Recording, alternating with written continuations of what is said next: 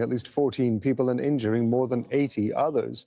Both trains were carrying passengers when the incident happened at Bekasi Timur station. Officials say one of the trains was stationary when it was hit. Kelly Callahan reports. Two trains mangled together after colliding at a station outside the capital, Jakarta. The impact so intense, trapped commuters had to be rescued from the twisted carriages. I really thought I was going to die, especially because the evacuation took a long time, since people were piled on top of each other. I felt like I was going to run out of breath, but thankfully I survived. It still feels like a dream. Hundreds of people were on board the trains at the time, on their way home from work. I'm thinking about the people who were underneath me, the ones who were already crushed. I don't think they made it out because when they were underneath me, they were already convulsing. They couldn't breathe. The crash happened when a long-distance train slammed into the back of a stationary commuter train. Officials say the commuter train may have stopped after being hit by a taxi at a nearby level crossing. We are fully handing over the investigation process to the National Transportation Safety Committee so that we can obtain the objective results we need to improve the train services in the future. Emergency services have treated dozens of injured passengers and continued working throughout the night to free survivors. Kaylee Callahan, Al Jazeera. Bangladesh's mobile networks are taking the strain as the deepening power and fuel crisis hits telecoms facilities.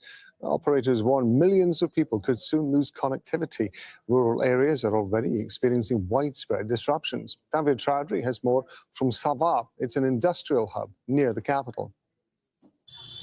In Dhamrai, a small rural area about 35 kilometers from the capital Dhaka, shop owner Ziaul Haq now works by candlelight. With frequent power cuts, the network has become unreliable. We can't do much online. Even on IMO or WhatsApp, calls drop within a minute, and regular phone calls often drop or audio fades. Making a simple phone call is becoming a daily struggle in many parts of Bangladesh, as power cuts and fuel shortages begin to hit mobile networks. The situation is even worse in rural areas and small towns like Dhamrai, where outages are leaving mobile towers without power for up to 8 hours a day. When I try to watch videos, it keeps buffering, cuts out, and sometimes the network drops completely, even when there's a signal. Bangladesh has more than 185 million mobile users, but power cuts are steadily weakening network quality. The impact has also been felt in critical sectors like healthcare, banking, and businesses. The ongoing power shortage is severely disrupting our healthcare services, from online banking and digital payments to lab tests and health reports. We're also facing frequent call drops and poor internet connectivity, which is now even impacting critical care services. Telecom operators are warning that prolonged power cuts and fuel shortages are putting the entire network under severe strain. Behind me is a mobile phone tower running on backup power as power cuts stretch for hours. Mobile operators say if fuel shortages continues, millions across Bangladesh could soon lose reliable network signal altogether. Analysts warn that any major disruption could also affect emergency services, disaster response, and the wider economy. Tanvi Chaudhary, Al Jazeera, Sabah, Bangladesh. Mali's military juntas announced 2 days of national mourning following a wave of coordinated attacks carried out by several armed groups.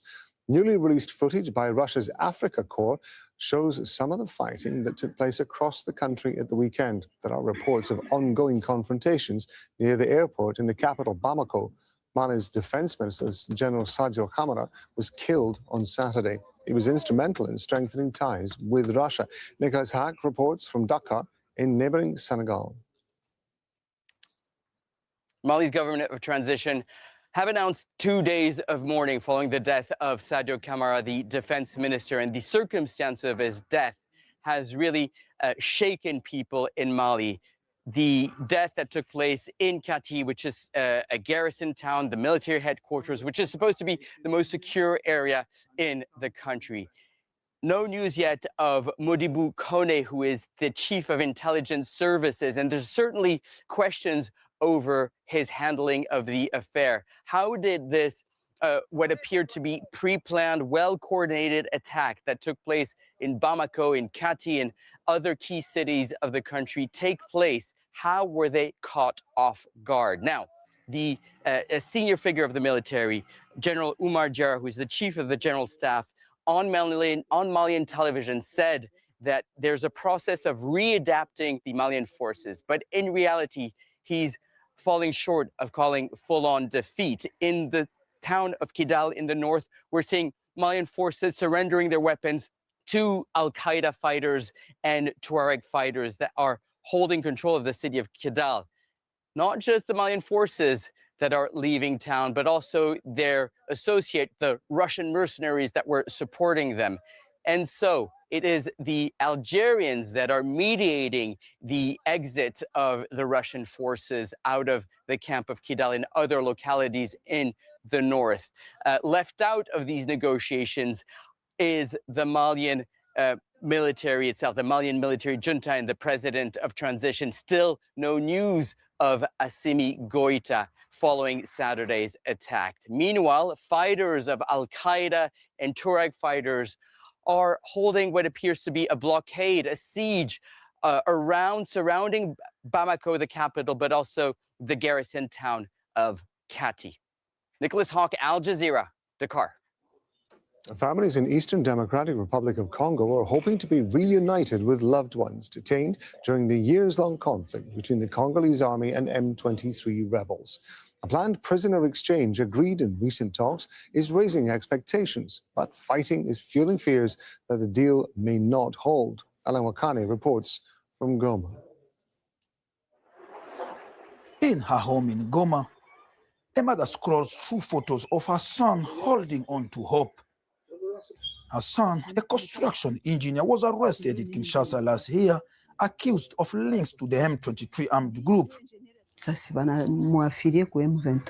My son has never been a member of the M23. If that was the case, he would not have gone to Kinshasa. I'm hoping he will be released because they have nothing against him.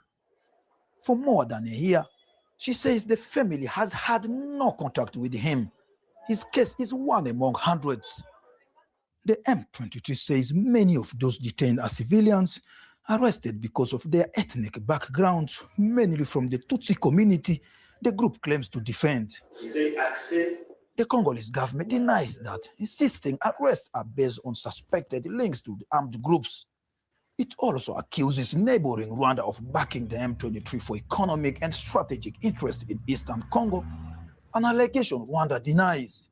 On the government side, senior military officers and hundreds of soldiers and allied fighters are among those expected to be handed over. But for families across the provinces of North and South Kivu, the stakes are deeply personal. We have many people arrested, not just one, even my own brother, who is a motorcycle driver. We're hoping they will all be released. Fighting has continued across several fault lines in South Kivu, with both sides accusing each other of violating the ceasefire. Homes have been destroyed in drone and fighter jet attacks, cattle killed, and hundreds of people forced to flee. UN officials say sustaining the ceasefire will be critical for the process to move forward. I am happy to hear that M23 rebels and the government in Kinshasa are talking, but if there is a chance, please bring my son home. I don't even know what the procedure will be. Her plea reflects the anxiety of many families here caught between hope and uncertainty as fighting continues in parts of Eastern Congo. This planned prisoner exchange is seen as a key confidence-building steps between the DRC government and the M23 rebels. But with the fighting still ongoing on different front lines, many people here fear the deal could collapse before even it is carried out. Back in her home, Kambenga waits, hoping this process will finally bring her son back. Alenu Aikani, Al Jazeera, Goma, Eastern DRC. Mexican special forces have arrested a senior figure in a powerful drug cartel. Aljas Flores Silva, known as El Jardinero, was captured in the western state of Nayarit.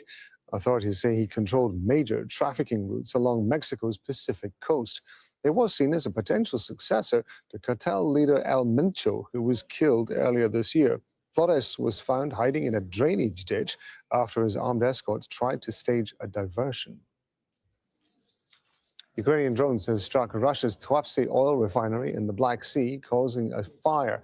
That's according to Russian authorities. Footage shows smoke billowing from the site. Officials ordered nearby areas to evacuate. The same refinery was hit earlier this month, leading to an oil spill and a blaze that took several days to put out. Russia says Ukraine's been increasingly targeting its oil facilities. Global military spending hit a record $2.9 trillion, marking 11 continuous years of growth as major powers like the US, China, and Russia ramp up budgets. Europe is also increasing defense funding in response to the war in Ukraine. Audrey McAlpine reports from Kyiv.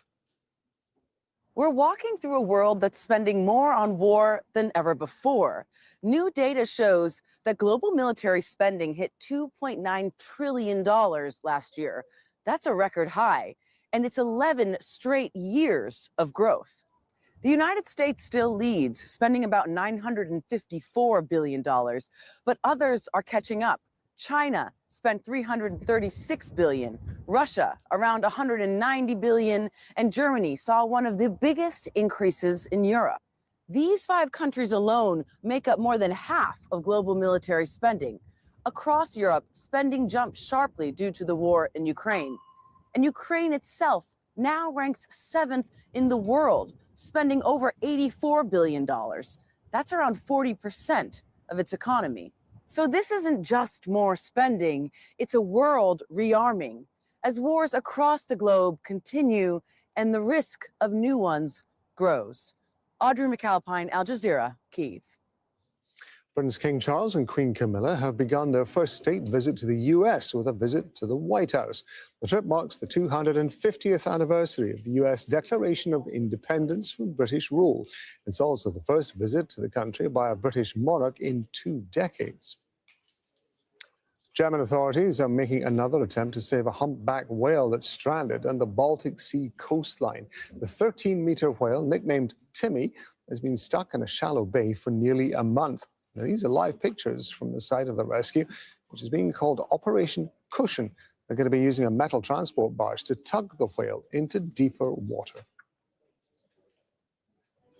Neve's going to be here in a couple of minutes with more on all our stories from Lebanon, Iran, and the US. I'm Rob We're Matheson. incredibly grateful for every single one of our subscribers.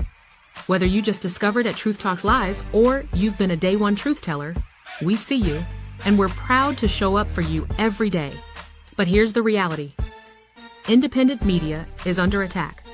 We're committed to bringing you real voices, real perspectives, and a truly multicultural lens on world news. And that mission comes at a cost. Over 300,000 viewers tune in daily. And now, we're asking you to take the next step with us. If every viewer gave just $1 through Cash App, Zelle, or PayPal, it would keep our engine running strong and allow us to continue delivering facts, not fiction. So here's the challenge. Support what you believe in. Tap the Cash App symbol or become a paid member today. And from all of us, thank you.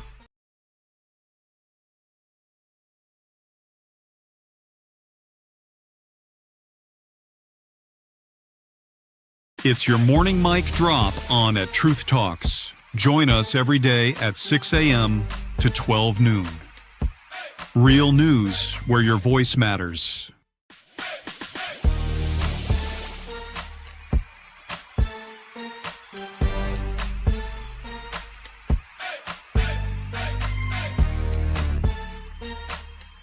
Are y'all ready to roll? Let's go.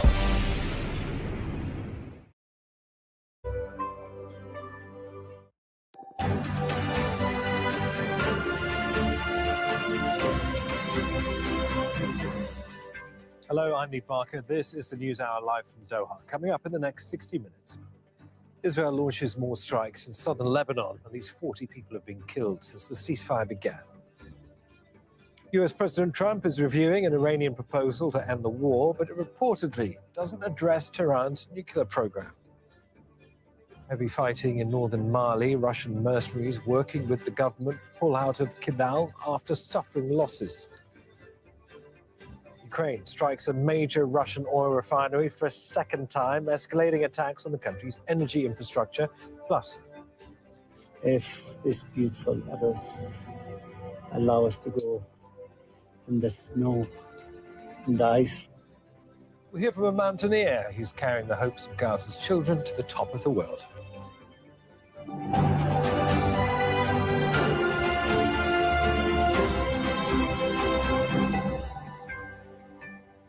Good to have you. Israel has issued another forced evacuation order for 16 towns and villages in southern Lebanon.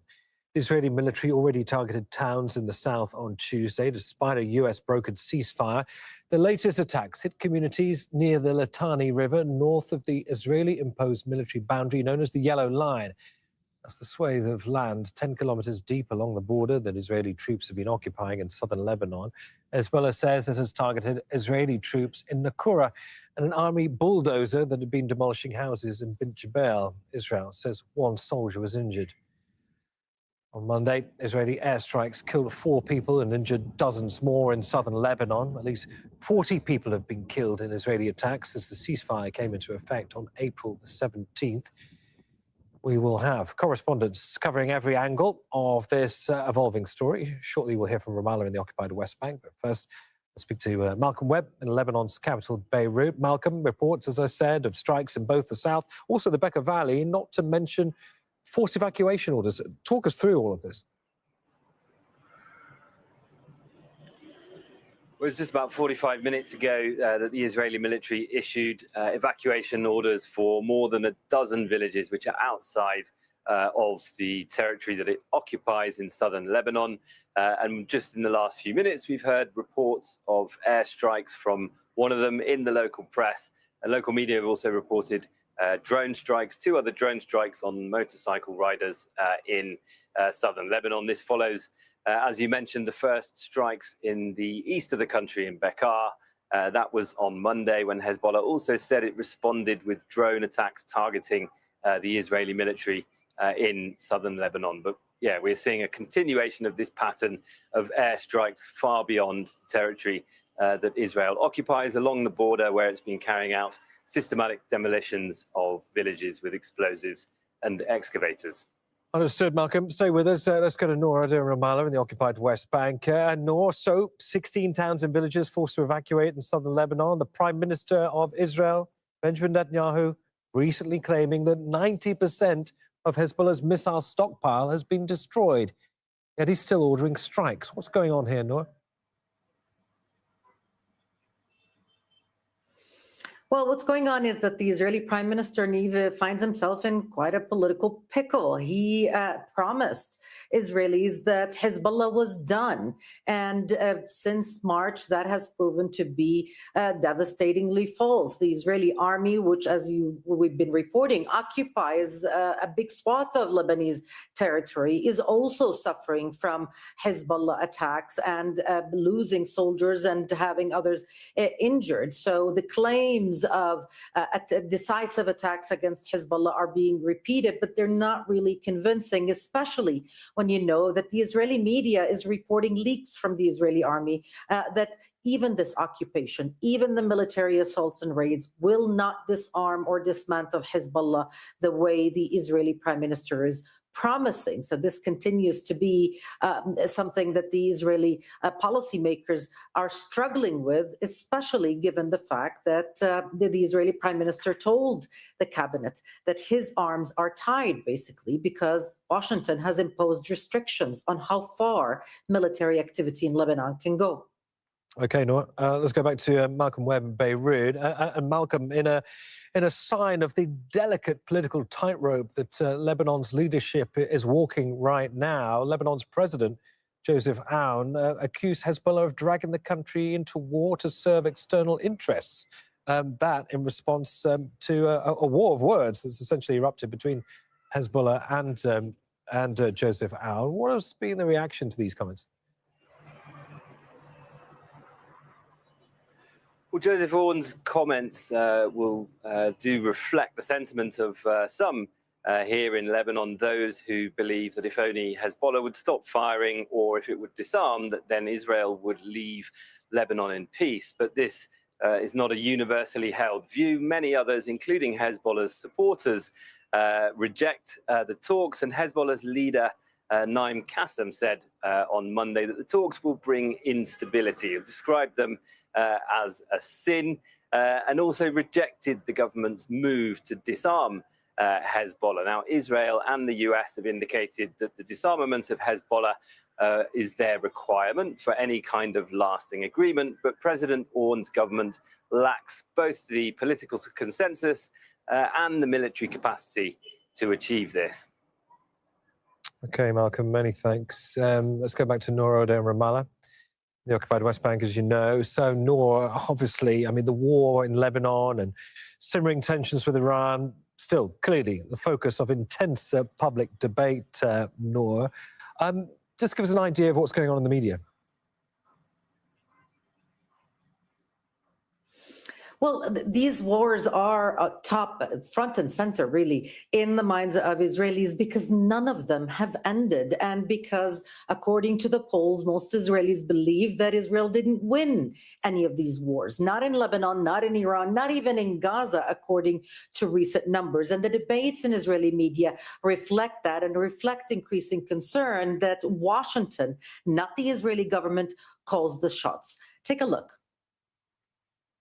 The level of coordination between Israel and Washington has declined. Israeli officials are concerned that the U.S. could move ahead with a decision on its own, leaving Israel to deal with the consequences. Hezbollah has shifted to heavy use of suicide drones as a primary weapon, instead of relying on rockets and anti-tank fire. Dozens of soldiers have been wounded since the start of this round of fighting as a result of these drones, particularly in yesterday's attacks, which killed Sergeant Fox. The military is now in a race to develop a solution to this threat, but so far it hasn't succeeded. Benjamin Netanyahu told the military, "I want a solution to the threat of rockets and drones." The army has acknowledged it doesn't currently have an answer to either challenge, and that the new security buffer zone, one that's costing soldiers lives on a daily basis in southern Lebanon, has not enabled it to protect northern Israel from rockets or suicide drones. So for all those talks about war and the public opinion supporting a return to war, the discussions that are quite sobering in Israeli media reflect the trap that the Israeli military finds itself given the gap between what it can deliver realistically and what the Israeli political leadership is claiming that they can achieve for the Israeli public. Back to you. Noor, many thanks for that, Noor Odeh in Ramallah, in the occupied West Bank. Iran and the US say they're considering each other's proposals to get stalled ceasefire talks moving again. The Trump administration says the US president has discussed a new proposal from Iran with his top national security advisors. The plan would reportedly see the Strait of Hormuz reopened, with talks on Iran's nuclear program delayed until later. The proposal was being discussed. I don't want to get ahead of the president or his national security team. What I will reiterate is that the president's red lines with respect to Iran have been made very, very clear, not just to the American public, but also to them as well. Meanwhile, Iran's foreign minister says Tehran is considering a request from the US to restart talks. He made the comments during a visit to Russia on Monday. Abbas Araghchi says negotiations have stalled because of what he called Washington's destructive habits and changing demands. We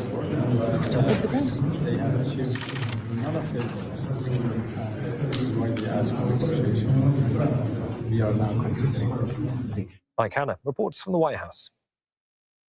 Not very much has been revealed at all. We heard that statement from the press secretary a number of hours ago. She said at the end of that statement that she doesn't want to get ahead of the national security team or indeed the president, and he will want to perhaps have something to say about it later. But there has been nothing. There's been a complete lid about what was discussed during that meeting between President Trump and his national security team. It was so tight that we do not know exactly who in his national security team was present at that meeting. Normally, there is some form of readout or some form of more information fleshing out the details of a meeting like this, but there has been nothing. There has been a lid about who was there and, in fact, in particular, what was discussed. Now, we do know, because we heard that from the press secretary, that under discussion was a new Iranian proposal. What that proposal is, we have also not been told by anybody from the White House. So that discussion happened. We haven't had any result out of it, any decision made. But what we do know, and that's the one thing that we do know after a somewhat frustrating day, is that what the press secretary says is that it's up to the president to decide the next step and, in effect, announce what the next step is going to be arising out of the latest discussions with his national security team. So until we hear from the president, the ceasefire, though, will continue. But even that is at the whim or at the decision of President Trump, no one else within this administration. Abbas Aslani is a senior research fellow at the Center for Middle East Strategic Studies. He's joining us from Tehran. Welcome to the program. What if you can help us understand this decision by Iran to uncouple its uranium enrichment program, which has been described as very much a red line for the Trump administration, from this next stage in potential negotiations? What purpose would that serve, given the resistance from Trump? Neve, Iran's new proposal is based on an altered approach toward the agreement. Tehran believes that the past model, which was based on making nuclear compromises for the corresponding economic sanctions relief, is no more a viable path toward a potential accord. So that's why Iran has tried to somehow separate those issues in order to be addressed in a step-by-step manner. And beginning from the ending the hostilities, as well as the reopening the Strait of Hormuz, which could be considered the most immediate challenges ahead. So that's why Iran thinks that this could somehow be addressed and resolved in a shorter time. They can find a middle ground in this regard, and this can also function as trust-building measures in order to somehow, to a little extent, compensate that trust deficit issue, and then address the other remaining issues.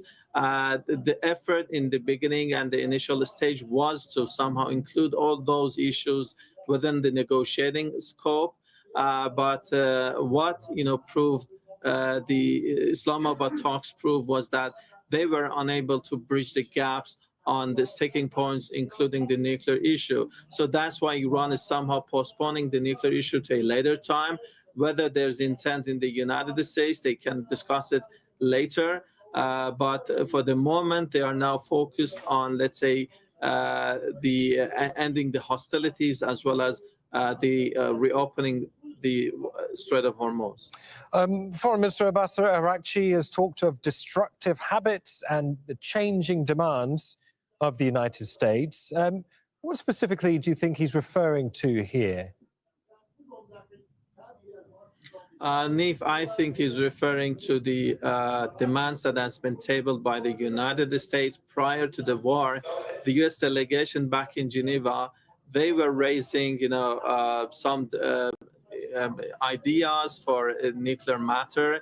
But later on in Islamabad, before Islamabad, and through the mediation that happened by Pakistan, they had different ideas to address the issue. But in Islamabad, that changed, and in the last minute, they raised ideas in relation to the suspension of Iran's nuclear enrichment, as well as exporting the nuclear stockpile.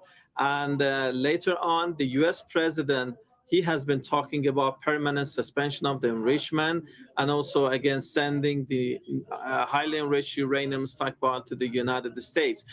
This, changing positions, as well as those maximalist demands from Iranian perspective, does not align with the efforts toward a potential agreement. So that's why Iran thought that maybe bridging the gaps on this issue would be somehow very difficult or near to impossible. So that's why they decided to separate those issues and to define sequencing or different stages that can those issues to be addressed in that manner, which could also somehow make it a bit more easier to be resolved. And also it can contribute to the process by creating a positive, let's say, momentum toward a more comprehensive agreement. Do you think it would be much more palatable for the Americans under the Iranian proposal to move uranium to Russia, which may be one suggestion? I mean, why should the US trust Moscow, a primary military partner to Tehran, as a neutral safeguard for Iranian nuclear material? Well, I think that's not the matter of trust for the United States. I think Trump administration and himself personally, the president, is seeing Iran's, any concessions by Iran in relation to the nuclear issue as a symbolic sign of victory. We have been hearing Trump talking about Iran's highly enriched uranium. He has been wishing to get it outside of the country and extract it. So that's why they are insisting on Iran to export it to the United States. But for Tehran, in the first step, it is just the matter of whether to export or not to export the highly enriched uranium stockpile. But in the second round, if they agree that so far they have not, to what could be and where could be the destination to do so. But it seems that in the first, stage, Iran is somehow concerned about a process whereby it implements its obligations in an agreement framework. But the latter stage, which will be related to the lifting of the sanctions or the United States implementing its side of its end of the deal, that could be a point of problem, because the United States now during the negotiations, they have political shifting, and it is very highly likely that the U.S., the day after of the agreement, they might be somehow break promises as well as say that they will exit from the agreement. So that's why it's for Iran important to make sure that this could be a gradual or step-by-step process, that both sides somehow choreograph their obligations in a way that they make sure that this will be a lasting agreement, and not just Iran doing all its commitments in one time and the United States not keeping to its commitments in the latter stages. Okay, Abbas Aslani, Senior Research Fellow at the Center for Middle East Strategic Studies. Thanks for joining us there live in Tehran.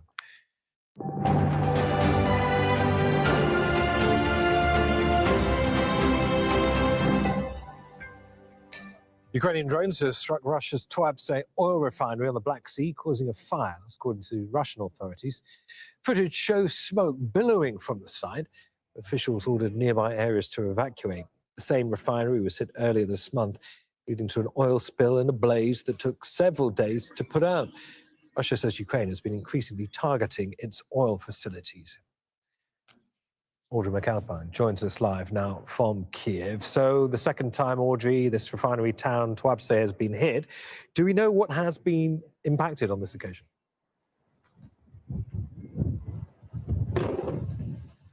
Yeah, this is actually, in fact, the third time in the past 2 weeks that the Tuapse oil refinery has been targeted. On April 16th was the initial strike that caused fires to be struck throughout the refinery. And then again on April the 20th was an additional strike that relit those fires and took out 25 oil storage facilities within the refinery. And then again, we saw overnight additional strikes that have been claimed by the general staff of Ukraine's armed forces. And as you mentioned, Neve, this is a trend that we've been seeing really since mid-March or so, where Ukraine has targeted Russian oil refineries, both in the south and in the north, and really in response to growing sanctions, or rather the lifting of sanctions from the United States on Russia's oil.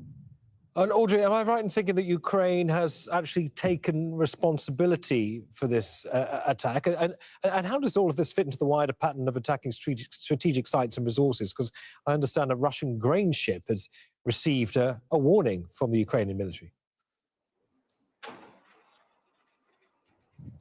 So Ukraine's general staff did claim responsibility for this most recent attack. And all of this really comes down to sanctions. In the case of these strikes on oil refineries, these have largely, as I mentioned, been in response to U.S. putting a waiver on sanctions on Russian oil in light of the war in Iran.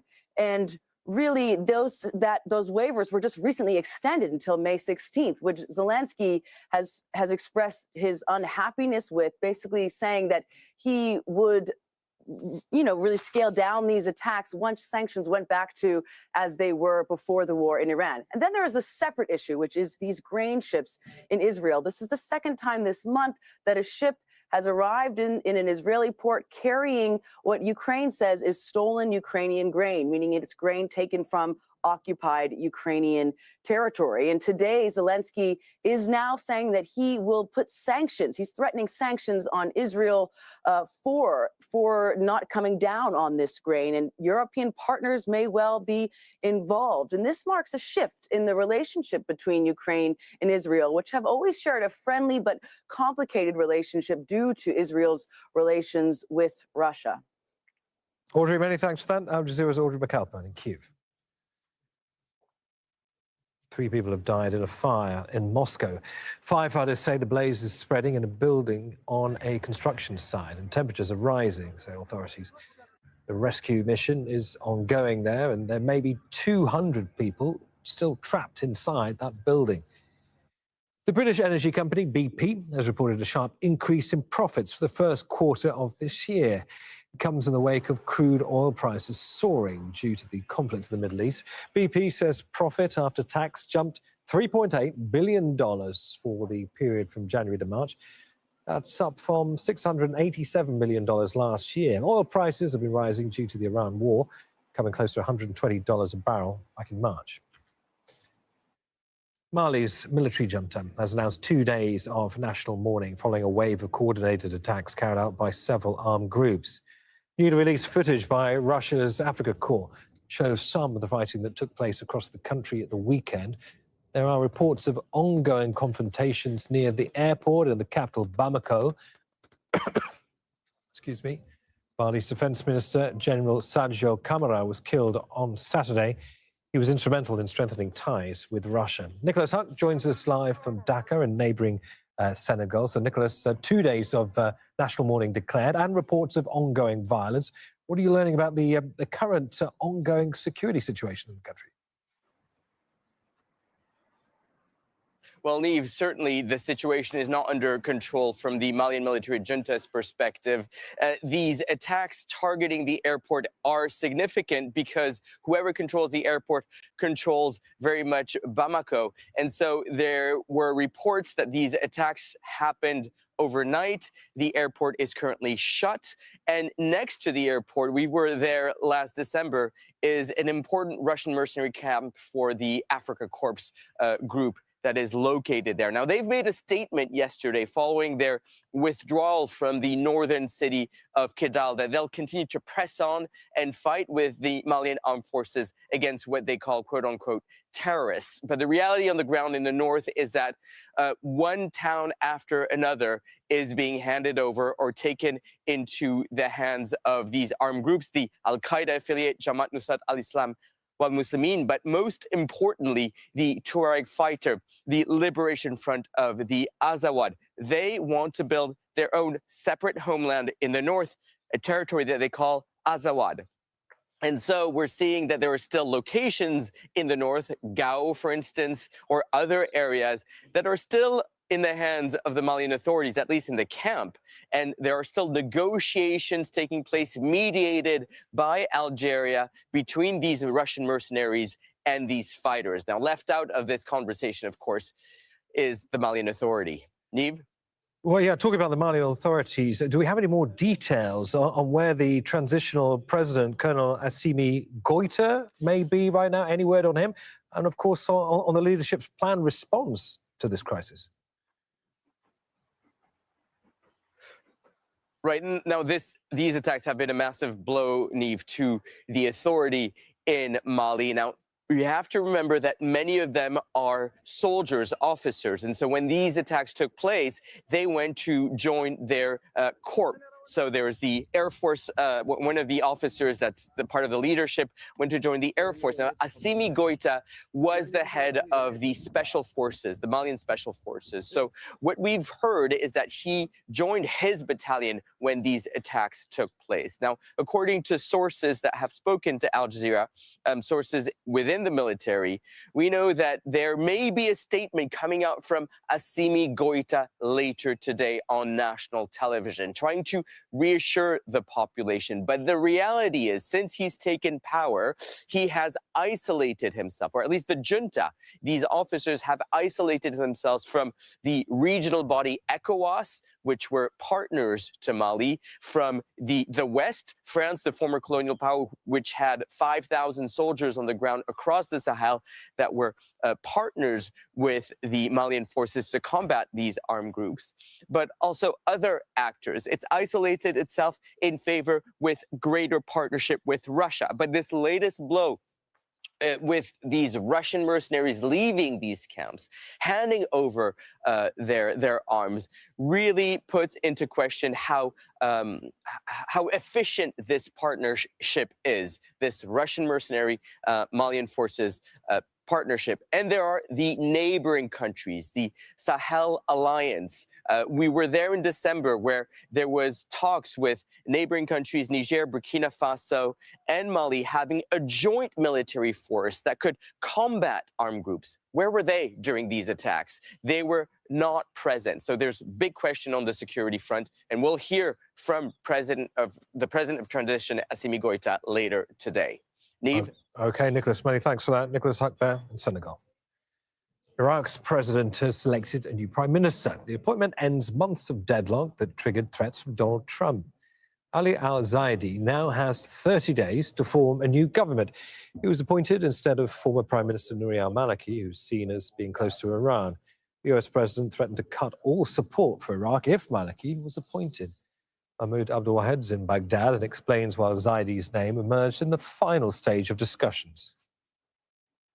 Ali al-Zaidi does not have a big profile when it comes to political and social accomplishments, but being part of the coordination framework, the largest bloc in parliament, it has to submit a name for prime minister, especially not beyond the constitutional duration, which is 15 days from the day of electing a new president of the republic. The new president of the republic was elected on April 11th. So the coordination framework, the largest bloc in parliament, had to come to a consensus on a single name to be nominated for prime minister before the end or by the end of the constitutional duration. So there have been disagreements between them on a single name. Some of them are hardliners, some are not. Some have close ties with Iran. Some want to balance ties between Iran and Washington. So some of them supported former controversial Nouri al-Maliki, the former prime ministers. Others supported the incumbent prime minister, Mohammed Shia al-Sudani. But when this agreement came to an ultimatum, they choose a consensus name in order to end this disagreement, despite the fact that many say there is still disagreement between the factions within the coordination framework. Two trains have collided outside Indonesia's capital, killing at least 14 people and injuring more than 80 others. Both trains were carrying passengers when the incident happened in Bekasi Timur station. Officials say one of the trains was stationary when it was hit. Katie Callahan reports. Two trains mangled together after colliding at a station outside the capital, Jakarta. The impact so intense, trapped commuters had to be rescued from the twisted carriages. I really thought I was going to die, especially because the evacuation took a long time, since people were piled on top of each other. I felt like I was going to run out of breath, but thankfully I survived. It still feels like a dream. Hundreds of people were on board the trains at the time, on their way home from work. I'm thinking about the people who were underneath me, the ones who were already crushed. I don't think they made it out because when they were underneath me, they were already convulsing. They couldn't breathe. The crash happened when a long-distance train slammed into the back of a stationary commuter train. Officials say the commuter train may have stopped after being hit by a taxi at a nearby level crossing. We are fully handing over the investigation process to the National Transportation Safety Committee so that we can obtain the objective results we need to improve the train services in the future. Emergency services have treated dozens of injured passengers and continued working throughout the night to free survivors. Kaylee Callahan, Al Jazeera.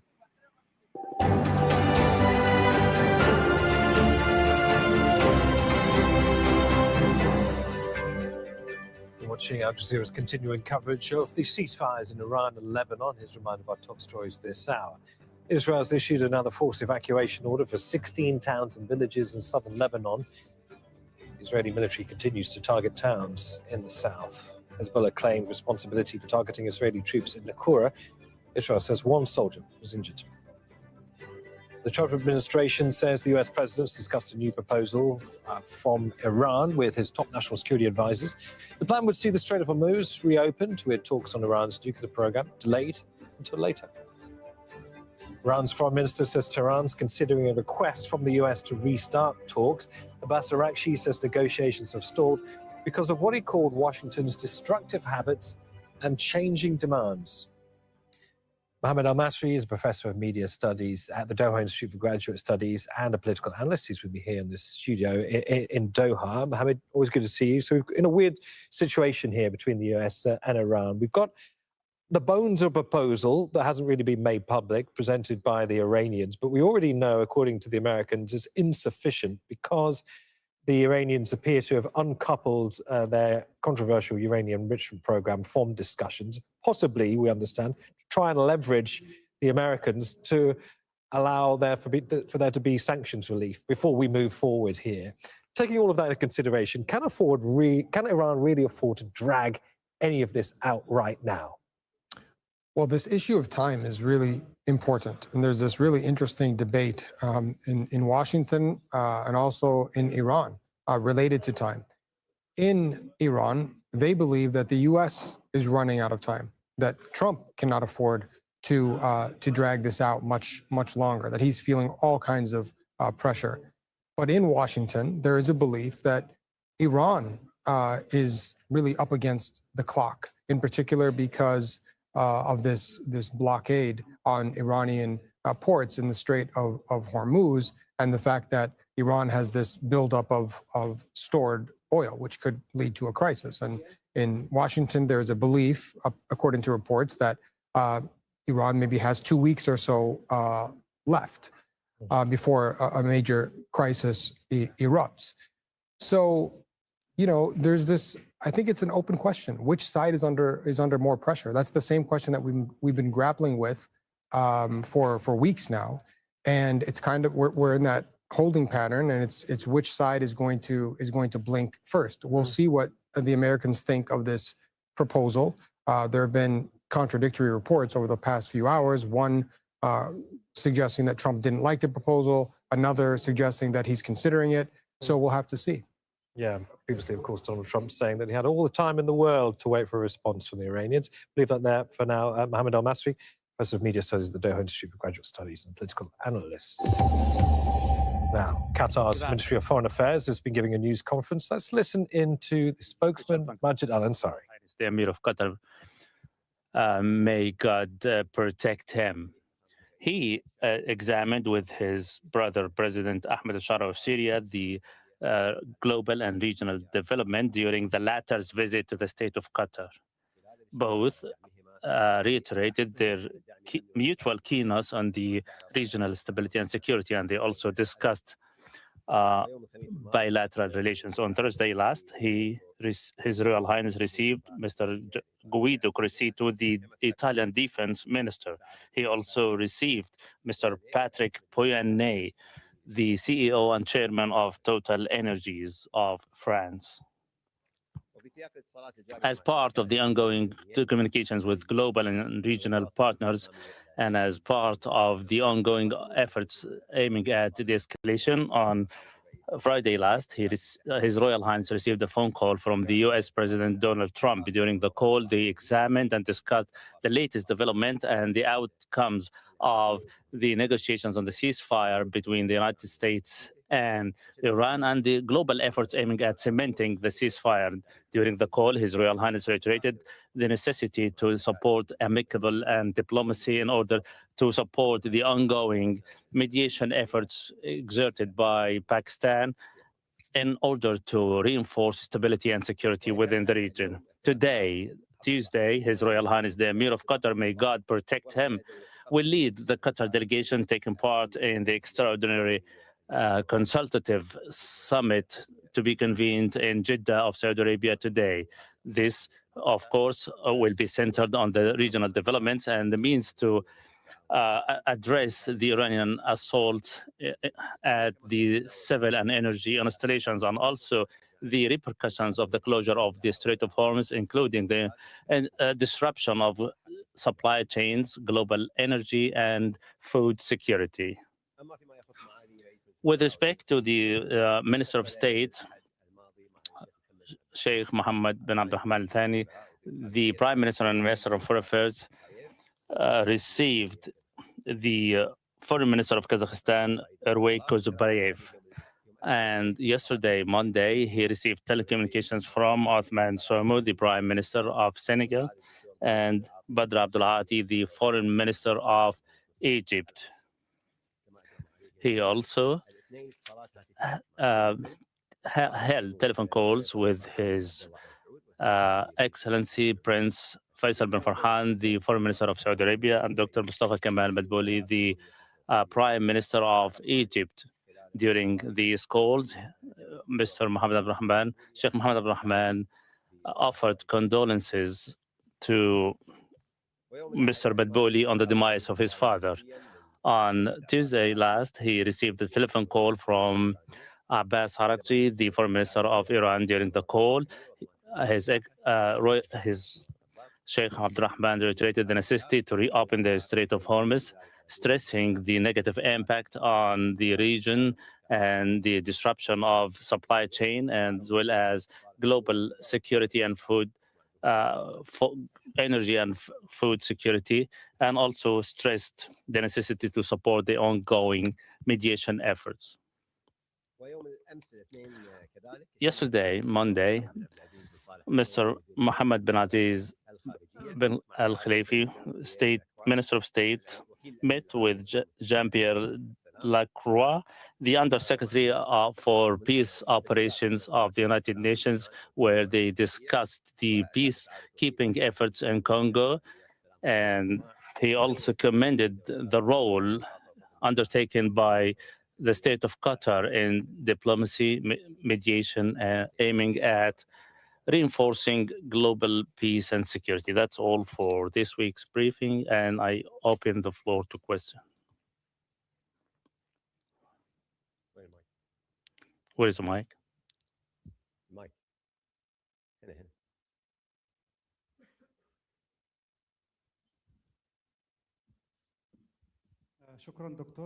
Thank you, Professor Ansari. Al Arabi TV. The convening of the Gulf Consultative Summit, does it reflect the fears that the ongoing Pakistani mediation efforts would fail? And would this summit come out with a plan B, or is it a step forward in case the ongoing mediations fail? Also, with respect to the Strait of Hormuz, has any of Qatar's tankers or vessels attempt to cross the waterway, and were they subject to any interception activities by IRG? Thank you. For the first time, you posed 2 questions only. With respect to the summit, I leave the matter to the Secretariat General of the summit in order to update you on the details. However, we reiterate Qatar's commitment to the Gulf dynamics, and from day one we have been coordinating with our brothers in the GCC, in the bloc, and this has been demonstrated in the shuttle visits and telecommunications between His Royal Highness the Emir of Qatar and his counterparts, the rulers of the region. This is the convening of the summit is normal course of action as part of the ongoing coordination. And with respect to the Qatari vessels, our top priority here is to maintain the safety and well-being of those operating on those vessels. That's why we are waiting for the outcomes of the negotiations, and we reiterate that reiterate the gravity of the use of the Strait of Hormuz as a bargaining chip, as it will have a dire impact on the global energy security, food security, and disruption of supply chain, and where the markets can no longer tolerate these repercussions.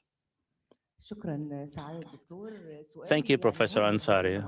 The questions is also on Hormuz, which lies between the dual siege and the total shutdown. The Gulf nations are direly impacted. Where are the roles of the GCC countries amid the uncertainty of the ongoing negotiations? On the other hand, what is Qatar's diplomacy role when it comes to the situation in Lebanon? As to the first part of the question, I reiterate my usual answer.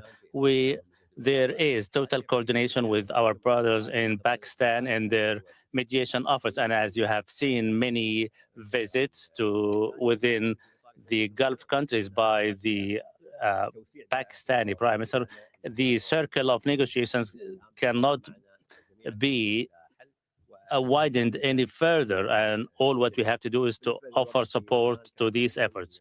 As to the situation in Lebanon, you are all aware of Qatar's support to Lebanon, be it in support to the Lebanese armed forces to live up to their duties, or in terms of coordination with our global and regional partners, or as part of the daily telecommunications. There is no specifics, but support is ongoing, and as well as communication.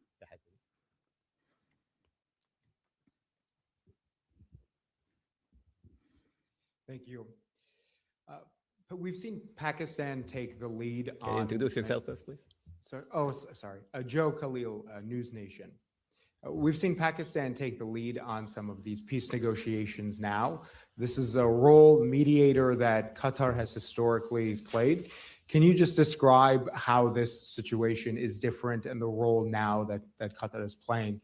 And I have a second question. At the beginning of this conflict, there were several Gulf country leaders that were pushing the United States to degrade Iran's military capabilities even further. Now it seems like the message has changed. Leadership in Qatar here, and we've seen other leaders in the region now calling for a quicker peace, an end to the conflict. Why do you think there has been a bit of a change and shift in tone? Thank you. First of all, regarding the role that Qatar is playing in this mediation, let me confirm a couple of things. One is we are fully supportive of the role of Pakistan as mediator here. Two, we don't think that right now the issue is with the mediator or the problem is with the mediator. We think Pakistan is doing a great job in their mediation. We are, as I said, supportive of this. And three, Qatar has always been in coordination with all its partners regionally and beyond over that issue. We have been coordinating with our brothers in Pakistan and international interlocutors to find an end to this crisis. And we remain in full solidarity with Pakistan in their role as mediator. On the other question, let me just disagree with the premise here. For Qatar, our position has been clear from day one. Any conflict in the region should be solved on the negotiation table. And we believed in the negotiation process, and we were supportive of the negotiation process, and we will remain supportive of a diplomatic resolution. However, for the past couple of months, our main focus was on protecting our sovereignty, protecting the people that live in Qatar, our people and the residents here in Qatar, and protecting our prosperity through the actions that we have taken up to this point. So our focus was on that. The Pakistanis have done the role of mediator up to this point in a very positive manner, which we are supporting.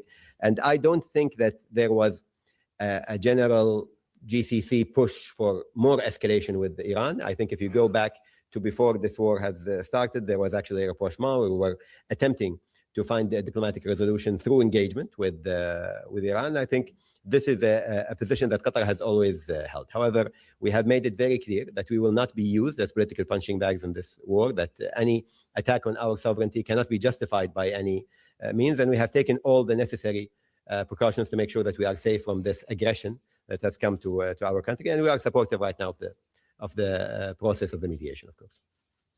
Callum? Hi, Dr. Majid. Callum Payton from AFP. Nice to be in another location this week. The US has said it's studying a proposal from Iran to open the strait. I wonder if Qatar would support an initiative where a deal to reopen the strait was reached separate from discussions on other issues with Iran, like the nuclear program. And then in the Israeli press or amongst Israeli journalists, there's been some speculation of whether Qatar is reevaluating its relationship with Hamas as a result of the Iranian attacks. I wonder if you recognize this reevaluation. But I suppose more generally, given Hamas's ties with Iran at times and a shift in relations across the Gulf with Iran as a result of the attacks, can you give us an update on the status of the office here? Is it still functioning? Does it still serve a mediation purpose? I've already forgot your first question. I'm sorry. On reopening the strait of... yes. Yeah. Sorry. Let me answer that first. So on reopening the strait, first of all, we have said from day one, the act of blocking navigation through the strait is not something that can be justified or accepted in any situation.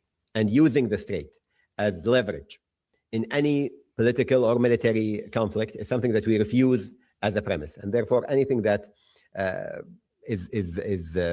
justifies or legitimizes the use of the strait as a political weapon, for us, this is not accepted in any means. But we are engaging with all our interlocutors to get the strait opened as soon as possible. We believe it should have never been closed, and it should be opened immediately, regardless of other considerations going on in the region. So we are not. I won't comment on the specific idea now regarding the talks. But what I would say is that closing the strait is not something that we accept in any way or under any justification.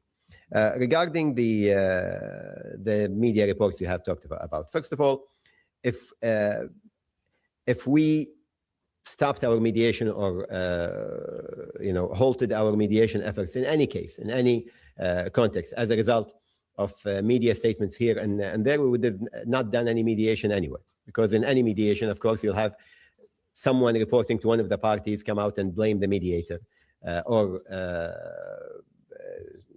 make accusations against the mediator and so on. We have seen that a lot before. We have seen it from ministers in Israeli cabinet throughout the mediation, attacking Qatar as a means of justifying the war in Gaza, but that has never been a reason why we stopped the mediation. Let me confirm that we are continuing our role in the mediation. We are working with our partners in Egypt and Turkey on the mediation very closely. Our teams are working on the ground with them. We have not stopped that role, and we don't envision this role stopping anytime soon. And if you look at the situation right now, there is momentum in the talks with the developments that are taking place, and we are part of that momentum. Now, very quickly on the source of this, because I want to make it very clear that usually I don't like to comment on specific sources, but in this case we have seen the same source produce similar false information, and it's being picked up by international media. Let me stress that all of these claims are baseless, and this source has been linked to one party in the conflict in a way that's not savory for a journalist to do so. And therefore, this long history of spreading false information about Qatar and regional affairs should not be complemented through picking up everything that the source puts out there. But for us, again, I make it very clear, our role in the mediation continues. Our communication with the parties in the region continues, and there is no change to that. Yes. Thank you. Raf Sanchez, NBC News. Dr. Ansari, thank you for doing this briefing. Good to see you again.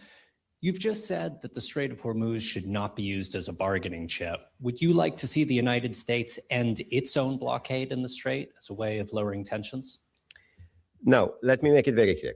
The closing of the Strait of Hormuz has resulted in economic implications for the whole world, whether it be energy security of the international community, whether it be food security, whether it be the supply chains and disruption in the supply chains, prices of energy around the world. It is in nobody's interest for a pathway that has provided the world with all of these securities throughout the years and has never been closed for any reason to be used as a political bargaining chip or to be used as leverage in this fight. But we also acknowledge that the reason that this has happened is the fact that there is a war in the region. So our focus is on ending that war, on reaching a diplomatic solution that hopefully would mean that you would not resort back to the use of the Strait as leverage. But of course, we call on all parties to open the Strait immediately. And we also acknowledge that the first action in the closing of the Strait was with the Iranians deciding to close down the Strait unilaterally.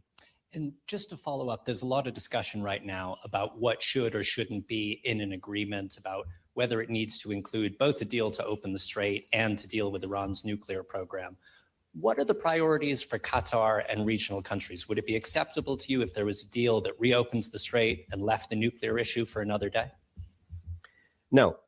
There is an overall picture that everybody would tell you, which is that the main concern right now in the region is the security of the region. The threat perception in the region has changed as a result of this war. The stability has been put into question of the region as a result of this war. And what we need right now are security guarantees that would make sure that we would not return to the situation a couple of months down the road. So yes, we want a comprehensive deal that would address the interests of all the peoples in the region, including the Iranians and our people and the concerns of the international community regarding Iran. Now, that said, we also know that peace is incremental. We are not saying that we are against any deal that would, first of all, maintain the ceasefire, which is a positive trajectory for us, but also would put into question the whole situation in the region. Therefore, we are supportive of the efforts of Pakistan in this, and we'll revert back to the Pakistanis on how they want to go forward and how they are going forward. And as I said, we are coordinating with them very closely.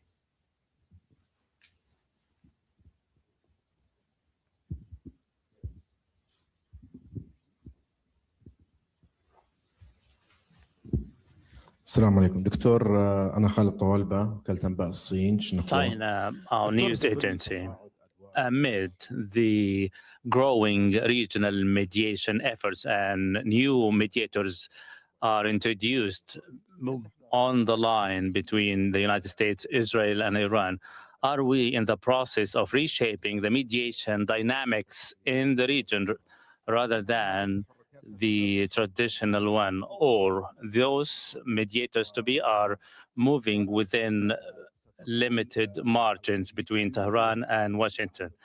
And on the other hand, when would the GCC state openly that Iran's intransigence and U.S. pressures are undermining the regional security? Again, times and again, diplomacy and amicable settlement is the safest and most reasonable way. The Gulf states have proven, historically speaking, their effectiveness in their mediation efforts. They have become the world destination when it comes to mediation for the resolving of conflicts. This is naturally now as the crisis is unfolding in the region. In this particular crisis, as the Gulf states have been under daily attacks and their sovereignty were attacked, we are giving the Pakistani ample room in order to allow their diplomacy effort and mediation efforts to succeed. Mediation efforts cannot tolerate any further, but only to support the ongoing Pakistani mediation efforts.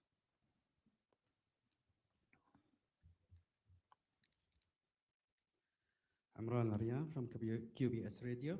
How do you see the Iranian response to Qatar's concern over Hormuz Strait? Which response are you? response. I mean, Qatar is concerned about closing the Hormuz, and how did it take it seriously? Or Well, obviously, we have maintained our position since day one that closing the Strait of Hormuz is not to be accepted or legitimized in any way, and our calls for opening the straits have remained unchanged from day one, and that the strait should not be used as political leverage in any means by any party.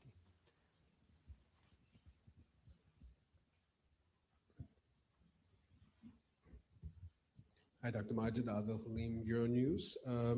You've spoken previously in the past highly about the relationship with European partners. Is Qatar and regional partners engaged with in the European efforts for reopening of the Hormuz Strait, led by France and the UK, and are you coordinating with them? Thank you. Of course, we attended the meeting hosted by the UK and France on that issue, and we remain engaging with them over that issue. We're supportive of all and every international effort that would lead to a diplomatic solution and that would lead to the opening of the strait and to securing the strait in the future.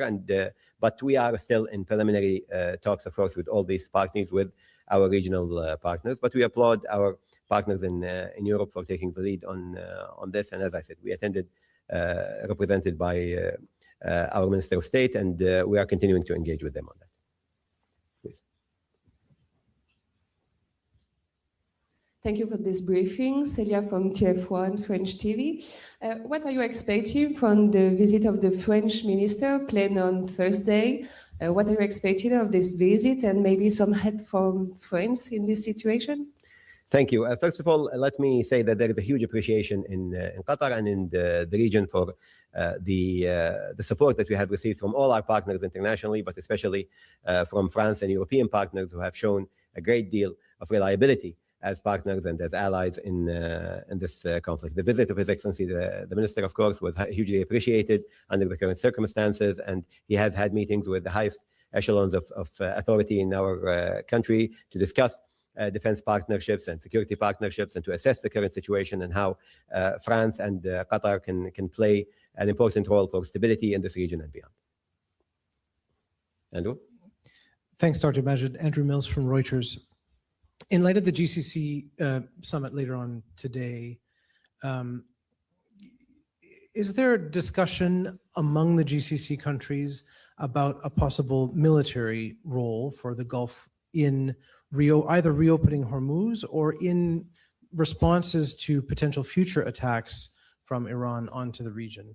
And if that is under discussion, would it be Qatar's position at the GCC, the same position that you've said at this podium many times, that these conflicts get ended at the negotiation table, and you would not encourage a GCC military role?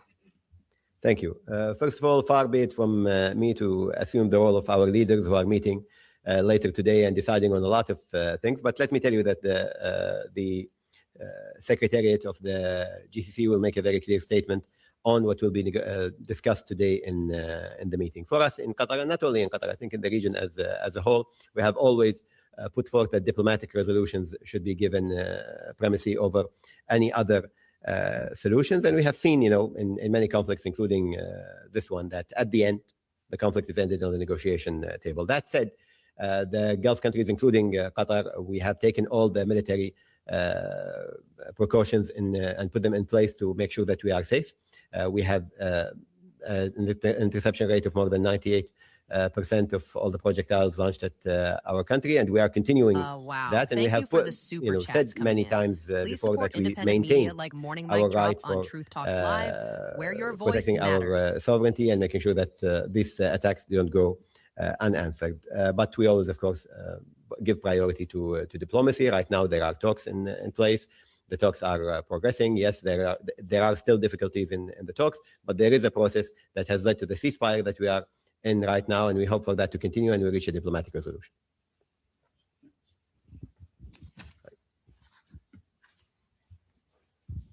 Thank you, Doctor.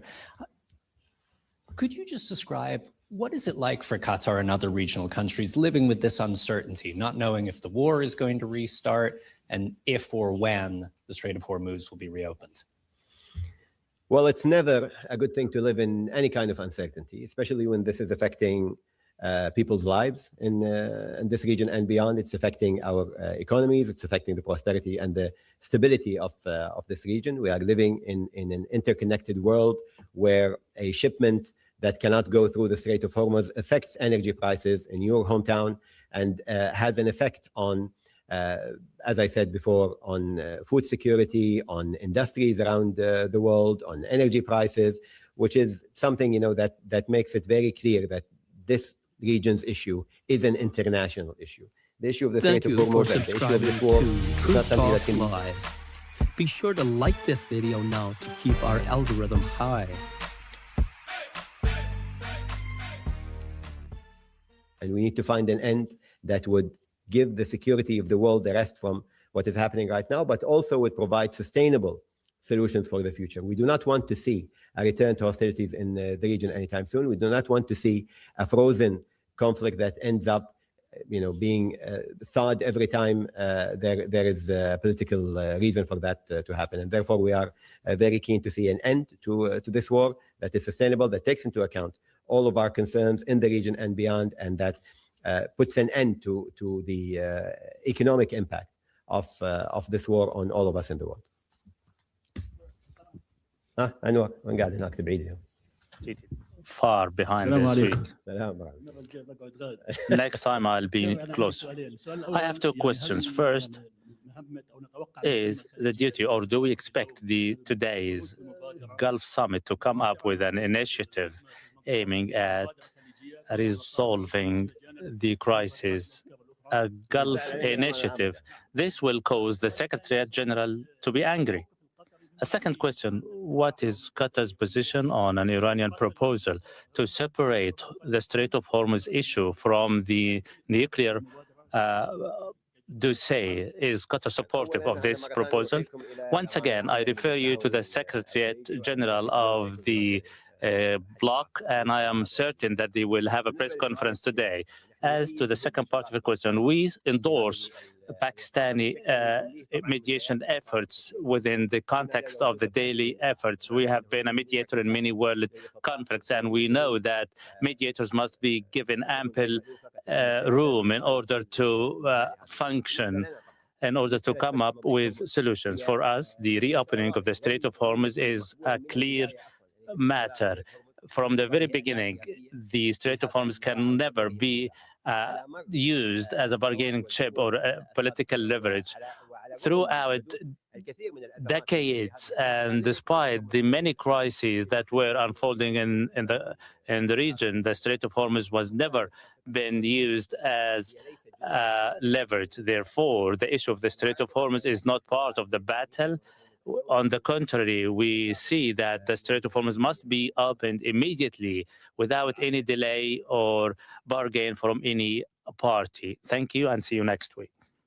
And that was Qatar's Ministry of Foreign Affairs spokesman, Majid Al-Ansari. He's been giving a news conference. He was essentially dealing with two specific topics. One was the mediation efforts to try to work towards a ceasefire, a more permanent ceasefire in the war between Israel, the United States, and Iran. He was just saying, he was questioned about reports that Iran wanted to decouple the Strait of Hormuz situation from nuclear program discussions. He said that Qatar would be in favor of a comprehensive deal to end the conflict. He said Qatar's main concern was regional security. The conflict had put regional stability into question. He said also, with reference to the Gulf Cooperation Council meeting that was happening in Jeddah at the moment in Saudi Arabia, he says it's a normal occurrence and it does reflect the ongoing coordination amongst Gulf leaders. Gulf leaders have been flying into Jeddah over the last few hours for that conference. And in relation to the blockade of the Strait of Hormuz, he said the act of blocking navigation cannot be justified. I'm paraphrasing what he was saying. We believe it should not happen in the first place. We reaffirm the Strait of Hormuz should not be used as what he called a pressure card. He said it cannot and shouldn't be used as leverage or a bargaining tool, and he stressed the need for Iran to open it unconditionally.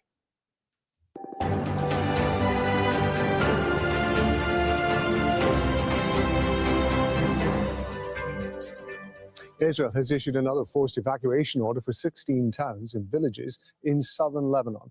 The Israeli military is already targeting towns in the south on Tuesday, despite a U.S. brokered ceasefire. The latest attacks hit communities near the Litani River, north of the Israeli-imposed military boundary known as the Yellow Line. And that's the swath of land about 10 kilometers deep along the border that Israeli troops have been occupying in southern Lebanon. Hezbollah says it has targeted Israeli troops in Naqoura and an army bulldozer that have been demolishing houses in Bin Jbeil. Israel says one soldier has been injured. On Monday, Israeli airstrikes killed 4 people and injured dozens more in southern Lebanon. At least 40 people have been killed in Israeli attacks since the ceasefire came into effect on April the 17th. We've got correspondents covering every angle of this evolving story. Now, shortly, we're going to hear from Ramallah, the occupied West Bank. First of all, we're going to go to Malcolm Webb in Lebanon's capital, Beirut. So we've got reports of strikes in both the south of the country and the Bekaa Valley, not mentioned force evacuation orders. Talk us through what's happening.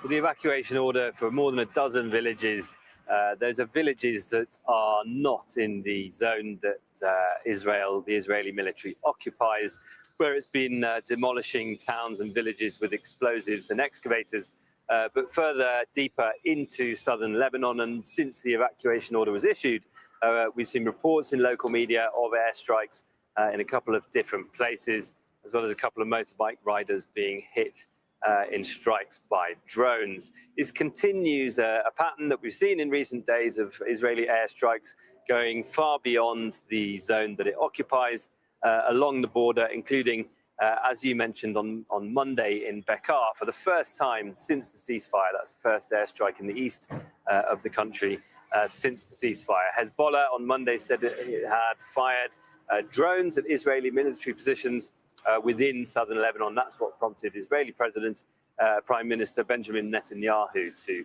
call for military action to stop Hezbollah's use of rockets and drones.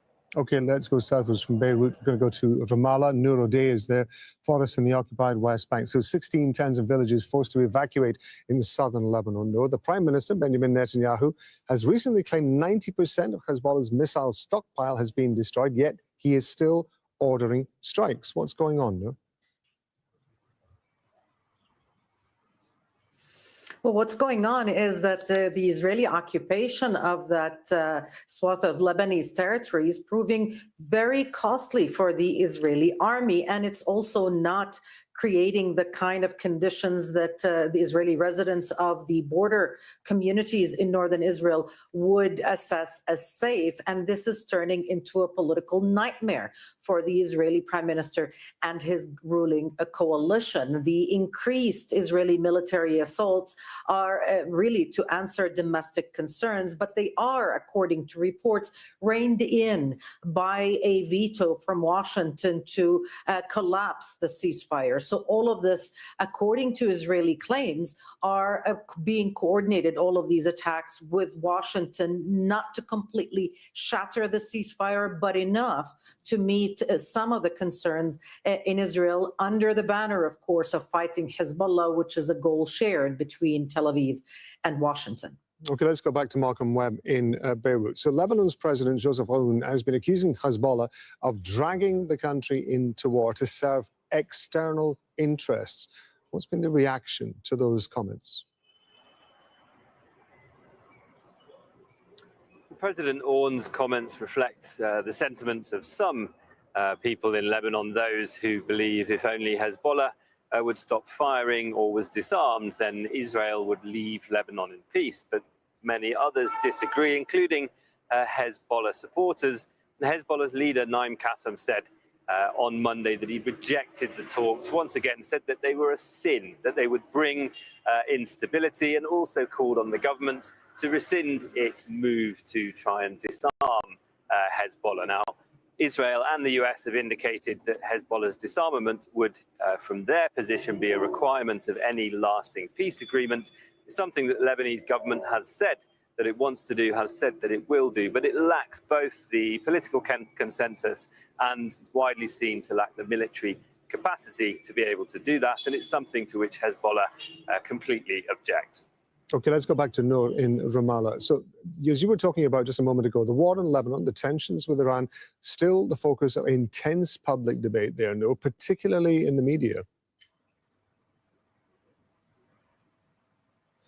Absolutely. That's all that the media debates and the media reports are focused on. The Iran-US talks or lack thereof, what they could mean, the fact that Israeli airports still have US fuel tankers stationed there, and the fact that Israel increasingly, at least in perception, has very little control over what it can and cannot do. We've been monitoring media reports and media debates, and we've compiled a few clips for you.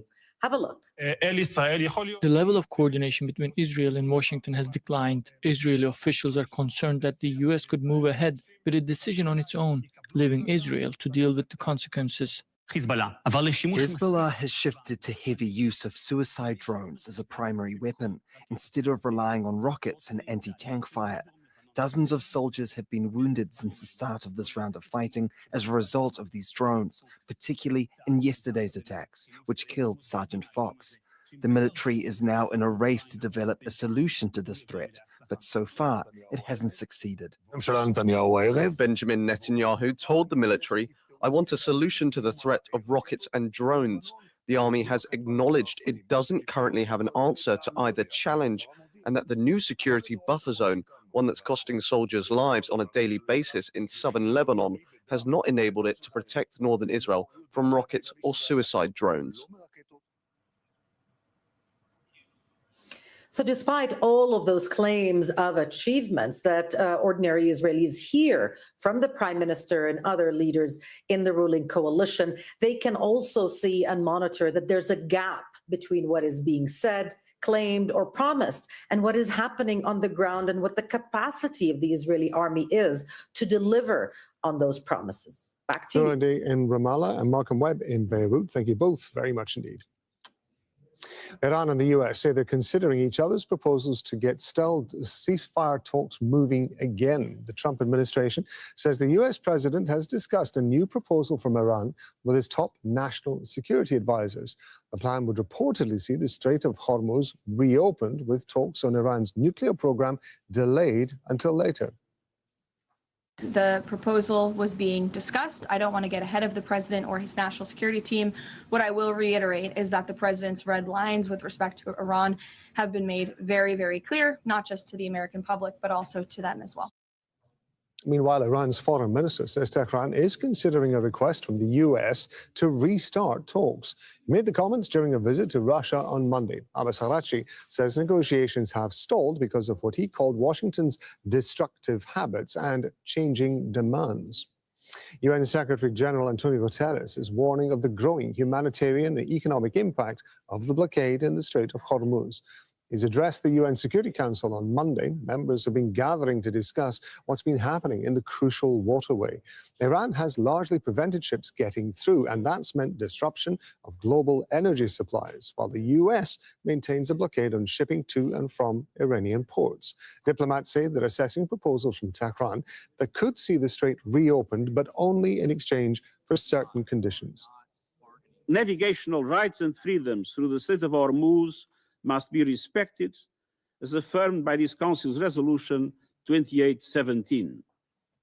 These principles must be upheld in full and without delay. I appeal to the parties: open the strait, let ships pass, no tolls, no discrimination, let trade resume, let the global economy breathe. Qatar's foreign ministry says using the Strait of Hormuz as a political weapon is not acceptable. On reopening the strait, first of all, we have said from day one, the act of blocking navigation through the strait is not something that can be justified or accepted in any situation. And using the strait as leverage in any political or military conflict is something that we refuse as a premise. And therefore, anything that justifies or legitimizes the use of the strait as a political weapon, for us this is not accepted in any means. But we are engaging with all our interlocutors to get the strait opened as soon as possible. We believe it should have never been closed. and it should be opened immediately, regardless of other considerations going on in the region.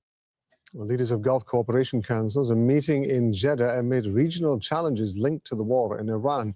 The Emir of Qatar, Sheikh Tamim bin Hamad Al Thani, has arrived at the port city, and it marks the first in-person meeting between Gulf leaders since their countries became directly affected by the conflict 2 months ago. Mali's military junta has announced 2 days of national mourning following a wave of coordinated attacks carried out by several armed groups. Newly released footage by Russia's African Corps shows some of the fighting that took place across the country at the weekend. There are reports of ongoing confrontations near the airport in the capital, Bamako. Mali's Defense Minister, General Sadio Kamara, was killed on Saturday. He was instrumental in strengthening ties with Russia. Julie Dager looks at the rapidly unfolding situation. Armed groups have carried out a wave of coordinated attacks across Mali. Multiple locations have been hit, including the capital Bamako, Kati, and Kidal further in the north. The attacks are being carried out by armed groups linked to Al-Qaeda, also known as JNIM, and Tuareg-dominated rebels operating under the Azawad Liberation Front. For years, Tuareg rebels have been fighting to create an independent state in the north.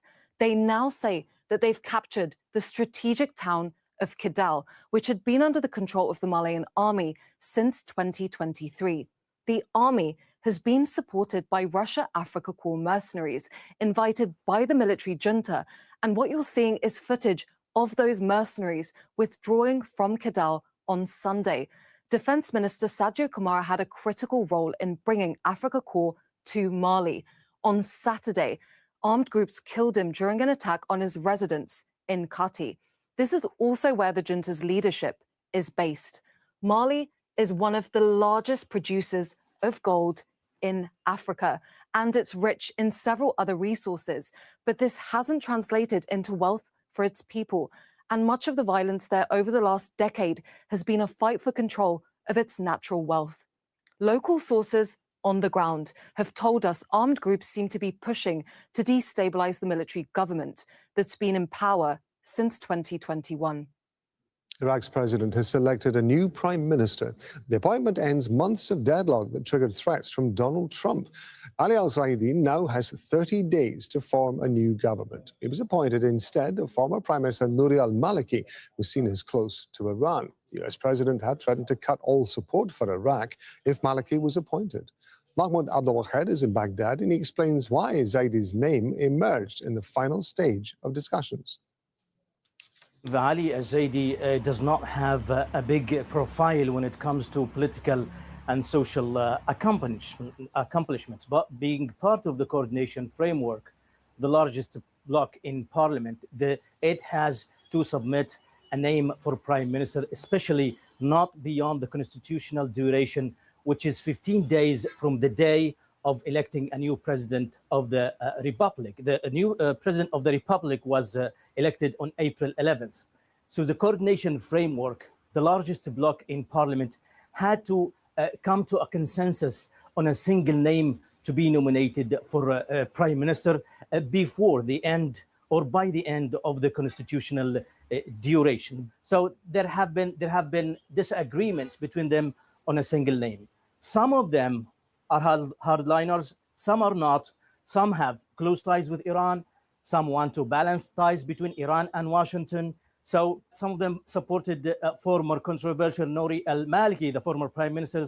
Others supported the incumbent prime minister, Mohammed Shia al-Sudani. But when this agreement came to an ultimatum, they choose a consensus name in order to end this disagreement, despite the fact that many say there is still disagreement between the factions within the coordination framework. Russian authorities say Ukrainian drones have struck the Tuapse oil refinery on the Black Sea. The attacks also caused a fire. Footage shows smoke billowing from the site. Officials ordered people in nearby areas to evacuate. The same refinery was hit twice earlier this month. Those strikes caused an oil spill and a blaze that took several days to put out. Rescuers in Moscow are working to save hundreds of people who may be trapped inside a burning building. At least 7 people are confirmed to have died in the fire, and as many as 200 could be inside. The building's on a construction site. The fire began on the second and third floors, and it's spreading. Bangladesh's mobile networks are taking strain as the deepening power and fuel crisis hits telecoms facilities. Operators are warning millions of people could soon lose connectivity. Rural areas are already experiencing widespread disruptions.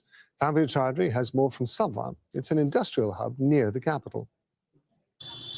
In Dhamrai, a small rural area about 35 kilometers from the capital Dhaka, shop owner Ziaul Haq now works by candlelight.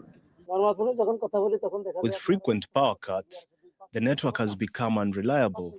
We can't do much online. Even on IMO or WhatsApp, calls drop within a minute, and regular phone calls often drop or audio fades. Making a simple phone call is becoming a daily struggle in many parts of Bangladesh, as power cuts and fuel shortages begin to hit mobile networks. The situation is even worse in rural areas and small towns like Dhamrai, where outages are leaving mobile towers without power for up to 8 hours a day. When I try to watch videos, it keeps buffering, cuts out, and sometimes the network drops completely, even when there's a signal. Bangladesh has more than 185 million mobile users, but power cuts are steadily weakening network quality. The impact has also been felt in critical sectors like healthcare, banking, and businesses. The ongoing power shortage is severely disrupting our healthcare services, from online banking and digital payments to lab tests and health reports. We're also facing frequent call drops and poor internet connectivity, which is now even impacting critical care services. Telecom operators are warning that prolonged power cuts and fuel shortages are putting the entire network under severe strain. Behind me is a mobile phone tower running on backup power as power cuts stretch for hours. Mobile operators say if fuel shortages continues, millions across Bangladesh could soon lose reliable network signal altogether. Analysts warn that any major disruption could also affect emergency services, disaster response, and the wider economy. Tanvir Chaudhry, Al Jazeera, Sabah, Bangladesh. Two trains have collided outside Indonesia's capital, killing at least 14 people and injuring more than 80 others. Both trains were carrying passengers when the incident happened at Bekasi Timur station near Jakarta. Officials say one of the trains was stationary when it was hit. Kaylee Callahan reports. Two trains mangled together after colliding at a station outside the capital, Jakarta. The impact so intense, trapped commuters had to be rescued from the twisted carriages. I really thought I was going to die, especially because the evacuation took a long time, since people were piled on top of each other. I felt like I was going to run out of breath, but thankfully I survived. It still feels like a dream. Hundreds of people were on board the trains at the time, on their way home from work. I'm thinking about the people who were underneath me, the ones who were already crushed. I don't think they made it out because when they were underneath me, they were already convulsing. They couldn't breathe. The crash happened when a long-distance train slammed into the back of a stationary commuter train. Officials say the commuter train may have stopped after being hit by a taxi at a nearby level crossing. We are fully handing over the investigation process to the National Transportation Safety Committee so that we can obtain the objective results we need to improve the train services in the future. Emergency services have treated dozens of injured passengers and continued working throughout the night to free survivors. Kaylee Callahan, Al Jazeera. The man accused of storming the White House correspondents' dinner on Saturday is being charged with the attempted assassination of U.S. President Donald Trump. Cole Allen has been formally charged for using a firearm in a violent crime and assaulting a federal officer. Police are reviewing a manifesto believed to be linked to the suspect. ISIL has claimed responsibility for an attack that killed at least 29 people in northeastern Nigeria. Gunmen targeted young people gathered at a football pitch late on Sunday in Goyaku. It's a village in Adamawa State. Armed groups have carried out repeated attacks in the region, which is on the border with Cameroon. Mexican special forces have arrested a senior figure in a powerful drug cartel. Alges Flores Silva, known as El Jardino, was captured in the western state of Nayarit. Authorities say he controlled major trafficking routes along Mexico's Pacific coast. He was seen as a potential successor to cartel leader El Mencho, who was killed earlier this year. Flores was found hiding in a drainage ditch after his armed escorts tried to stage a diversion. Officials say U.S. intelligence helped track him down. Israeli forces have carried out a series of raids in Qalandia refugee camp in the occupied West Bank. Palestinians say it's part of a pattern of near daily arrests, killings, and home invasions. The Israeli military has increased the frequency and intensity of its operations since the war on Gaza began in October 2023. More than 1,100 Palestinians have been killed and 22,000 have been detained. Dalia Al-Masri has this report. Israeli forces moving into Kufr Aqab, just north of occupied East Jerusalem. Troops spread through the streets and alleyways, taking up positions at intersections. Rifles trained on residential buildings. In the nearby Qalandia refugee camp, Israeli military vehicles push deeper into densely populated streets. Residents say homes are no longer places of safety, but targets in a widening campaign of raids across the Israeli-occupied West Bank. We were sleeping peacefully in our homes like everyone else when we were surprised to find the army storming our 7-story building. They evicted all residents from the building. Witnesses describe entire buildings being taken over during the raids. Families ordered out with little warning and no time to gather belongings and nowhere to go. When they arrived at our building, they told us we had to leave. We asked them, "Where are we going?" The soldier said, "Go to your family's house or to the street. Go wherever you want, because the building is now a military barracks." We asked, "How long will you be staying?" He said 24 hours, but it might be longer. I asked him, "Where do I go now?" The Israeli military says such operations target armed groups, but Palestinians and rights groups say civilians are paying the price. With more homes searched and more neighborhoods raided every day, a growing sense that nowhere is beyond reach. As the raids continue, so does the toll on communities already living under Israel's military occupation. Dalia Al-Masri, Al Jazeera. A Palestinian Jordanian mountaineer is taking letters from children in Gaza to the top of Mount Everest. Mustafa Salama is climbing with messages of hope from young Palestinians. He says he wants to raise awareness about the hardships they face in Gaza. Salama is one of only 20 people to have completed an adventurous challenge that includes reaching the North and South Poles. Speaking from Everest Base Camp, Salama told us what inspired him to make the ascent.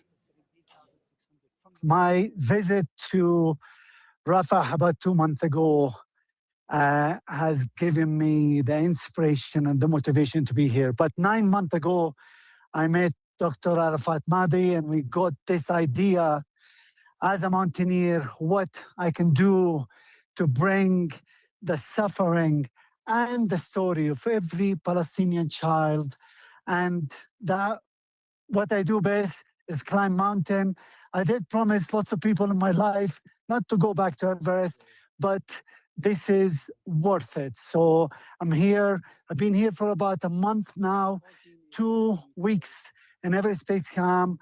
We're just waiting for this ice fall to open so we can start climbing up all the way to the top of the world. I'm carrying all these dreams to the top of the world because I do have dreams as well. And my dreams is to visit Palestine. I'm 56 years old and I'm still cannot enter my granddad and my ancestor place. So maybe I carry their dream, and maybe one day I'll be able to visit Gaza and to visit Palestine when Palestine is free, inshallah. Inside Story is next. I'm Rob Matheson. Stay with us on Al Jazeera.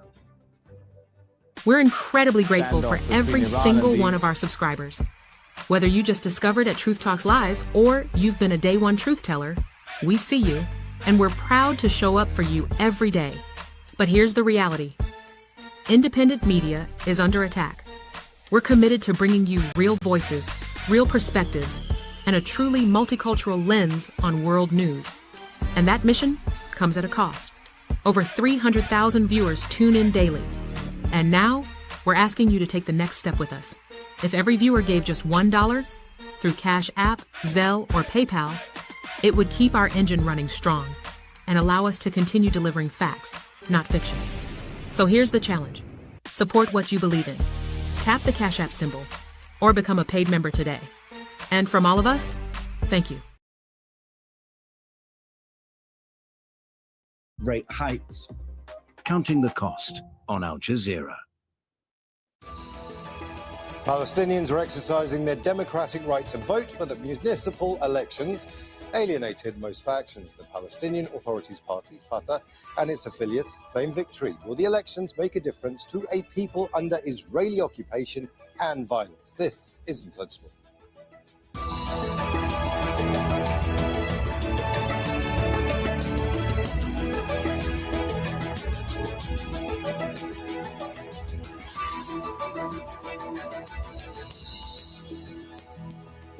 Hello and welcome to the programme. I'm Imran Khan.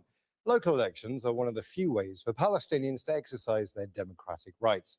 But this weekend's vote appears to have diluted that. No ballots were cast in two politically important areas in the occupied West Bank, Ramallah and Nablus, because only one list registered. And turnout was 23% in Deir al-Balah, the only area in Gaza where voting happened.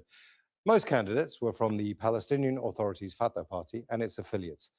Hamas, which has been in control of Gaza since 2007, stayed away. The PA says the elections were for Palestinian unity. Will the vote achieve that? And will it make any difference to Palestinians living under Israeli occupation and violence? We'll raise these issues with our guests, but first, this report by Dmitry Medvedenko. This is Deir al-Balah in Gaza. The destruction after 2.5 years of Israel's war is visible. For the first time since 2006, the city has held municipal elections. At the age of 34, Adham is a first-time voter. I have been hearing about elections since I was born, but because of the circumstances, no elections were taking place.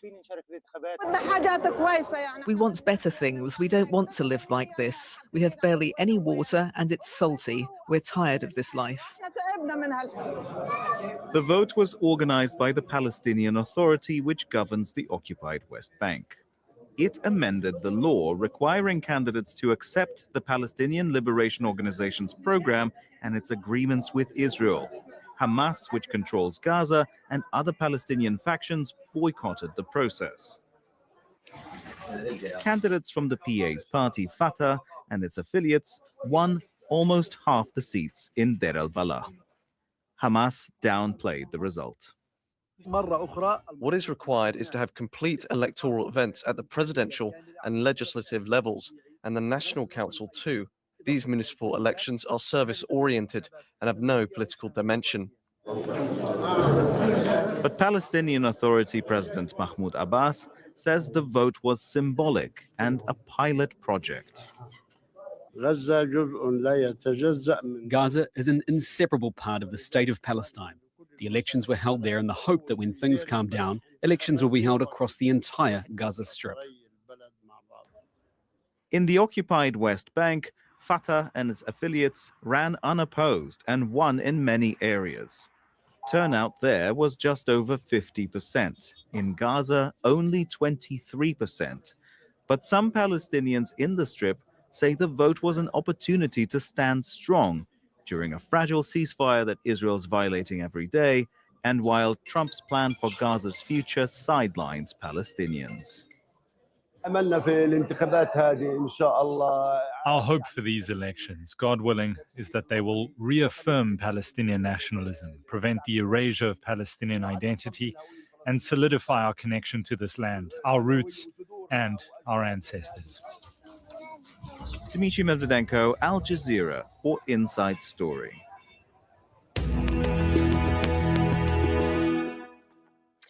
Now let's bring in our guests. All of them are joining us from Ramallah in the occupied West Bank. Ahmed Fatou is the spokesperson for Fatah and also known as the Palestine National Liberation Movement. Jalal Abu Khatir is a human rights advocate and policy manager at Hamla, a non-profit digital rights organization. And Javier Abu Eid is a political analyst and former communications director for the Palestine Liberation Organization. A warm welcome to you all. I want to start with Ahmed first. Almost every single aspect of Palestinian life is controlled by Israel, and that goes for all three of you. Yet, these municipal elections, Ahmed, are important. Just walk us through why they are important. Thank you for having me, and greetings to your guests and the audience. Of course, it's very important for the Palestinian people to practice their democratic right and to elect their representatives and leaders in order to send a political message to the world that Palestine is a state and has a governance and has a people who are fully aware of their rights and want to practice democracy, despite the genocide, despite the destruction of the Israeli occupation that's surrounding our cities and villages, threatening our life in every aspect. And here we are standing tall and strong despite the genocide to go to elect with a high election turnout rate that is one of the highest in the region and probably around the world. That is a strong message that Palestinians are highly educated and full aware of their rights and want to build their state and reconstruct their country despite the mass crimes of the occupation. And the participation of Gaza and Deir al-Balah sends a message that Gaza and West Bank is united under the Palestinian flag.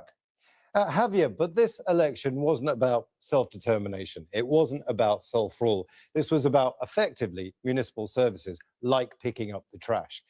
Does that dilute it? Because it really isn't that important, surely. Thank you, Imran. I think historically, Palestinian municipal elections have been extraordinarily important for the Palestinian national movement.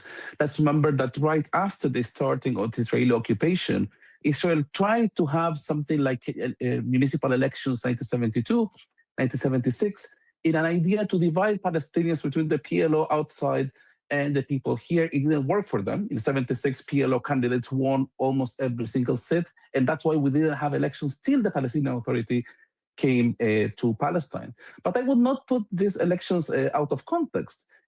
Very few people actually, compared to the amount of the Palestinians could vote. Myself in Ramallah, I couldn't vote myself. And I think the expectations for what a municipal election could bring are too high. And just to give an example, I mean, I am from Bethlehem originally. One of the main problems that Bethlehem has is traffic congestion. It could not be solved by a mayor. It would be solved by taking part of this 87% of Bethlehem that is occupied by Israeli settlements and military bases. So in other words, it's always important to have elections, but at the same time, we should not put those elections out of context. Just one last point, Imran. I think the previous elections 4 years ago had much more competition than these elections we just had this week. Jalal, you're also unable to vote, but for a slightly different reason. You live in occupied East Jerusalem. So you don't have any rights anyway. You can't vote in the municipal elections because of the apartheid system, effectively, and you can't vote in occupied East Jerusalem either. So what do the elections mean to you? Thank you, Imran. I'll probably start with answering, correcting you slightly. I am able to vote if I'm a resident in the city of Ramallah. However, as I'm a resident in Jerusalem, my locality is not Ramallah, but it's not excluding me to vote. I'm a big fan. I'm a very big proponent of local elections of all kinds. Local elections reflect local values and democracy, and trying to, find a way forward together for any type of community. And I'm really proud of Ramallah and other places across the West Bank for the democratic semblance that the municipal elections would have had in previous years, but this is not the case this year at all. I frequent Ramallah perhaps more than Jerusalem, and I've been very carefully following a situation where this municipal election, which is local elections, it's not about Palestinian unity, it's about local representation and belonging and services. In a way, as Javier did mention, it does play a bigger role when people feel like they belong in a democratic process. However, we should address the elephant in the room is that there is no legitimate process of representation for the Palestinians, who I am one of them. As a Palestinian Jerusalemite, I feel excluded from these processes because there isn't a larger process that includes me as a Jerusalemite, doesn't even include, just not West Bank, Gaza, Jerusalem, also Palestinians elsewhere, in a way that would say this is a leadership that speaks for the Palestinian people, whether it's between the river and the sea or whether it's the Palestinian people as a whole unit, through the PLO. I don't feel this, so there is an exclusion that I feel I'm always forced to face due to Israel and due to this current reality. Ahmed, one of the driving forces that the Palestinian president was very keen to push was this is about Palestinian unity. Yet, Mahmoud Abbas amended the election law to go back to what the PLO had actually said, which is about recognizing Israel, ending the armed struggle. That's something that Hamas could not agree to. So effectively, Mahmoud Abbas froze out Hamas. What do you make of that accusation? I believe that's not true. There was no precondition for the election. It was only asked that they recognize that the PLO to be the sole representative of the Palestinian people, which is quite, well known already. But even that was removed later on, and the parties were involved in the elections. The left participated, PFLP and the Democratic Front has participated in the elections. And the gates were open for anybody who want to nominate themselves. And despite the calls and the campaign that was led by Hamas and the Islamist forces to boycott the elections, we had a turnout rate of 56%. So that is a referendum by the Palestinian people that they believe on the national unity and democratic process, and believe in the landslide victory of Fatah, that it's a referendum that they believe the national... Ahmed, you can't call it a landslide victory when not everybody voted, and there was only 56% in the areas that were allowed to vote. I want to come to Javier here. Javier, you're shaking your head as Ahmed was speaking. Why? Because... again, I think elections are a good thing. And in some places, the elections took place well, but we cannot claim that those elections were as inclusive. I think there are many issues that prevented people from presenting other lists in order to be able to compete. There are, of course, there were economic matters that affected, of course, the participation here. But at the same time, I myself, I fully agree with the PLO political platform, but in order to put the political platform as a condition to run for elections, this is something that prevented a number of sources. And I myself, I spoke with sub-candidates. I spoke, for example, with people that wanted to run in Ramallah. And they told me we were not willing to sign on those conditions. I want to come to Jalal. The PLO, we just talked about that. That's the Palestine Liberation Organization.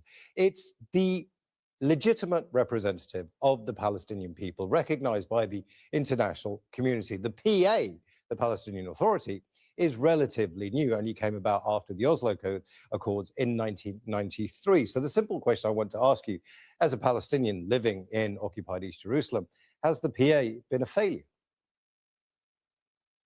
The PA is there. However, again, I repeat that there is no legitimacy for it to be the body that rules over the Palestinian people and decides over their fate and the future.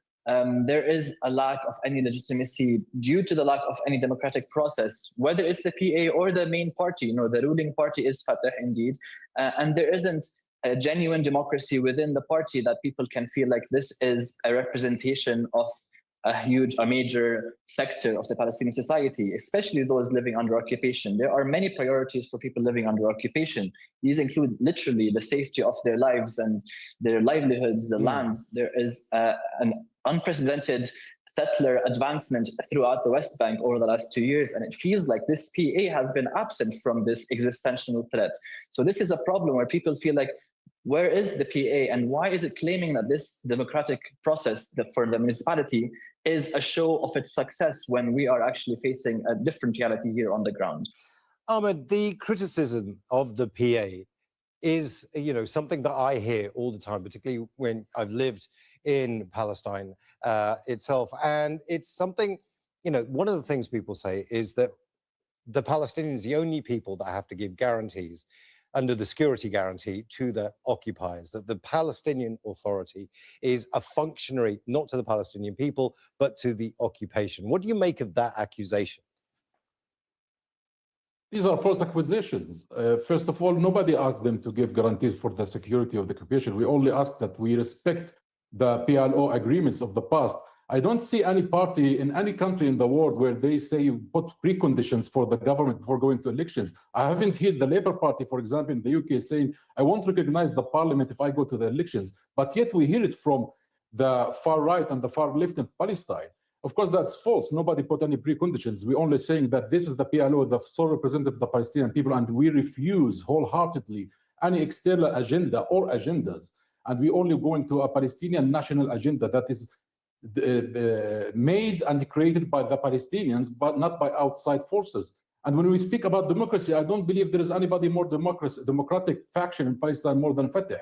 It is we who called for the elections of the local elections. And it's we who called for the syndicate election, which we also won by vast majority. I believe your guests will suspect or doubt that, but they could go back to the numbers. And Hamas has participated under independent names, independent lists. So they need to revise their information.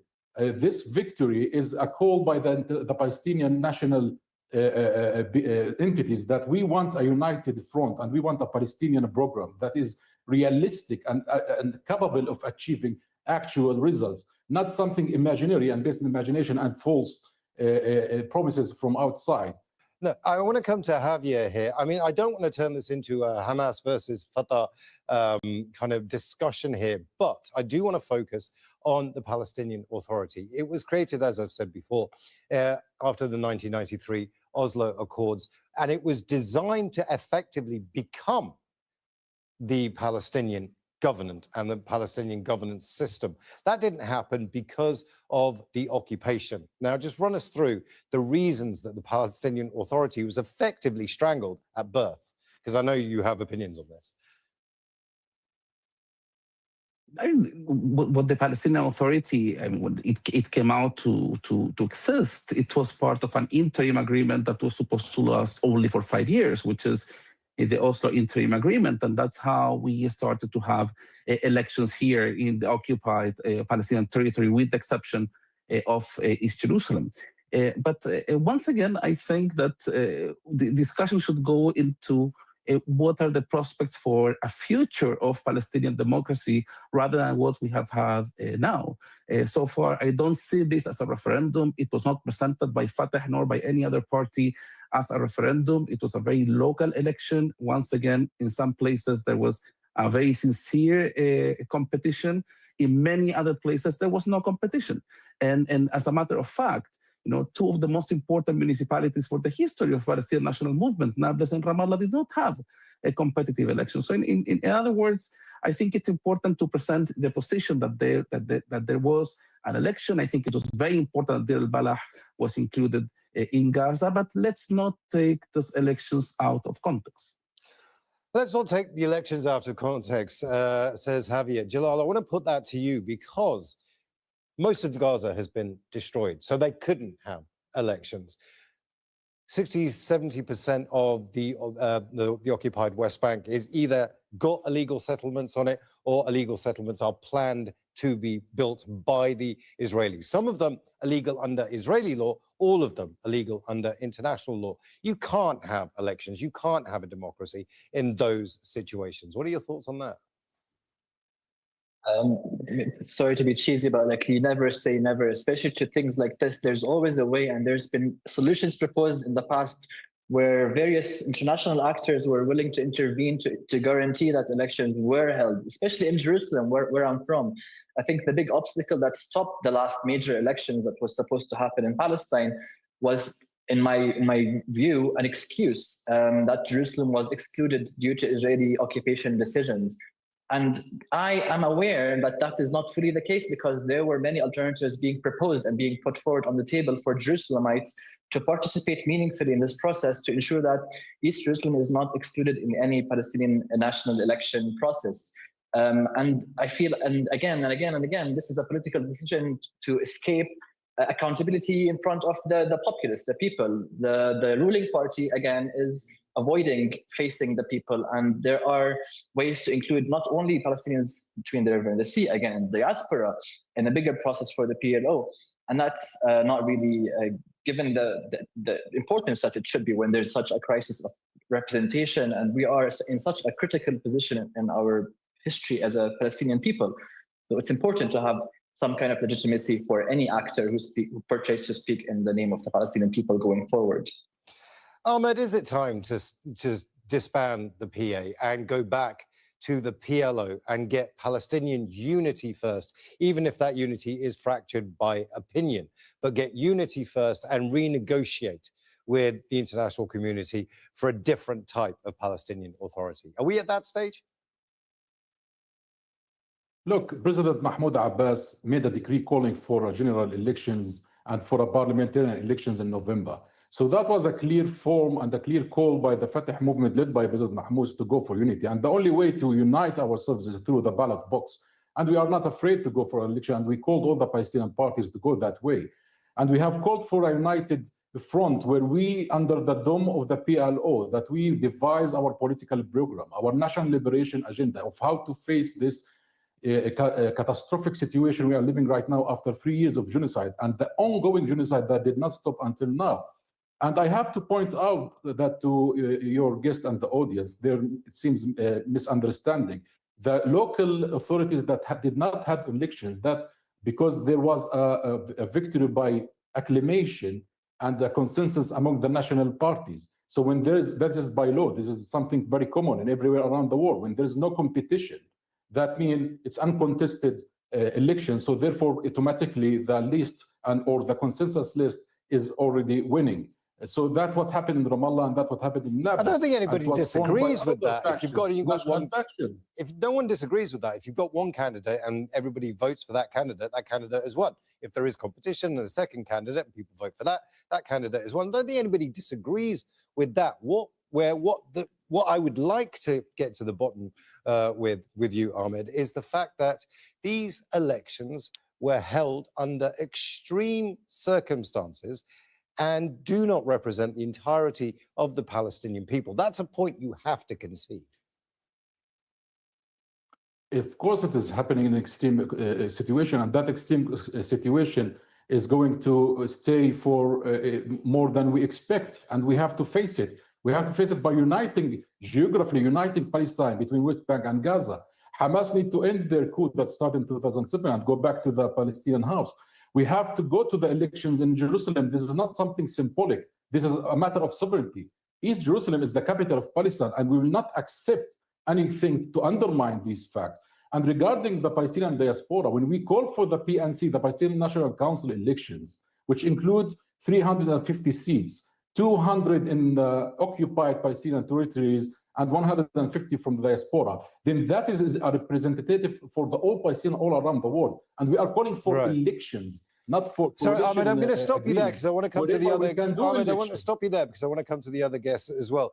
Javier, let's talk about this in terms of kind of how you move forward. Now, we've had these elections. They are a symbol, says Fatah and a lot of other people actually, of Palestinian unity. That surely is the most important thing here, not the fact that most Palestinians couldn't vote. Do you think? No, I entirely disagree. Once again, I think some places would really have participation, and it was important to have elections, but we cannot claim that the Palestinian decision-making process is as inclusive as it should be. And looking forward, I think it's very important to pick on elements that have been raised. For example, elections for the Palestinian National Council that is supposed to represent all Palestinians worldwide. I have never myself elected anyone for the Palestinian National Council, and I think it's very important that this opportunity could be given. But in order to go to those elections, you need to have agreements between political parties. You need to have an electoral registry that I don't think so far it's there for Palestinians in exile. So in other words, I think there is so much work to do. There are elements that Palestinians in exile in particular, they don't trust much about how things are being done. But I also believe that if we are able to unite as Palestinians with the goal of ending the Israeli occupation, I think there is still an opportunity. Jalal, what do you think that opportunity is then? If we're talking about ending the occupation as the end goal of all of this, then perhaps Palestinian Authority municipal elections, picking up the trash, providing services are a bit of a distraction, do you think? Not at all. I don't think it's a distraction. I think we need to encourage local democracy, just because I do foresee a collapse of this entire institution of the PA, and I'm seeing the financial trouble that people are going through on a individual and personal level. I'm seeing the level of coercion it takes to actually control and to influence the results of major decisions in politics and elections locally. I can see how volatile everything is, and I believe that there needs to be some form of local representation for people. And if we see more localities processing in a way where it would elect a form of leadership, it could actually provide a voice for Palestinians who are living in these communities under occupation, where people feel like, oh, we belong to this. But the problem with this current process is the fact that it's exclusionary of various groups of Palestinian society, and also it's not really fully representative of Palestinians living under occupation. Yes, a high turnout. However, there are no signs that would make me feel encouraged about the results of this current municipal elections. I just do believe that we do need to encourage any kind of process that goes on locally to encourage participation. Ahmed, I started this conversation by asking you, these elections are important because they show that the Palestinians are united. That's the Fatah position. Is anything that you've heard over the last half hour made you change your mind on that, or do you still think that these are very important to show the world that the Palestinians are united? Well, we have to look to the facts and the grounds. This was an inclusive election. The door was open for any faction to go to make and register a list for its party. And that's very difficult to do when your house has been destroyed in Gaza. It's very difficult to do when you can't get to certain places in the West Bank. Of course, if you allow me, with the situation in Gaza, we have a genocide and our people are decimated. Many of them are living in refugee tents. They have scarcity in food and in medicine and everything. The turnout was 22% in Deir al-Balah, in the middle of Gaza. And Deir al-Balah was capable to go for the vote because among the destruction in Gaza, it was the least. It had 45%, I believe, destruction. And we have to point out to the elephant in the room. The one who stopped democracy is Hamas coup in 2007. Gaza is banned from voting since 2007 because of Hamas. Now, thankfully, they have revised that decision and what allowed for this election to take place after the catastrophic destruction that they caused it through their unstrategic thinking and going unilaterally into an adventure that was not voted nor has been discussed with the Palestinian national factions. We have been doing elections since 2007. That did not stop. We have went to the local elections in different occasions, 2022 and in 2018 and so on. And we have made the syndicates election just recently. And we are going to the PNC election in November and actually to Fatah elections. Ahmed, sorry, we have run out of time, and I did give you a clear run to say your piece, and you put Fatah's position very, very clearly there. I want to thank all our guests, Ahmed Fatou, Jalal Abu Khater, and Javier Abu Eid. And I want to thank you as well for watching. You can see the program again anytime. We're incredibly grateful for every single one of our subscribers. Whether you just discovered at Truth Talks Live or you've been a day one truth teller, we see you, and we're proud to show up for you every day. But here's the reality. Independent media is under attack. We're committed to bringing you real voices, real perspectives, and a truly multicultural lens on world news. And that mission comes at a cost. Over 300,000 viewers tune in daily. And now, we're asking you to take the next step with us. If every viewer gave just $1 through Cash App, Zelle, or PayPal, it would keep our engine running strong and allow us to continue delivering facts, not fiction. So here's the challenge. Support what you believe in. Tap the Cash App symbol or become a paid member today. And from all of us, thank you.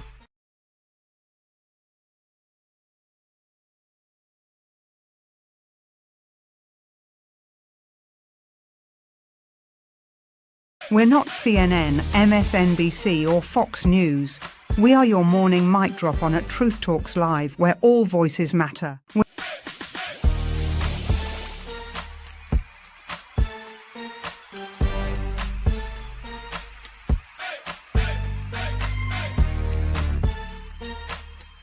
Are y'all ready to roll? Let's go.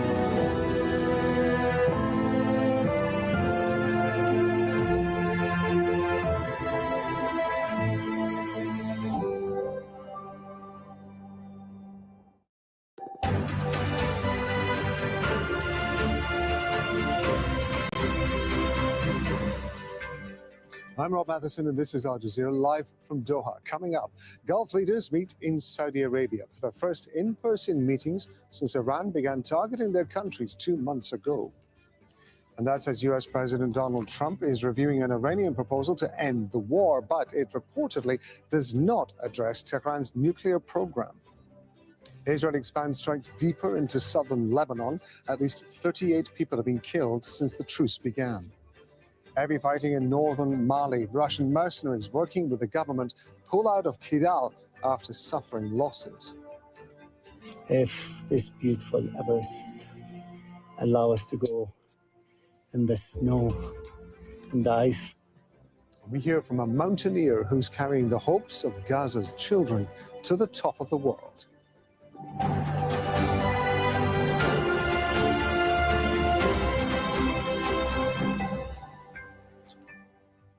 Iran and the US say they're considering each other's proposals to get stalled peace talks moving again. With a ceasefire in the region holding, leaders of Gulf Cooperation Council member countries are holding an exceptional meeting in Jeddah. Their response to Iranian attacks on energy facilities and the closure of the Strait of Hormuz are expected to dominate the talks. The Emir of Qatar, Sheikh Tamim bin Hamad Al Thani, has arrived in the Saudi port city. And this marks the first in-person meeting between Gulf leaders since their countries became targets in the conflict 2 months ago. And the Trump administration says the president has discussed a new proposal from Iran with his top national security advisors. The plan would reportedly reopen the Strait of Hormuz and delay talks on Iran's nuclear program. Meanwhile, Iran's foreign minister says Tehran is considering a request from the US to restart talks. Qatar's foreign ministry says using the Strait of Hormuz as a political weapon is not acceptable. On reopening the strait, first of all, we have said from day one, the act of blocking navigation through the strait is not something that can be justified or accepted in any situation. And using the strait as leverage in any political or military conflict is something that we refuse as a premise. And therefore, anything that justifies or legitimizes the use of the strait as a political weapon, for us, this is not accepted in any means. But we are engaging with all our interlocutors to get the strait opened as soon as possible. We believe it should have never been closed, and it should be opened immediately, regardless of other considerations going on in the region.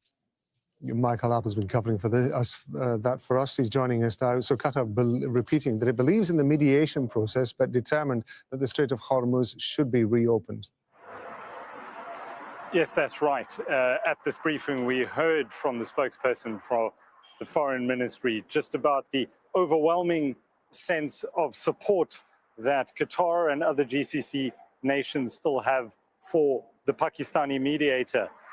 Dr. Manjed Al-Ansari saying that Qatar will continue to lend its support to the Pakistani mediators. They believe they're doing a good job and that they should be given time to continue building on the momentum that Qatar believes is in place at the moment. This new proposal that came from the Iranians to the White House over the weekend, that was one of the questions that was asked at this press briefing is, what is Qatar's stance on Iran's latest proposal that seemingly decouples the opening of the Strait of Hormuz and the ending of that naval blockade from Iran's nuclear talks around Iran's nuclear program.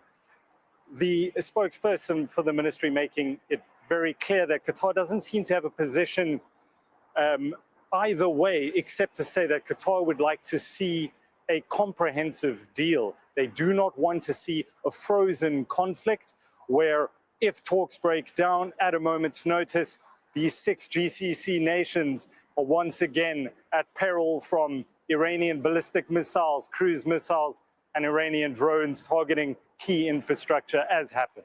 Yeah, and Michael, at the same time, GCC leaders meeting in Saudi Arabia for the first time since the US-Israeli war with Iran. I would imagine that the war and, of course, the Strait of Hormuz is going to be at the top of the agenda.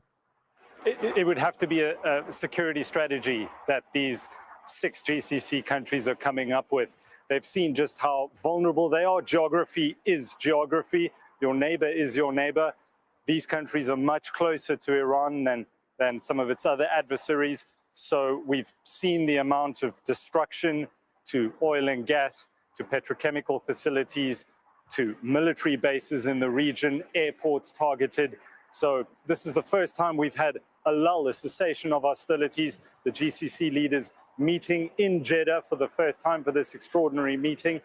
The Ministry of Foreign Affairs wouldn't be drawn on what exactly they hope to come out of this, except to say that a communique will be issued later on. But you can bet at the top of that agenda is how do they collectively stand against Iranian ballistic missiles and drones. Some of the nations have been targeted more than others, but I'm sure they'll be looking to form some sort of collective, unified strategy going forward. There's Michael Apple talking to us there from Doha. Michael, thank you. Israel has issued another forced evacuation order for 16 towns and villages in southern Lebanon. The Israeli military already targeted towns in the south on Tuesday. That's despite a US-brokered ceasefire. The latest attacks hit communities near the Litani River, north of the Israeli-imposed military boundary known as the Yellow Line. And that's the swath of land 10 kilometers deep along the border that Israeli troops have been occupying in southern Lebanon. Hezbollah says it's targeted Israeli troops in Nakura and an army bulldozer that had been demolishing houses in Bin Jebel. Israel says one soldier has been injured. On a Monday, Israeli airstrikes killed 4 people and injured dozens more in southern Lebanon. At least 40 people have been killed in Israeli attacks since the ceasefire came into effect on April the 17th.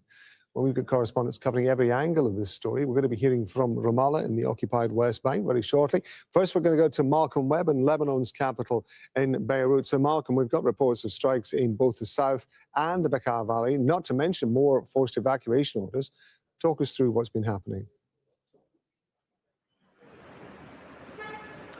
Well, that most recent evacuation order from the Israeli military came just about 3 hours ago. Since then, we've heard several reports of airstrikes in several different towns and villages in the south. Now, these towns and villages in the most recent evacuation order and the locations of those strikes are far beyond the occupied area where Israel's military has been demolishing towns and villages with explosives and excavators. And in the Bekaa Valley on Monday, there were airstrikes for the first time since the ceasefire. Those are the first airstrikes in the east of the country. So this is continuing a pattern of Israeli airstrikes far beyond the area that it's occupying, its so-called yellow zone. Israel says it's targeting Hezbollah's fighters and military infrastructure, rocket launchers and so on. We've spoken to civilians in the last few days who fled some of these airstrikes, who say there was no visible presence of any military equipment at all in some of these locations. Some of the people we spoke to believed that their targets were, in fact, civilian property or people trying to flee. Let's go from Beirut. We're going to go to Ramallah and Nur Ode. So 16 towns and villages forced to evacuate in southern Lebanon. The Prime Minister, Benjamin Netanyahu, had recently claimed that about 90% of Hezbollah's missile stockpile had been destroyed, and yet he's still ordering strikes. What's going on here, Nur?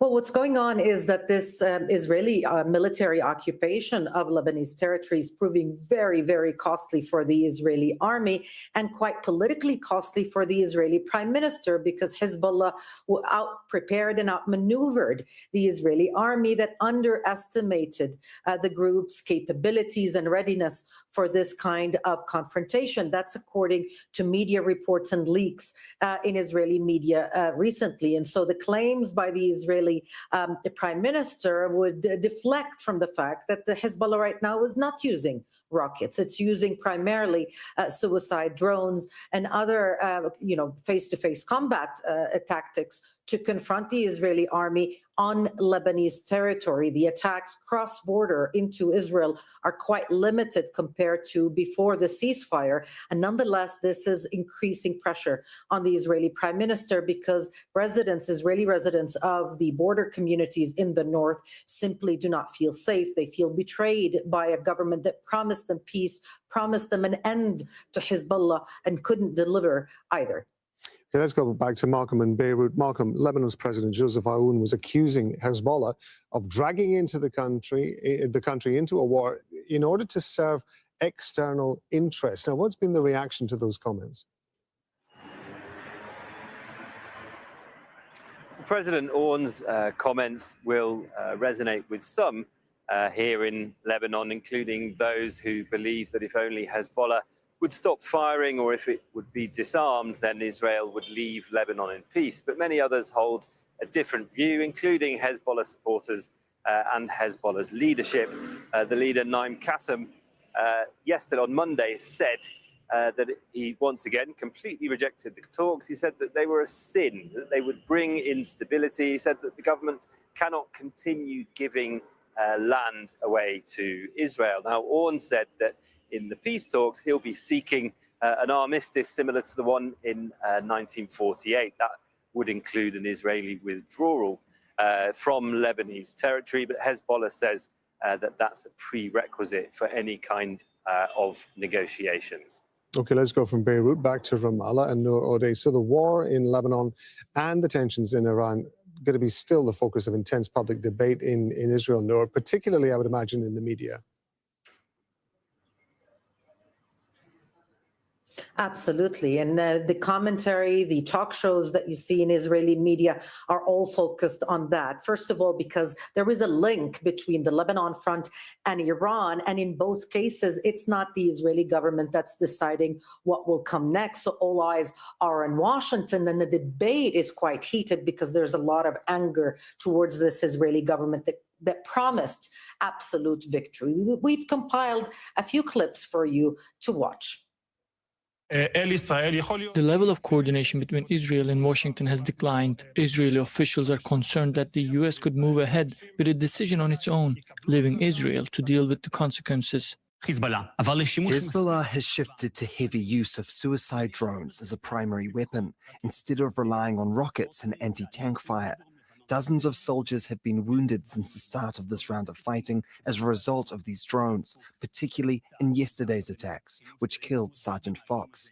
The military is now in a race to develop a solution to this threat, but so far it hasn't succeeded. Benjamin Netanyahu told the military, "I want a solution to the threat of rockets and drones." The army has acknowledged it doesn't currently have an answer to either challenge, and that the new security buffer zone, one that's costing soldiers lives on a daily basis in southern Lebanon, has not enabled it to protect northern Israel from rockets or suicide drones.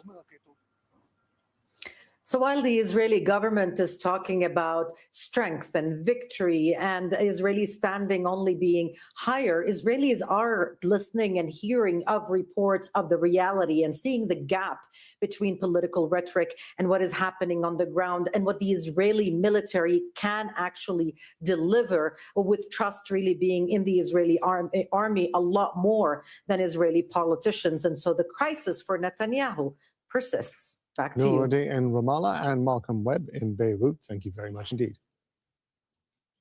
Well, UN Secretary General Antonio Guterres is warning of the growing humanitarian and economic impact of the blockade in the Strait of Hormuz. He's addressed the UN Security Council on Monday. Members have been gathering to discuss what's been happening in the crucial waterway. Iran has largely prevented ships getting through, and that's meant disruption of global energy supplies, while the US maintains a blockade on shipping to and from Iranian ports. Diplomats say they're assessing proposals from Tehran that could see the strait reopened, but only in exchange for certain conditions. Navigational rights and freedoms through the Strait of Hormuz must be respected, as affirmed by this Council's Resolution 2817. These principles must be upheld in full and without delay. I appeal to the parties: open the strait, let ships pass, no tolls, no discrimination, let trade resume, let the global economy breathe. Kristen Salumi has more details from that session at the United Nations. During the Security Council meeting, we heard many appeals for de-escalation and for reopening the Strait of Hormuz, where thousands of cargo ships remain stranded and 20,000 or so maritime workers remain stranded as well. We heard from many briefers, including the Secretary General Antonio Guterres himself, focused on the impact these shipping disruptions are having on the world's most vulnerable countries and people, with 20% of oil and natural gas coming through the strait. Bahrain called this meeting, backed by dozens of countries suffering from higher fuel prices as a result of the blockade, describing the closure of the strait as a violation of international law. They called for an end to attacks on ships and an end to blocking Iranian ports. The U.S. and Iranian ambassadors had this to say. The United States is acting like pirates and terrorists, targeting commercial vessels through coercion and intimidation, terrorizing their crew, unlawfully seizing ships and taking crew members hostage. But no one from those who have expressed their concerns for international navigation dares to refer to or condemn this terrorist act at today's meeting. The United Nations was built for times like this. We have been here before. Colleagues, now is not the time for simple words. Now is the time to act. No action was taken by the Security Council. However, a past resolution that called for reopening the strait was blocked by China and Russia. Russia blaming the United States and Israel for their, quote, unprovoked attack on Iran as the source of the problem. Kristen Salumi, Al Jazeera, the United Nations.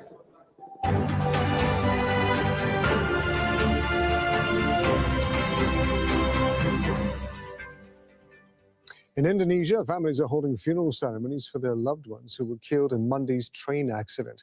Authorities say 15 people have died after two trains collided at a train station near the capital, Jakarta. Officials say one of the trains was stationary when it was hit. Kaylee Callahan has this report. Two trains mangled together after colliding at a station outside the capital, Jakarta. The impact so intense, trapped commuters had to be rescued from the twisted carriages. I really thought I was going to die, especially because the evacuation took a long time, since people were piled on top of each other. I felt like I was going to run out of breath, but thankfully I survived. It still feels like a dream.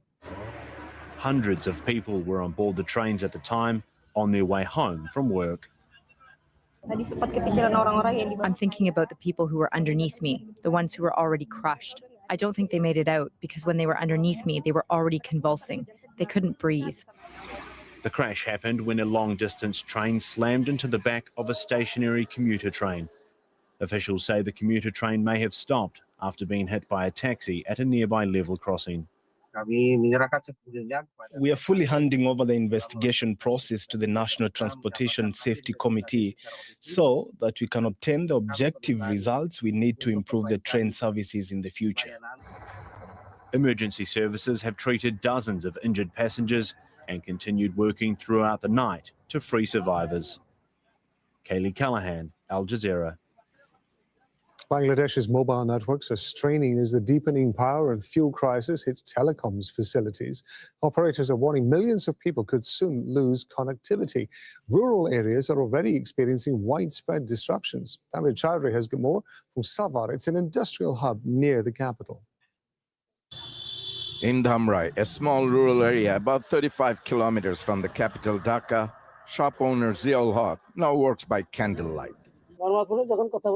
With frequent power cuts, the network has become unreliable. We can't do much online. Even on IMO or WhatsApp, calls drop within a minute, and regular phone calls often drop or audio fades. Making a simple phone call is becoming a daily struggle in many parts of Bangladesh, as power cuts and fuel shortages begin to hit mobile networks. The situation is even worse in rural areas and small towns like Dhamrai, where outages are leaving mobile towers without power for up to 8 hours a day. When I try to watch videos, it keeps buffering, cuts out, and sometimes the network drops completely, even when there's a signal. Bangladesh has more than 185 million mobile users, but power cuts are steadily weakening network quality. The impact has also been felt in critical sectors like healthcare, banking, and businesses. The ongoing power shortage is severely disrupting our healthcare services, from online banking and digital payments to lab tests and health reports. We're also facing frequent call drops and poor internet connectivity, which is now even impacting critical care services. Telecom operators are warning that prolonged power cuts and fuel shortages are putting the entire network under severe strain. Behind me is a mobile phone tower running on backup power as power cuts stretch for hours. Mobile operators say if fuel shortages continues, millions across Bangladesh could soon lose reliable network signal altogether. Analysts warn that any major disruption could also affect emergency services, disaster response, and the wider economy. Tanvi Chaudhary, Al Jazeera, Sabar, Bangladesh. Rescuers in Moscow are working to save people trapped inside a burning building. At least 7 people are confirmed to have died in the fire, and as many as 200 could be inside. The building is on a construction site. The fire began on the 2nd and 3rd floors, and it's spreading. Separately, Ukrainian drones have struck Russia's Tuapse oil refinery on the Black Sea, causing a fire, and that's according to Russian authorities. Footage shows smoke billowing from the site. Officials ordered nearby areas to evacuate. The same refinery was hit earlier this month, leading to an oil spill and a blaze that took several days to put out. Well, Audrey McAlpine is in Kyiv. First, we're going to go to Yulia Shapovalova, who's in Moscow.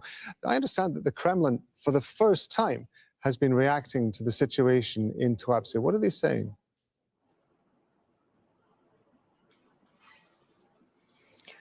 Yes, that's right. We're learning that Vladimir Putin has been informed about the situation in Tuapse right now by the head of the Emergencies Ministry, and he was sent to Tuapse to personally control the process of extinguishing the fire and eliminating the consequences. At the moment, no one can say particularly exactly what is going on there right now, because the work of journalists is prohibited right now there, in accordance with the decree by the local governor. Kremlin spokesman Dmitry Peskov stressed that oil from oil storage facilities in Tuapse was intended for export. So according to him, Kyiv continues to increase the oil deficit in world markets, which are already experiencing significant difficulties due to the situation in the Strait of Hormuz, and provokes further destabilization in the world energy markets. But ordinary residents of Tuapse are least concerned about the situation on the global oil markets, of course, because a real environmental catastrophe is unfolding in the region right now. We can see hundreds of messages on social media from people, from locals, as well as video materials, how people and volunteers are trying to collect tons of fuel oil in the sea, loads of complaints that authorities are not doing enough. They say that the Black Sea has literally turned black in Tuapse, but the authorities are pretending everything is just okay. The air is polluted with toxic substances. It's hard to breathe. Ecologists are warning people about toxins that can cause cancer, etc., etc. Water supply partially suspended in Tuapse due to the fire on the oil refinery and oil facilities there. So I'm just reading the latest lines from there. Plus, authorities were preventing, as I said, journalists from reporting about the situation. And only now, after this third attack in 2 weeks, the issue has been addressed by the Russian president. Yulia Shapovalova there talking to us from Moscow. Let's go to Audrey McAlpine in Kyiv. So what is Ukraine saying about this attack? As Yulia was describing there, local people at Tuapse saying it's an environmental catastrophe. The Ukraine's general staff has taken responsibility for this attack. As we know, it's the third attack on the Tuapse oil refinery just in the past 2 weeks. And Ukrainian strikes on Russia's oil refineries and energy have increased since late March. And we know from Zelensky that he was asked by his European partners to scale back on these attacks. His response was that he was waiting for sanctions on Russian oil to be fully reimposed, as they were before, insinuating that these strikes on Russian energy are in response to the U.S. lifting a sanctions waiver on Russian oil, which essentially allows Russian oil already loaded onto ships to be sold.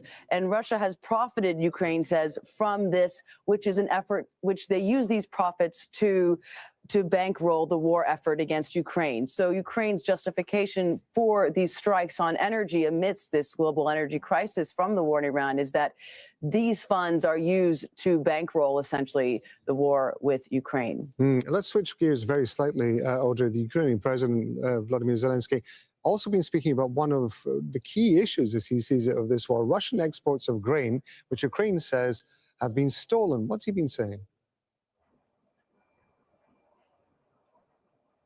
Yeah, Zelensky posting on X earlier today saying that based on Ukrainian intelligence information, that shows that at least in the last month, 2 ships have arrived in Israeli ports carrying what Ukraine calls stolen grain, meaning grain taken from temporarily occupied Ukrainian territory by Russia and sold to Israel. Now, he says that he is preparing an appropriate sanctions package for those directly involved in this and for those who profit from it. We know that today the Israeli ambassador was summoned here to the foreign ministry in Ukraine, and that this has become an issue. Now, relations between Israel and Ukraine have historically been friendly, if not complicated, because of Israel's relationship with Russia. And there is evidence that these are not just the first 2 ships to arrive in Israeli ports carrying this grain. Now, Zelensky did notably omit Israel from his trip through the Middle East this spring, as he has seek to create new defense partnerships with Gulf countries. Lovely. Thank you very much indeed. That's Audrey McAlpine talking to us there from Kyiv. Well, Israeli forces have carried out a series of raids in Kalandia refugee camp in the occupied West Bank. Palestinians say it's part of a pattern of near daily arrests, killings and home invasions. The Israeli military has increased the frequency and intensity of its operations since the war on Gaza began in October 2023. More than 1,100 Palestinians have been killed, 22,000 have been detained. Dalia Masri has this report. Israeli forces moving into Kufr Aqab, just north of occupied East Jerusalem. Troops spread through the streets and alleyways, taking up positions at intersections. Rifles trained on residential buildings. In the nearby Kalandia refugee camp, Israeli military vehicles push deeper into densely populated streets. Residents say homes are no longer places of safety, but targets in a widening campaign of raids across the Israeli-occupied West Bank.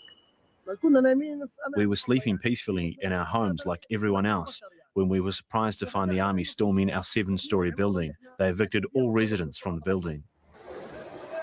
Witnesses describe entire buildings being taken over during the raids. Families ordered out with little warning. and no time to gather belongings, and nowhere to go. When they arrived at our building, they told us we had to leave. We asked them, "Where are we going?"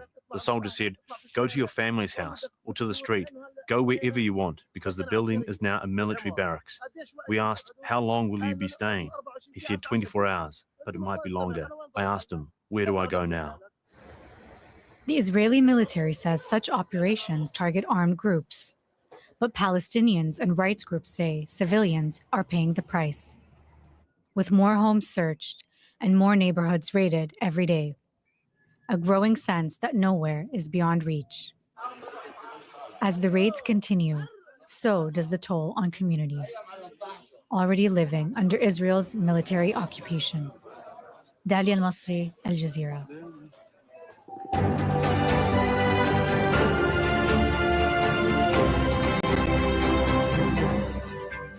You're watching Al Jazeera's continuing coverage of the ceasefires in Iran and Lebanon. A reminder of our top stories this hour. Leaders of Gulf countries are meeting in Jeddah as the region faces challenges linked to the Iran war. And this marks the first in-person meeting between Gulf leaders since their countries became targets in the conflict 2 months ago. Israel has issued another forced evacuation order for 16 towns and villages in southern Lebanon. Israeli military continues to target towns in southern Lebanon. Hezbollah has claimed responsibility for targeting Israeli troops in Naqoura. Israel says 1 soldier has been injured. The Trump administration says the U.S. president's discussed a new proposal from Iran with his top national security advisors. The plan would see the Strait of Hormuz reopened, with talks on Iran's nuclear program delayed until later. And bringing you some breaking news, the United Arab Emirates has announced it is going to withdraw from the Organization of the Petroleum Exporting Countries, or OPEC, and OPEC+. It's also going to pull out, as I say, of the broader alliance, which is OPEC+.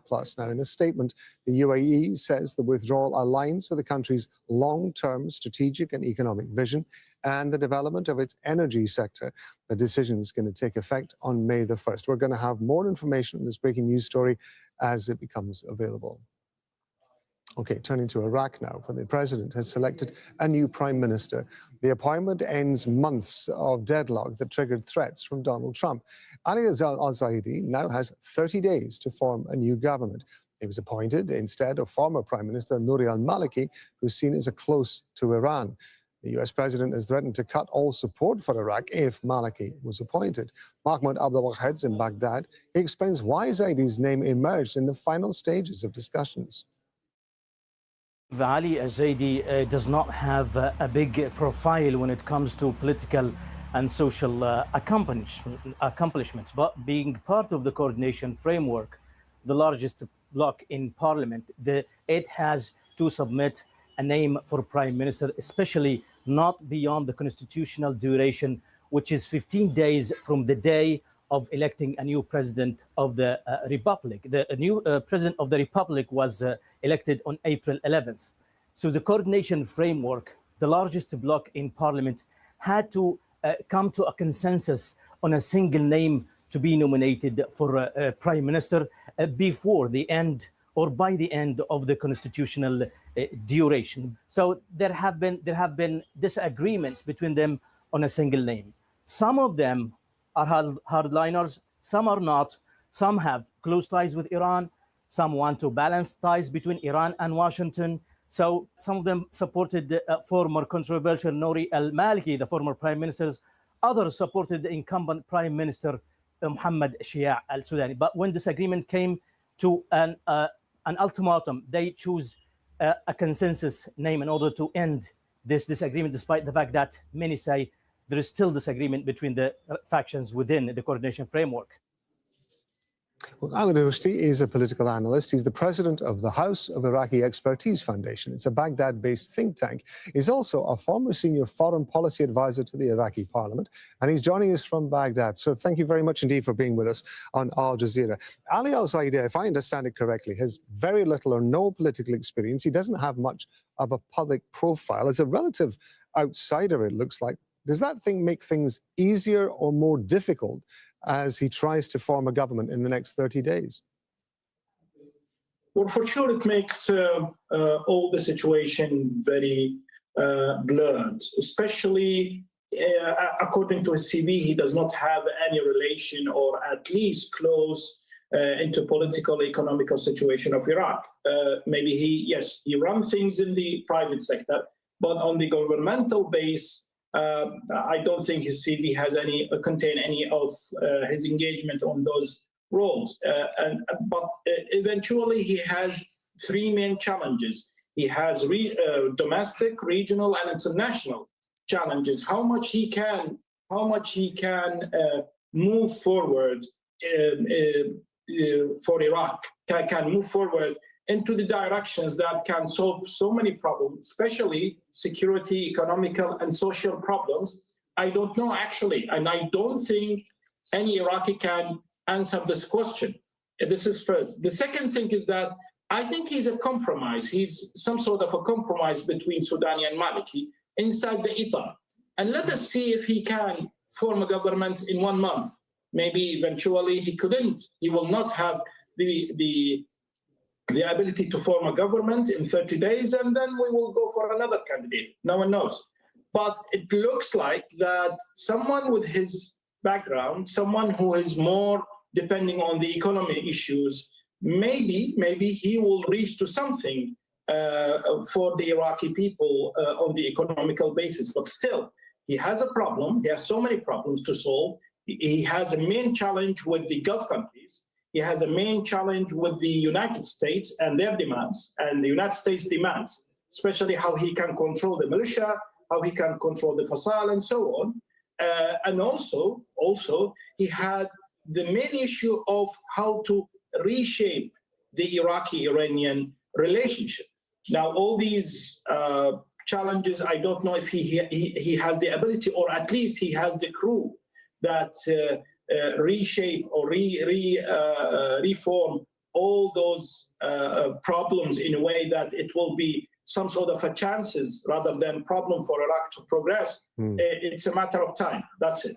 Even if he was able to pull together a government, which has always been a challenge for anybody that becomes prime minister of Iraq. We've been covering Iraq's politics for so many years, and every time we get to this situation, it invariably seems to take a lot longer than it should and become a lot more complex than it ought to be. Even if he manages to achieve that, do you think that he is capable enough or has the personality and the presence enough to be able to take the Iraqi people with him wherever he decides that the country should be moving?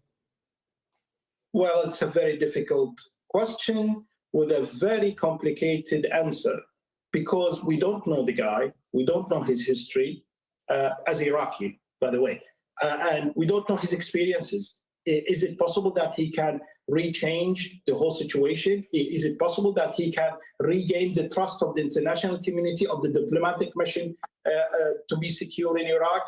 Does he will work hard to do some sort of a reshape the whole conflict in the region in a way that to still Iraq be a compromise, or let's say in the middle of a war, but it will not joining the war in a way or another? And we all know that it's still the militia attacking Gulf countries. So you can imagine all those complications. Does Ali Zaidi has the ability, Ali Zubaydi has the ability to do something for all those things? I'm not sure about it. But just like I said, we need time to see how much the guy has the ability to do so in a way to say, I am the new prime minister for new Iraq, for Iraq. It's a matter of time. So one of the reasons he was put into the position in the first place was that Nouri al-Maliki, who has been very well known as a previous prime minister of Iraq, chose to stand to one side. Now, the reason for that, we should mention, is, of course, that because Donald Trump said that American funding would be pulled from Iraq in the event that Nouri al-Maliki came back into power. Two things. First of all, what does this mean for US and Iraq relations if Ali al-Zaidi is able to pull together a government? Secondly, what does it tell us about the level of involvement and influence that the US now seems to have in Iraq's politics? Well, let us start with the second question. I don't think the Americans will stay calm if Iraqi politics will go forward on the same threshold. which means what? Is that the Americans will not accept a prime minister will support financially any of the Hashid, any of the Fasal, any of the militia, and also will support Iran in a way or another.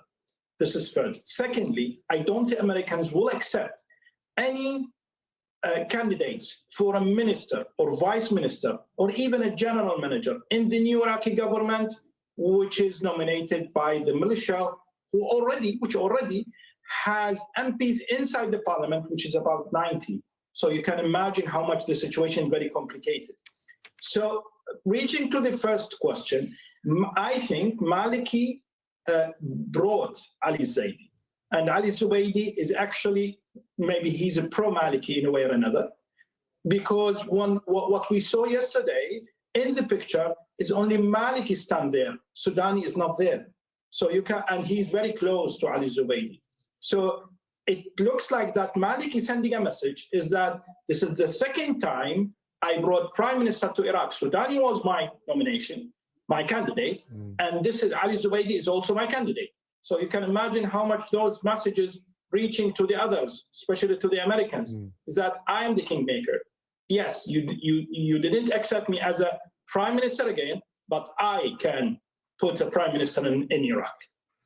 Ahmed Rushdie, we're very grateful to you for joining us in Al Jazeera, giving us the benefit of your expertise in this.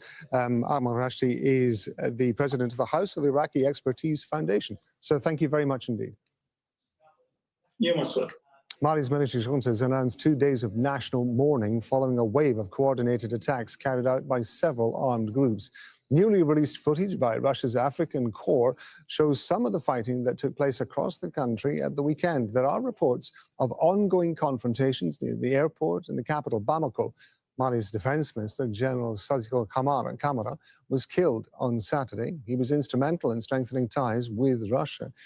Well, Nicholas Hack is joining us live from Dakar in neighboring Senegal. So we've got 2 days of mourning declared amid ongoing violence. What are you learning about the current security situation in Mali?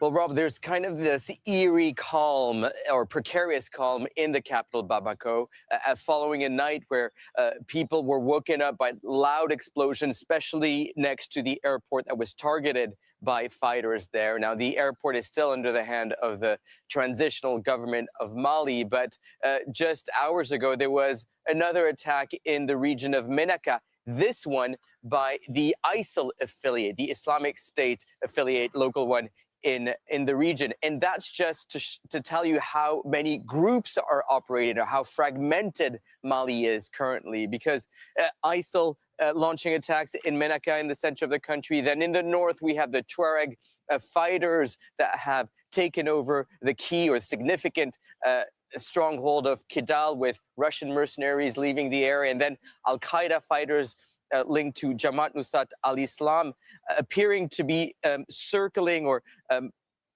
putting up a blockade around the capital and the garrison town of Kati. 72 hours, 3 days after this attack on Saturday morning that was well coordinated, pre-planned, involving various armed groups that were once fighting against each other, fighting in unity against the transitional government of Mali. Still no news of the president of transition, Assimi Goïta, and a big blow with the death of the defense minister, Sadio Camara. Rob?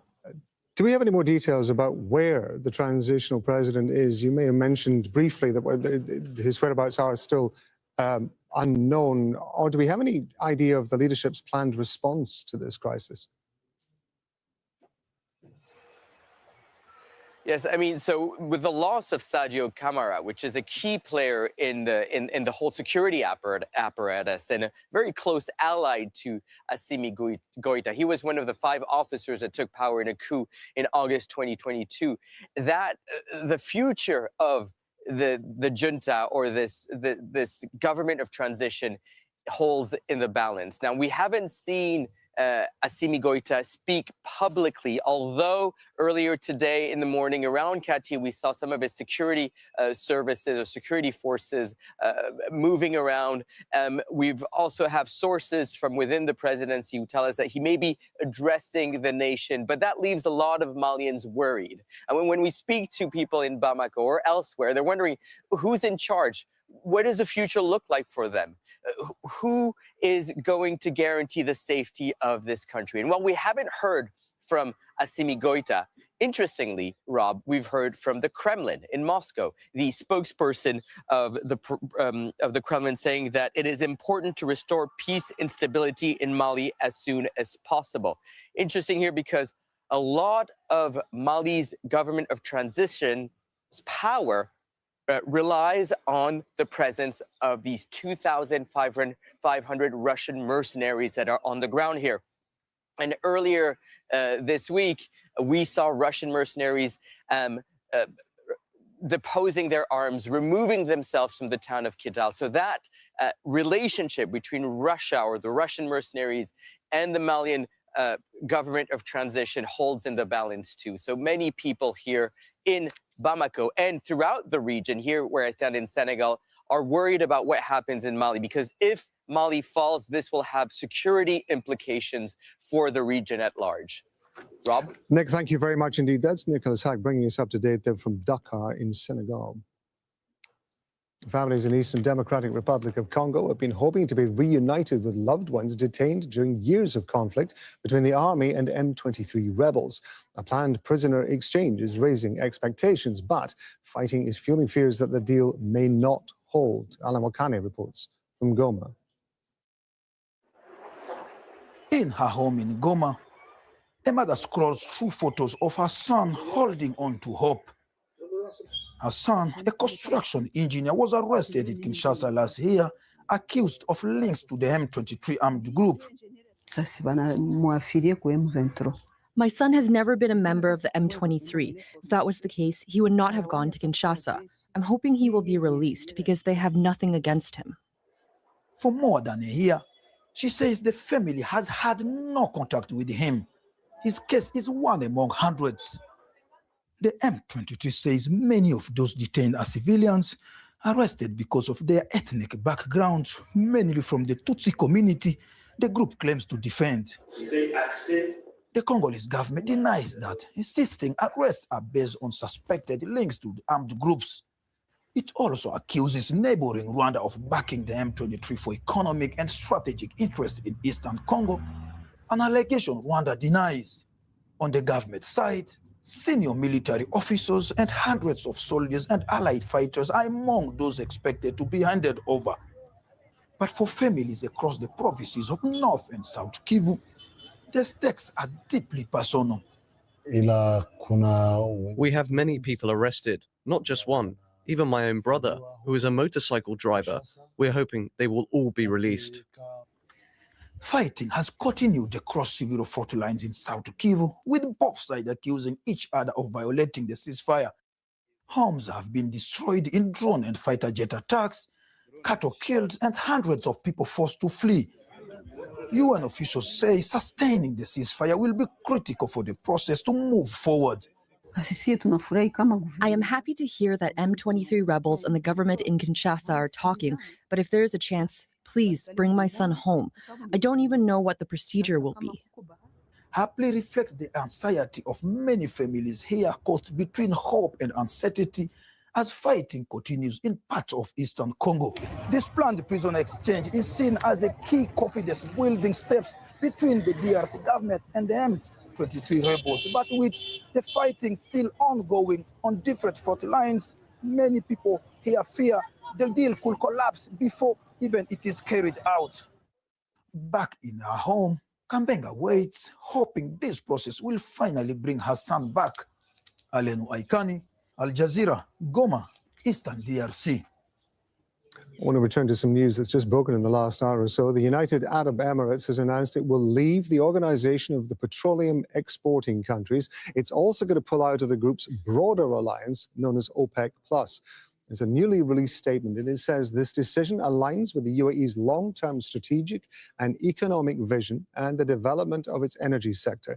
It's also driven by national interests and the country's commitment to actively contributing to meeting the urgent needs of the market stemming from the disruptions in the Arabian Gulf and the Strait of Hormuz, which impact supply dynamics. The stability of the global energy system depends on the availability of flexible, reliable, and affordable supplies. Joining me now for more is Kingsmill Bond. He's an energy strategist at Ember Futures. He's joining us live from Oxford in the UK. Thank you very much indeed, sir, for being with us. First of all, I want to get your reaction to this news and the timing of it particularly. Is it a surprise that the UAE would take this action at this point? Well, they have long chafed, but it is a very clever moment to do it when there's an oil shortage anyway, and therefore they are preparing themselves clearly for the period after the war, because now that we've obviously reached peak oil demand and we're entering into a new environment, they want to be free from the constraints of OPEC to do what they need to do. Given the impact that the Iranian attacks had on the UAE suffered more attacks than any other state in the Gulf, as I understand. There were places like Jebel Ali Port, Fujairah's petrochemical storage complex, the Ruwais refinery. Does this allow the UAE the flexibility that you were talking about in order to be able to adjust its expectations and the expectations of its customers from this moment? Yeah, I believe that to be the case. I mean, the point simply is that the UAE is, I would suggest, preparing for a world after the Iran war where oil demand is in decline and OPEC's power to maintain control and discipline will consequently be weaker. And it's a very rational move on their part. What does this mean for the other OPEC members? Well, it clearly is going to weaken the cartel, and it will be very interesting. Again, it's a clever time to do this because it will take.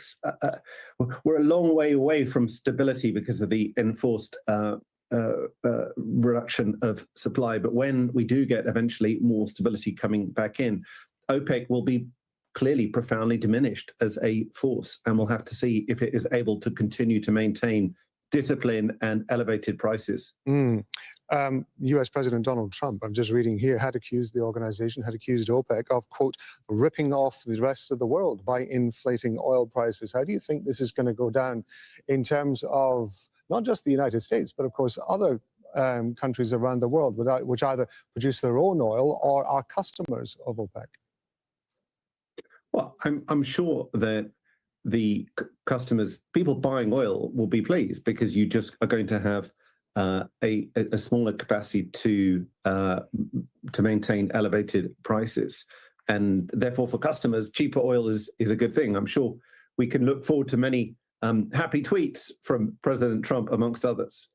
Do you think that the UAE is going to be the only one to pull out of OPEC, or now that the situation is as we have it now, with the UAE leaving OPEC but also OPEC plus? Do you think other Gulf nations and other oil producers that are part of it are going to be looking at their own roles and starting to wonder about their own futures? Well, certainly people will be questioning their position now, because of course the UAE is a founder member, a major foundation stone for OPEC, and people will be asking themselves, why have they done it, and what world are they expecting when normality returns? And from our analysis, it's highly likely to be a world of falling oil demand, which therefore will mean it's much harder for OPEC to maintain price discipline. And it's going to be every country for itself in order to maximize returns from the oil before demand runs out. If the Strait of Hormuz had not been choked by the double blockade that we're seeing at the moment, do you think that the UAE would have taken this action? Well, I'm not privy to the internal decision-making politics of the UAE, but clearly the moment has been brought on by the crisis in the Gulf and the chaos that's been caused. That's Kingsmill Bond. He's energy strategist at Ember Futures. He's been talking to us from Oxford in the UK. We appreciate you being with us and breaking down this breaking story for us. Thank you very much indeed. Thank you. And the man accused of storming the White House Correspondents' Dinner on Saturday is being charged with the attempted assassination of U.S. President Donald Trump. Cole Allen has been formally charged for using a firearm in a violent crime and assaulting a federal officer. Police are reviewing a manifesto believed to be linked to the suspect.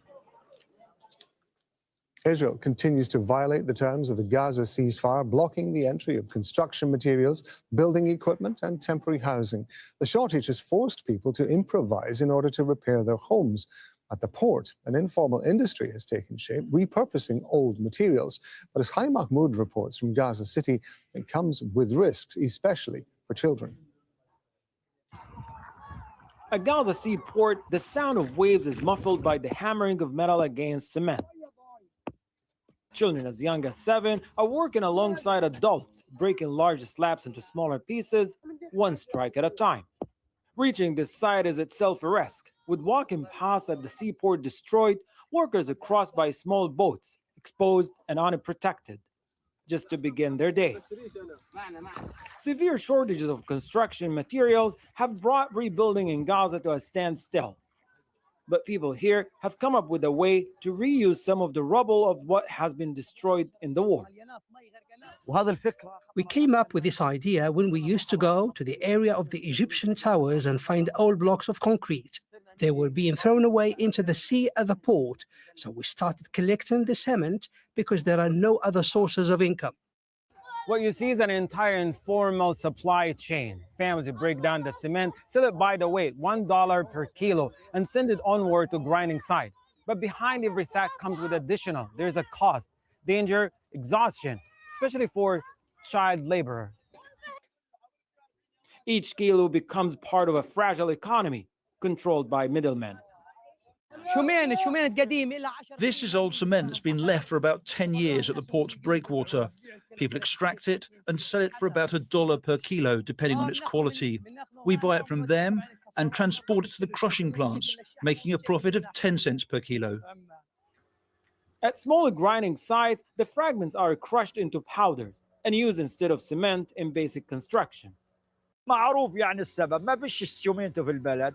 People have no other choice. The reason is clear. There is no cement available in the country. The crossings have been closed since the start of the war, and nothing has been brought in. No cement, no steel, nothing. So we've resorted to this method as a temporary alternative solution. The work is dangerous. With every strike of a stone, dust fills the air. Injuries are common, and protective equipment is almost non-existent.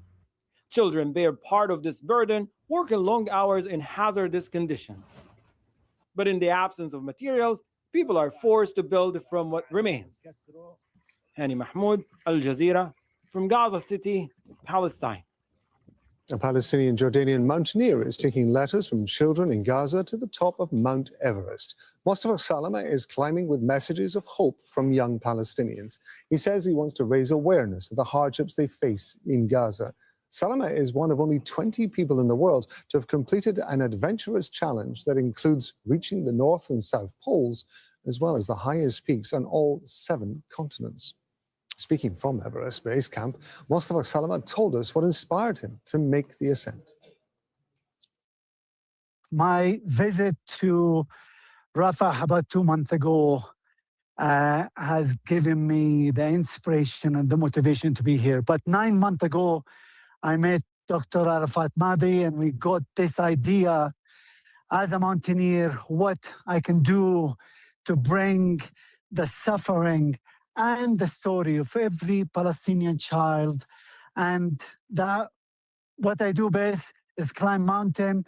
I did promise lots of people in my life not to go back to Everest, but this is worth it. So I'm here. I've been here for about a month now, 2 weeks in Everest Base Camp. We're just waiting for this ice fall to open so we can start climbing up all the way to the top of the world. I'm carrying all these dreams to the top of the world because I do have dreams as well. And my dreams is to visit Palestine. I'm 56 years old and I'm still cannot enter my granddad and my ancestor place. So maybe I carry their dream and maybe one day I'll be able to visit Gaza and to visit Palestine when Palestine is free, inshallah. Britain's King Charles and Queen Camilla have begun their first state visit to the US with a visit to the White House. The trip marks the 250th anniversary of the US Declaration of Independence from British rule. It's also the first visit to the country by a British monarch in 2 decades. German authorities are making another attempt to save a humpback whale that's stranded on the Baltic Sea coastline. The 13-meter whale, nicknamed Timmy, has been stuck in a shallow bay for nearly a month, despite several attempts to move it. Now, these are live pictures from the site of the rescue. It's been called Operation Cushion. They're using a metal transport barge to tug the whale into deeper water. Adrian is going to be here in a couple of minutes with more on all our stories from Lebanon, Iran and the US. Also have more on the United Arab Emirates' decision to pull out of OPEC. I'm Rob Matheson. Stay with We're us on incredibly Al Jazeera. grateful for every single one of our subscribers. Whether you just discovered at Truth Talks Live or you've been a day one truth teller, we see you and we're proud to show up for you every day. But here's the reality. Independent media is under attack.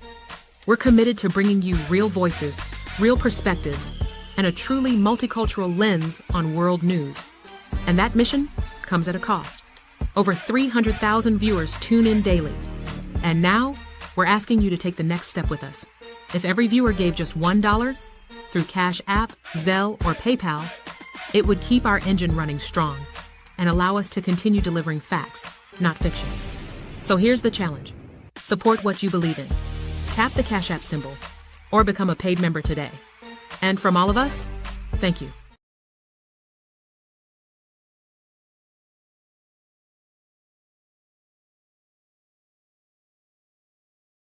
We're not CNN, MSNBC or Fox News.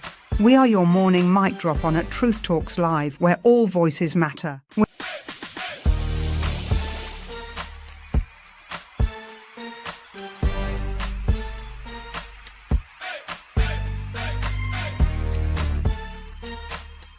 Are y'all ready to roll? Let's go.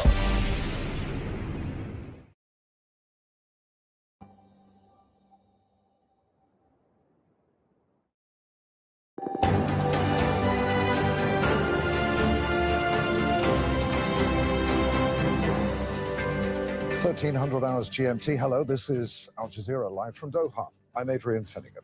The latest this hour.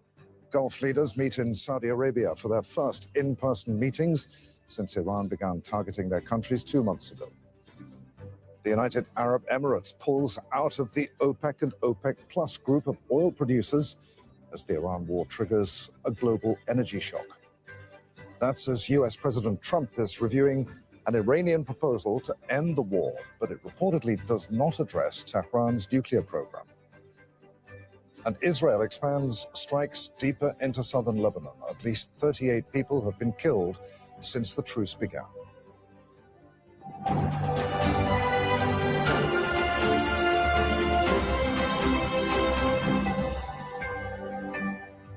Leaders of the Gulf Cooperation Council are holding a meeting in Jeddah as the region faces challenges linked to the Iran war. Their response to Iranian attacks on energy facilities and the closure of the Strait of Hormuz are expected to dominate the talks. The Emir of Qatar, Sheikh Tamim bin Hamad Al Thani, has arrived in the Saudi port city. It marks the first in-person meeting between Gulf leaders since their countries became targets in the conflict 2 months ago. Well, Iran and the US say they're considering each other's proposals to get ceasefire talks moving again. The Trump administration says the president has discussed a new proposal from Iran with his top national security advisors. The plan would reportedly reopen the Strait of Hormuz and delay talks on Iran's nuclear program.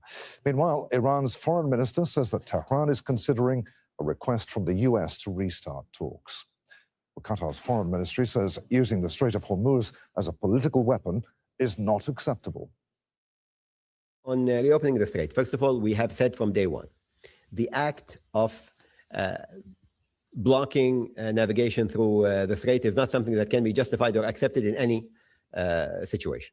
And using the strait as leverage in any political or military conflict is something that we refuse as a premise. And therefore, anything that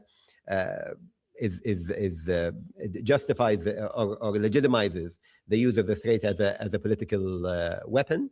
For us, this is not accepted in any means. But we are engaging with all our interlocutors to get the strait opened as soon as possible. We believe it should have never been closed, and it should be opened immediately, regardless of other considerations going on in the region. Al Jazeera's Michael Apple joins us now live here in Doha. Michael, Qatar repeating the view that it believes in the mediation process and stands by Pakistan. That's right. Iran's proposal to Washington over the weekend, it seemingly looks to try and split the issues that has caused this stalemate. It seems Tehran wants to deal with the US naval blockade on Iranian vessels and ports and decouple that from talks related to its nuclear program. And Qatar's foreign ministry was asked this specific question. How do they see mediation efforts going? What do they want to see? Would they support this decoupling by Tehran as a strategy, perhaps? And unequivocally, the Qatari foreign ministry spokesperson saying that they want a comprehensive deal, that they don't want these issues split. They want one deal that deals with the concerns of all parties involved. So a comprehensive deal. They're not looking for a frozen conflict. These are GCC states that are very near to Iran, that are very vulnerable to ballistic missiles and drones. They want a comprehensive deal that ends this conflict. And Michael, GCC leaders, as we were saying, meeting for the first time since the US-Israeli war with Iran. The war, not surprisingly, and the Strait of Hormuz, top of the agenda. Well, the biggest news coming out of that GCC meeting is the fact that the United Arab Emirates has announced that it's going to be withdrawing from OPEC. This is a significant announcement. This is a country that was part of the founding of OPEC back in 1967. It is subject, like other OPEC members, to certain quotas. You, as OPEC members, you try to create predictability, stability within a very volatile, often oil market. So there are about 3.4 million barrels per day that comes out of the United Arab Emirates. UAE saying from the 1st of May, when it leaves OPEC, it is looking to push up production to about 5 million barrels per day. There are several unanswered questions here. What does that do? How does that move the markets? If you look at the price of Brent crude in recent months, it's shot up significantly due to the war in Iran. Yes, there is a ceasefire in place, but at last look, the price of Brent crude stubbornly above $100 per barrel. OPEC, as an organization, as an alliance, is meeting in Geneva on Wednesday, reportedly. It'll be interesting to see how this news is taken there. Al Jazeera's Michael Apple reporting live from Doha. Many thanks, Michael. As Michael was saying, the United Arab Emirates has announced that it's going to withdraw from the Organization of Petroleum Exporting Countries. That includes the bloc's broader alliance, OPEC+. Now, that move comes as Gulf countries face unprecedented economic disruption after the US and Israel war on Iran. The UAE has released a statement saying this decision aligns with the UAE's long-term strategic economic vision and the development of its energy sector. It's also driven by national interests and the country's commitment to actively contributing to meeting the urgent needs of the market stemming from disruptions in the Arabian Gulf and the Strait of Hormuz, which impact supply dynamics. The stability of the global energy system depends on the availability of flexible, reliable, and affordable supplies. Let's bring in Al Jazeera's Dominic Kane. He's live for us in Berlin. What are we to make of that statement, Dominic? On the face of it, it's something that really concerns the United Arab Emirates. Why should people in Europe really be concerned about it? Well, for several simple reasons. This continent is already experiencing a certain degree of concern at the governmental level about the supply of oil and other fuels. Several different countries in different ways have been intimating they fear a shortage of different kinds of oil cropping up in the course of the next few months. Certainly the Swedes were the latest to express a degree of concern. Their economy minister was speaking precisely about the topic today, saying that jet fuel is something to really be concerned about. So when you then bring it back to the stated reasons for that departure of a founder country, as my colleague was just alluding to, then you get the sense that here in this continent, at least, there's great concern, as I was saying. And why does it matter in this continent? Well, OPEC is based in Vienna, in Austria, and they will be meeting, OPEC and OPEC Plus will be meeting in Vienna tomorrow, where on the face of it, it will be the last time where the emissary, the ambassador from the UAE will take their seats and look around the table at the other members and consider, well, I will be leaving there. But from Friday, no more UAE representation in OPEC or in OPEC Plus, organizations that the UAE has been involved in for decades. Al Jazeera's Dominic Kane reporting live there from Berlin. Many thanks indeed to Dominic. Here's a closer look at what OPEC actually is. The Organization of the Petroleum Exporting Countries was formed in 1960 by Iraq, Iran, Kuwait, Saudi Arabia, and Venezuela, but it expanded to include the UAE, Algeria, Libya, Nigeria, Gabon, Equatorial Guinea, and the Republic of Congo. OPEC members are responsible for around 40% of the world's oil. That could be more than 30 million barrels a day. The group meets to set oil production targets and to manage global oil prices for the group. OPEC Plus combines the original members with an additional 10 countries, including major oil producer Russia. Kingsmill Bond is an energy strategist at Ember Futures. He explains this decision for us in greater detail. It is a very clever moment to do it when there's an oil shortage anyway, and therefore they are preparing themselves clearly for the period after the war, because now that we've obviously reached peak oil demand and we're entering into a new environment, they want to be free from the constraints of OPEC to do what they need to do. The UAE is, I would suggest, preparing for a world after the Iran war where oil demand is in decline and OPEC's power to maintain control and discipline will consequently be weaker. And it's a very rational move on their part.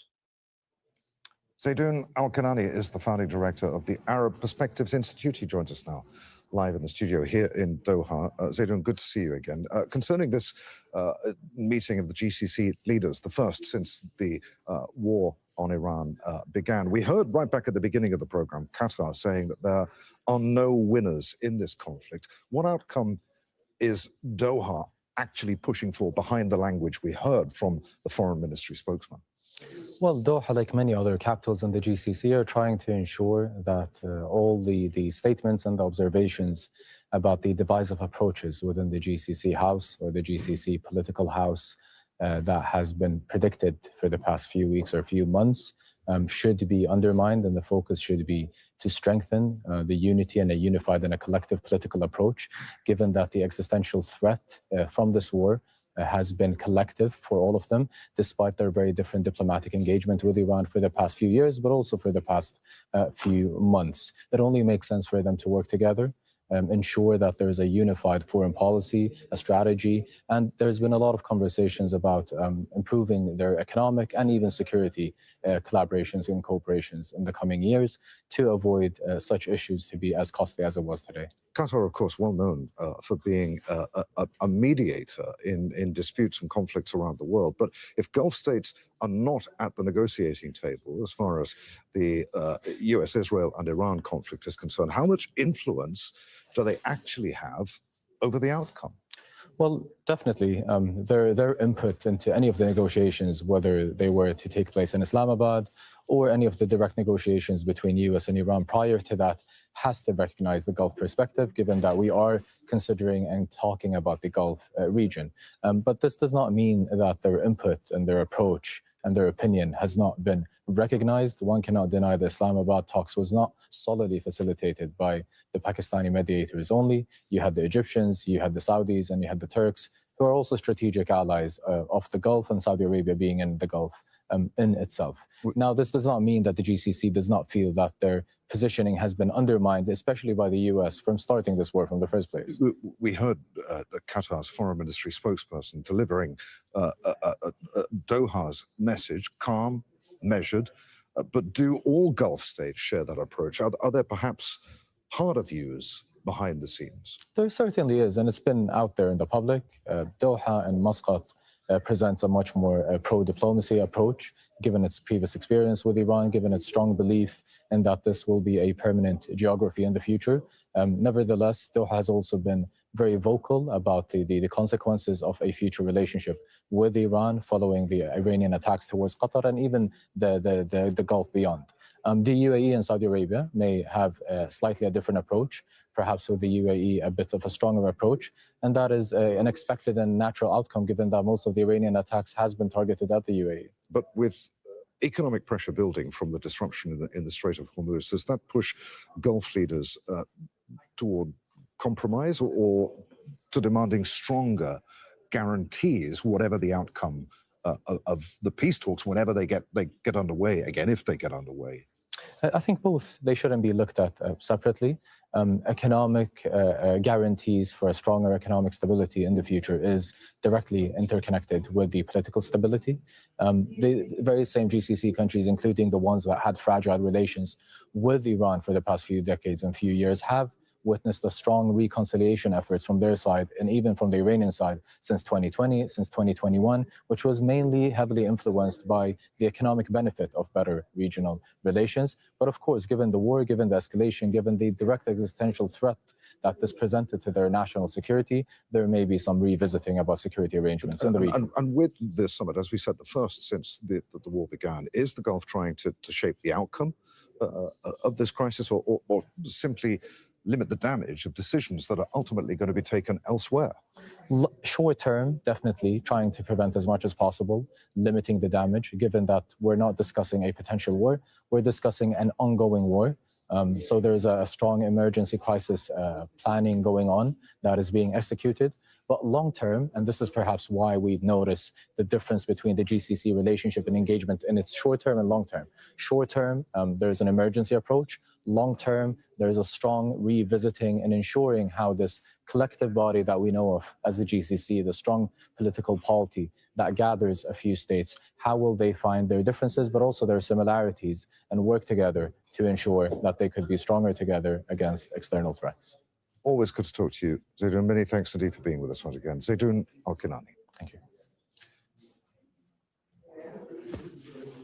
Israel has issued another forced evacuation order for 16 towns and villages in southern Lebanon. The Israeli military already targeted towns in the south on Tuesday, despite a US brokered ceasefire. Now, the latest attacks hit communities near the Litani River, north of the Israeli-imposed military boundary known as the Yellow Line. That's the swathe of land 10 kilometers deep along the border that Israeli troops have been occupying in southern Lebanon. Hezbollah says that it's targeted Israeli troops in Nakura and an army bulldozer that had been demolishing houses in Bint Jbeil. Israel says that one soldier was injured. On Monday, Israeli airstrikes killed 4 people and injured dozens more in southern Lebanon. At least 40 people have been killed in Israeli attacks since the ceasefire came into effect on April 17th. We have correspondents covering every angle of this evolving story. Shortly, we'll hear from Al Jazeera's Noor Odeh, who's in Ramallah in the occupied West Bank. But first, let's go to Al Jazeera's Heidi Pett, who's in Tyre in southern Lebanon. So, Heidi, reports of strikes in both the south of Lebanon and the Bekaa Valley, not to mention more forced evacuation orders. Just talk us through what's happening today. That's right. So today is a similar sort of escalation to what began yesterday, where once again the Israeli military is striking multiple locations from the air. I've been keeping tabs throughout the morning, and it is at least 15 towns and villages that have been hit by Israeli airstrikes, some of them multiple times. And so there are rescue teams at various locations across South Lebanon once again doing the work of going through the rubble, looking for survivors, trying to pull out bodies. It is a scene that has been repeated again and again and again throughout what is ostensibly a ceasefire here in southern Lebanon. We can hear the Israeli surveillance drones overhead. We have been hearing the warplanes flying over our heads here in the city of Tyre. And it's not just airstrikes. There have been several drone strikes targeting vehicles in different locations across southern Lebanon today, as well as the sound of artillery shelling. There are reports of an Apache helicopter firing from the air in towns over the district of Marjayoun. So that gives you some indication of the scale, the breadth and the depth of Israeli military activity across Lebanon over the course of the last couple of hours. Heidi, stay with us. Let's bring in Noor Odeh in Ramallah in the occupied West Bank. So, Noor, forced evacuation orders for 16 towns and villages in southern Lebanon. Israel's prime minister had recently claimed that 90% of Hezbollah's missile stockpile has been destroyed, yet he's still ordering strikes. What's going on here? That's right. I mean, that claim, Adrian, is really directed at a very frustrated Israeli public who has lost faith in all of these declarations of victory they've heard over the past 2 months or so from the Israeli prime minister, particularly when it comes to Hezbollah, which has adapted and changed tactics faster than the Israeli army can catch up. That, according to leaks to the Israeli media, the Hezbollah is not relying on rockets and missiles anymore. It's using more and more drones and explosive devices, and that is costing the Israeli military personnel lives and limbs, and it's creating a political crisis in Israel where northern communities are refusing to send their kids to school because they don't buy the argument that everything is being done to ensure their security. I'll be back with you in a moment. Noor, Heidi in southern Lebanon. President Joseph Aoun is accusing Hezbollah of dragging the country into war to serve its own external interests. What's been the reaction to those comments? Yeah, so that was the president in a statement yesterday in reference to Hezbollah's own stated reason, actually, when it launched those 6 rockets in early March, which reignited the war here. They said that, yes, it was in response to 15 months of ceasefire violations by Israel from the previous ceasefire, but also that it was in retaliation for the Israeli killing and the attacks on Iran. And so there has been quite a bit of pushback from that in the political establishment here, because Hezbollah has been saying that the government's decision to enter into direct negotiations with Israel, which will happen sometime in the future, they've been describing that as not particularly useful because they fear that the government doesn't have a great deal of leverage, but also the language here has really been escalating, trading blame, calling it essentially treason. And so those comments by the president yesterday were pushing back and saying, no, actually, what is treason is dragging your country into war in the interests of a foreign power. Now, we haven't had any official response from Hezbollah, but some of their MPs have been out and about today giving interviews. And we've heard from one of them, his name is Ali Ammar. He's one of the Hezbollah MPs, really pushing back against this idea and accusing the authorities here of humiliating the country by entering into these negotiations with Israel and saying that, you know, the blood of the South will be avenged, and that would wash away the shame, is what they're calling it, of the government entering into these talks with Israel. So escalating military action here on the ground, but also escalating rhetoric. Al Jazeera's Heidi Pett reporting live from Tyre in southern Lebanon. Many thanks indeed, Heidi. Back to Noor in Ramallah. The war in Lebanon and tension with Iran still the focus of intense public debate in Israel, Noor, particularly in the media. That's right, Adrian. The media is really poking the Israeli government, the Israeli prime minister in the eye, because on the one hand, they are connecting Lebanon and Iran, those two fronts that Benjamin Netanyahu has tried so hard to say are not connected. The other part of the debate focuses on the fact that despite claims to the contrary, the decisions about the ceasefire in Lebanon and what happens next in Iran do not lie in the hands of the Israeli government, and that just shatters the credibility of politicians here. Take a look at some of the clips we've collected for you. The level of coordination between Israel and Washington has declined. Israeli officials are concerned that the U.S. could move ahead with a decision on its own, leaving Israel to deal with the consequences. Hezbollah has shifted to heavy use of suicide drones as a primary weapon, instead of relying on rockets and anti-tank fire. Dozens of soldiers have been wounded since the start of this round of fighting as a result of these drones, particularly in yesterday's attacks, which killed Sergeant Fox. The military is now in a race to develop a solution to this threat, but so far it hasn't succeeded. Benjamin Netanyahu told the military, "I want a solution to the threat of rockets and drones." The army has acknowledged it doesn't currently have an answer to either challenge, and that the new security buffer zone, one that's costing soldiers lives on a daily basis in southern Lebanon, has not enabled it to protect northern Israel from rockets or suicide drones. So day in and day out, ordinary Israelis are hearing these debates, which involve a lot of former officials, people in the know, and they can see that there's a gap between what is claimed politically and what is possible militarily. And remember, confidence in the military is far higher than in the politicians in Israel, especially this government, especially this prime minister, who's also battling a lot of corruption charges and a very polarized public opinion, very polarized society. So these debates will continue, and they will continue to chip away at the numbers of Benjamin Netanyahu. Adrian? Al Jazeera's Noor O'Day reporting live from the occupied West Bank. Many thanks indeed, Noor.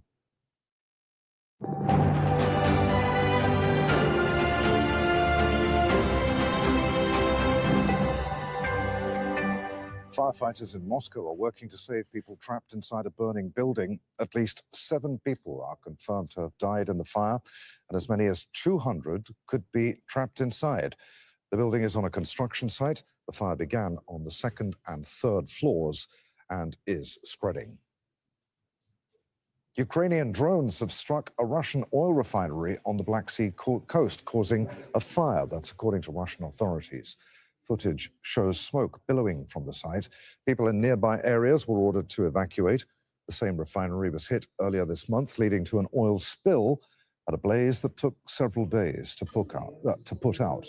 Al Jazeera's Audrey McAlpine is standing by for us in Kyiv. But first, let's go live to Moscow.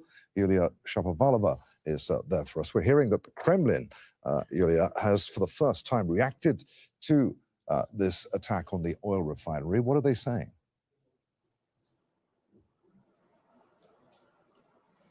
Yeah, that's right. We can finally see that Russia's top officials have acknowledged the problem. Vladimir Putin has sent the head of the emergencies ministry to Tuapse to personally control the process of extinguishing the fire and eliminating the consequences of the attacks. Oil facilities in this Black Sea city have come under major Ukrainian drone attacks 3 times this April, causing unprecedented damage to Russia's export oil infrastructure and leading to an environmental disaster.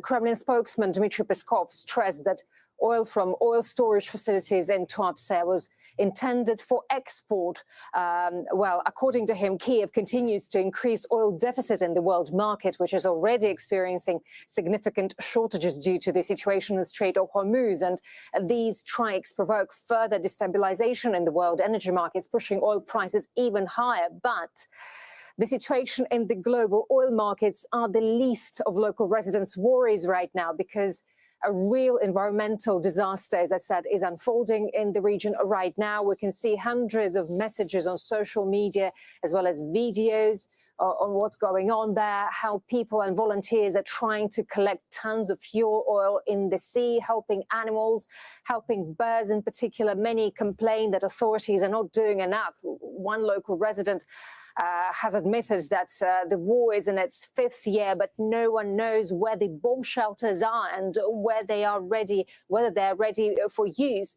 in case of an attack. People say that the Black Sea has literally turned black in Tuapse, but the authorities are pretending everything is just okay. The air is polluted with toxic substances. It's hard to breathe in the city right now. Ecologists say that it will take years to eliminate these consequences of the oil spills and recover from toxic fires. And they're warning people about toxins that can cause cancer. And authorities are also preventing journalists from reporting about the situation. And only now, after the 3rd attack on the city in 3 weeks, the issue has been addressed by the Russian president. Yulia Shapovalova reporting live there from Moscow. Many thanks, Yulia. Let's go to Kyiv then. Al Jazeera's Audrey McAlpine is there. Audrey, what is Ukraine saying about this attack?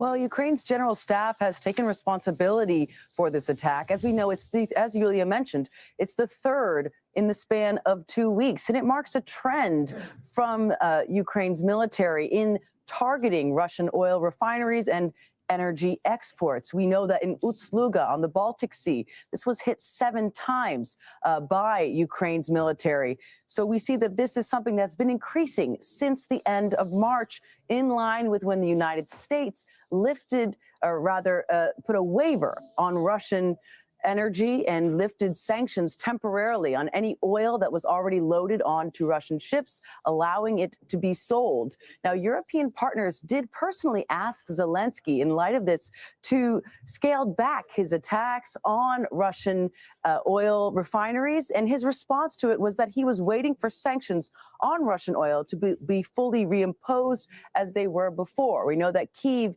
views the export of Russian oil as one of the Kremlin's main sources of funding in its war against Ukraine. And Audrey, Ukraine's president has also been speaking about one of the key issues in this war, Russian exports of grain, which Ukraine says has been stolen. What's he been saying? Yeah, there is a bit of a diplomatic spat that's unfolding now between Ukraine and Israel.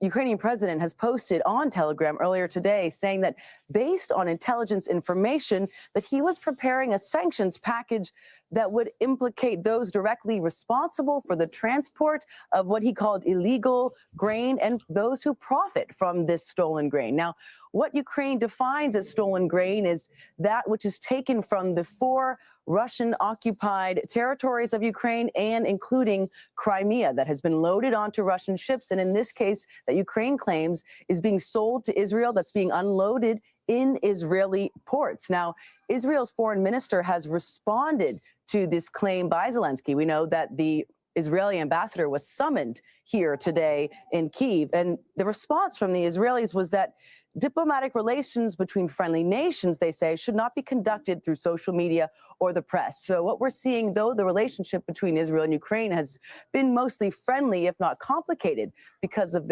Israel's relationship with Russia, that it has taken a turn in light of these grain ships being unloaded in Israel. Al Jazeera's Audrey McAlpine reporting live from Kyiv. Many thanks indeed, Audrey.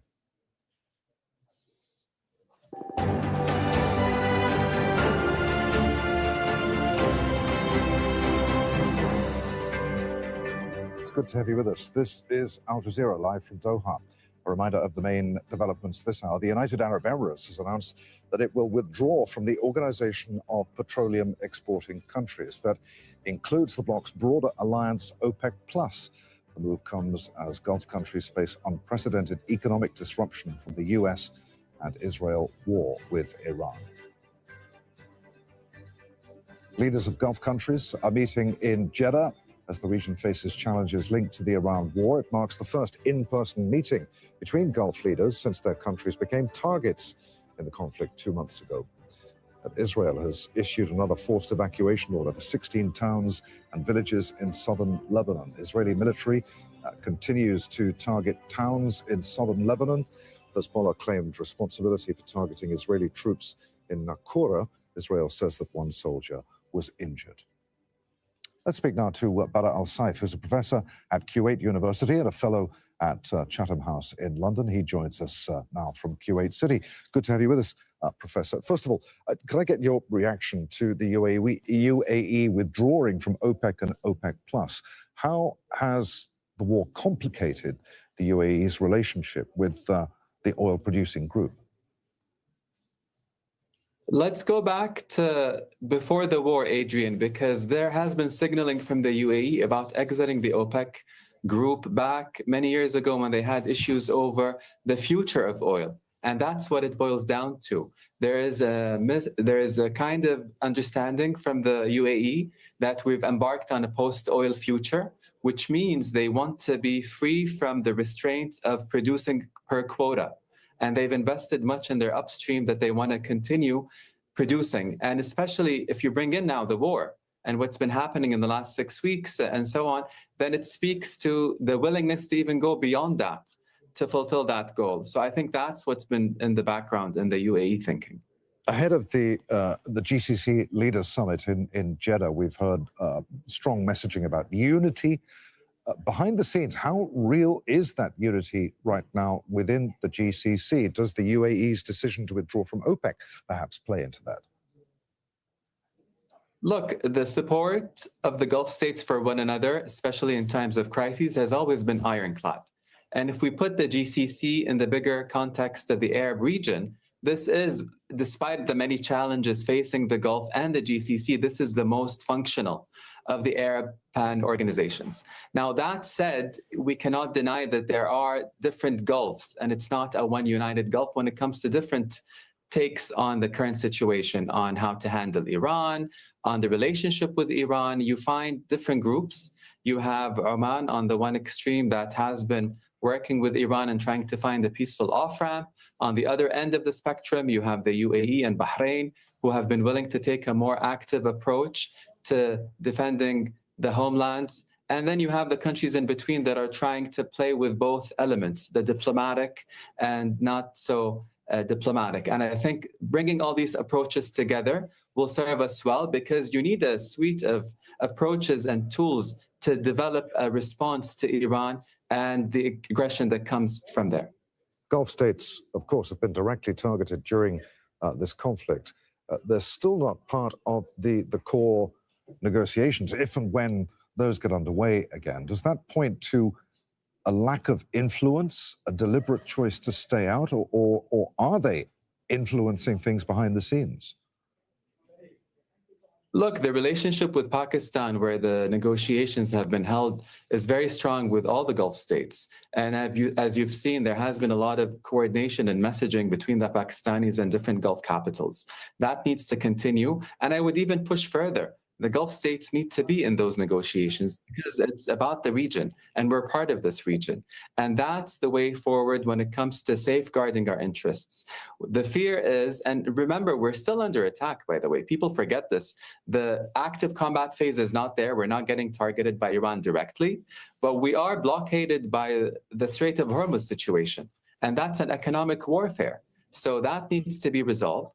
And we need to bring our heads all together to come up with a mechanism of coexistence and long-term solutions. The fear is from these talks or any other talks, Adrian, is that they compartmentalize the issues. We don't want to have this be a nuclear warhead or nuclear weapons issue alone. It needs to handle all the different files that come with dealing with Iran. And it needs to be paired with other destabilizing behavior in the region, and that includes Israel's behavior in the region as well. I wanted to ask you, Professor, after all that's happened in this war, still is happening, as you say, in terms of economic warfare, what do Gulf states need to see in any US-Iran deal for it to be acceptable to them? Clarity, comprehensiveness, and follow-up. That's what we need in any deal moving forward. And you need also international consensus, because remember, everything that's been happening in the Gulf is not staying here. It has been impacting countries east and west. Professor, really good to talk to you again. Many thanks indeed for being with us. Bara Al-Saif there in Kuwait.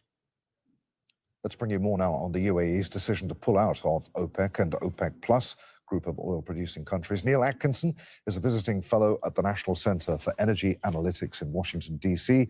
He's also a former head of the Oil Industry and Markets Division at the International Energy Agency. He joins us today live from Paris. Good to have you with us. The UAE then quitting OPEC and OPEC Plus, a major shock.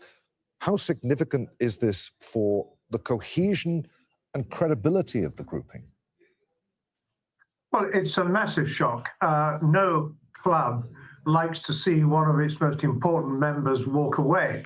There's no doubt that this is a major shock to OPEC, because now that the UAE has left, there is, to all intents and purposes, only one major country with significant spare production capacity in normal times, and that's Saudi Arabia. So, the meetings that there might take place in the future to look at oil production quotas going up or down really have even less meaning than they had before this decision. This is a big, big blow to OPEC, but I'm not totally surprised, because some years ago now it became obvious that the UAE was going to expand its production capacity very aggressively. It would invest heavily in all parts of the oil and gas value chain. It would set up a trading operation, which it's done, everything pointing to expansion. And the Abu Dhabi National Oil Company, which is the dominant entity in terms of oil and gas in the UAE, did not wish to feel constrained by decisions taken in Vienna. It wanted to compete for market share. And now that the UAE is out of OPEC, it's free to do that. Could there, Neil, be something else behind the UAE's thinking as well? It's criticized the lack of support from its Gulf partners during the attacks by Iran. To what extent could this move be political rather than just economic? Oh, I'm sure there's something in that. But don't forget that we have the GCC. And, you're right to point out that the UAE has so far received more attacks on it from Iran than any other country in the region, and has consequently suffered more. But you would have thought that any disgruntlement that the UAE might be feeling towards fellow Gulf countries might better be addressed through the GCC, which is a wider political and economic organization than OPEC. But, it's pulled out of OPEC. This is a major blow to that organization, and we'll have to wait and see what this means for the wider political situation in the Gulf. But clearly, the Gulf countries are not a happy group. They are not all seeing things the same way, and this war seems to have exposed some very big differences. Given that, Neil, if one of OPEC's key Gulf producers can walk away, does that open the door for others to break rank as well?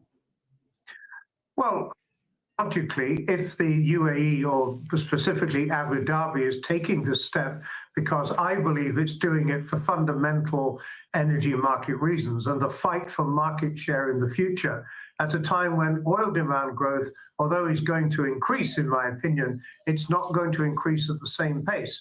And the UAE will want to fight for its market share. Now, other countries in the region which have significant industries, obviously Kuwait springs to mind, Iraq, they may take a look at this and think, well, yeah, we suffered damage in this war. We need to get back to normal operations.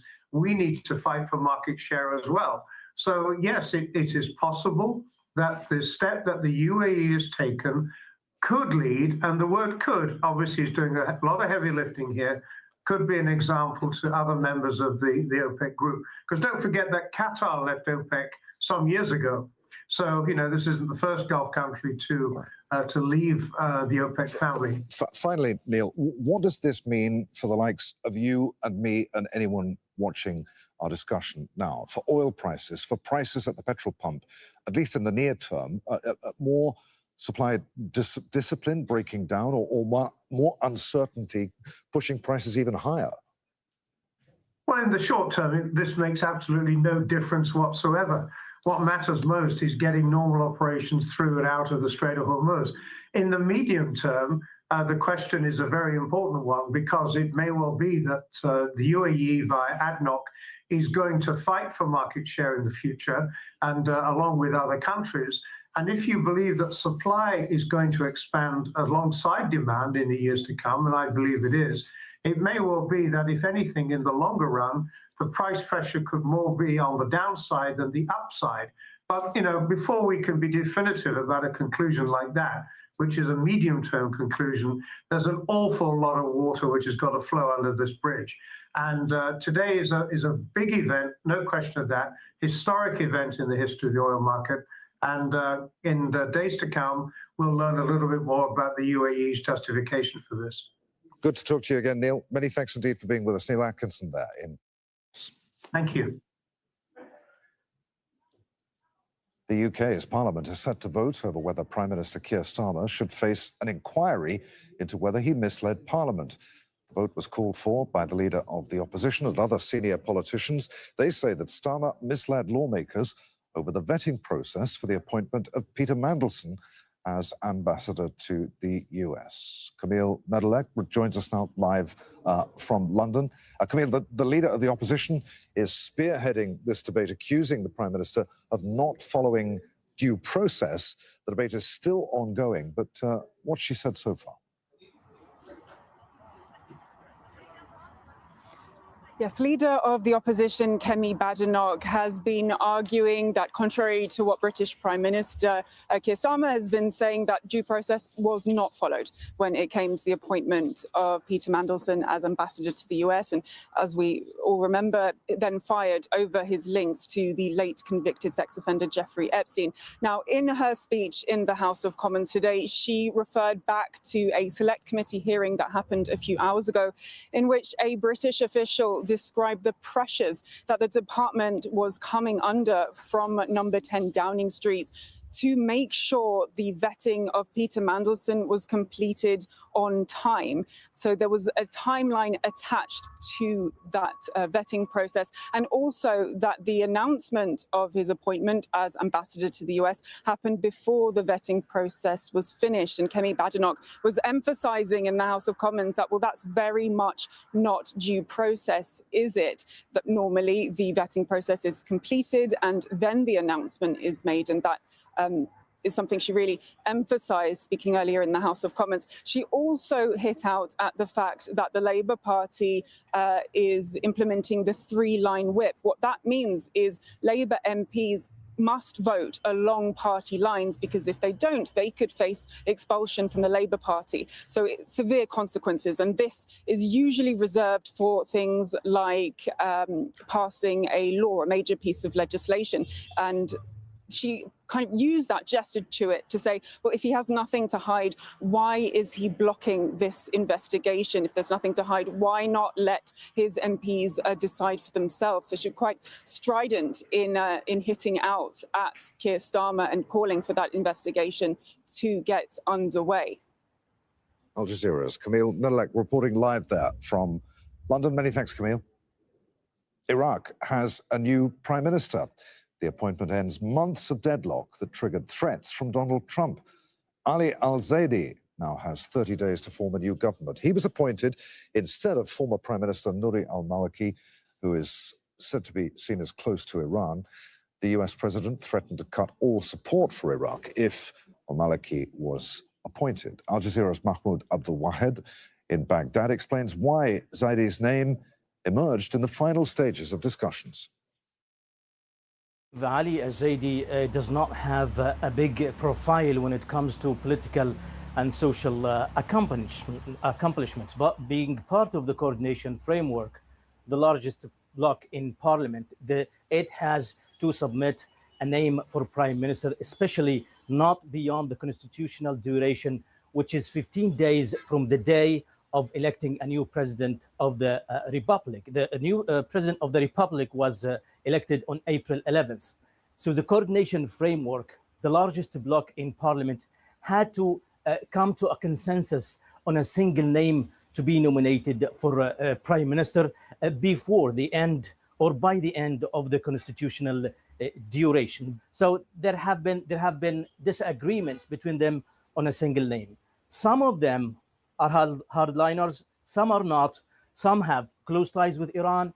Some want to balance ties between Iran and Washington. So some of them supported former controversial Nouri al-Maliki, the former prime minister. Others supported the incumbent prime minister, Mohammed Shia al-Sudani. But when this agreement came to an ultimatum, they chose a consensus name in order to end this disagreement, despite the fact that many say there is still disagreement between the factions within the coordination framework.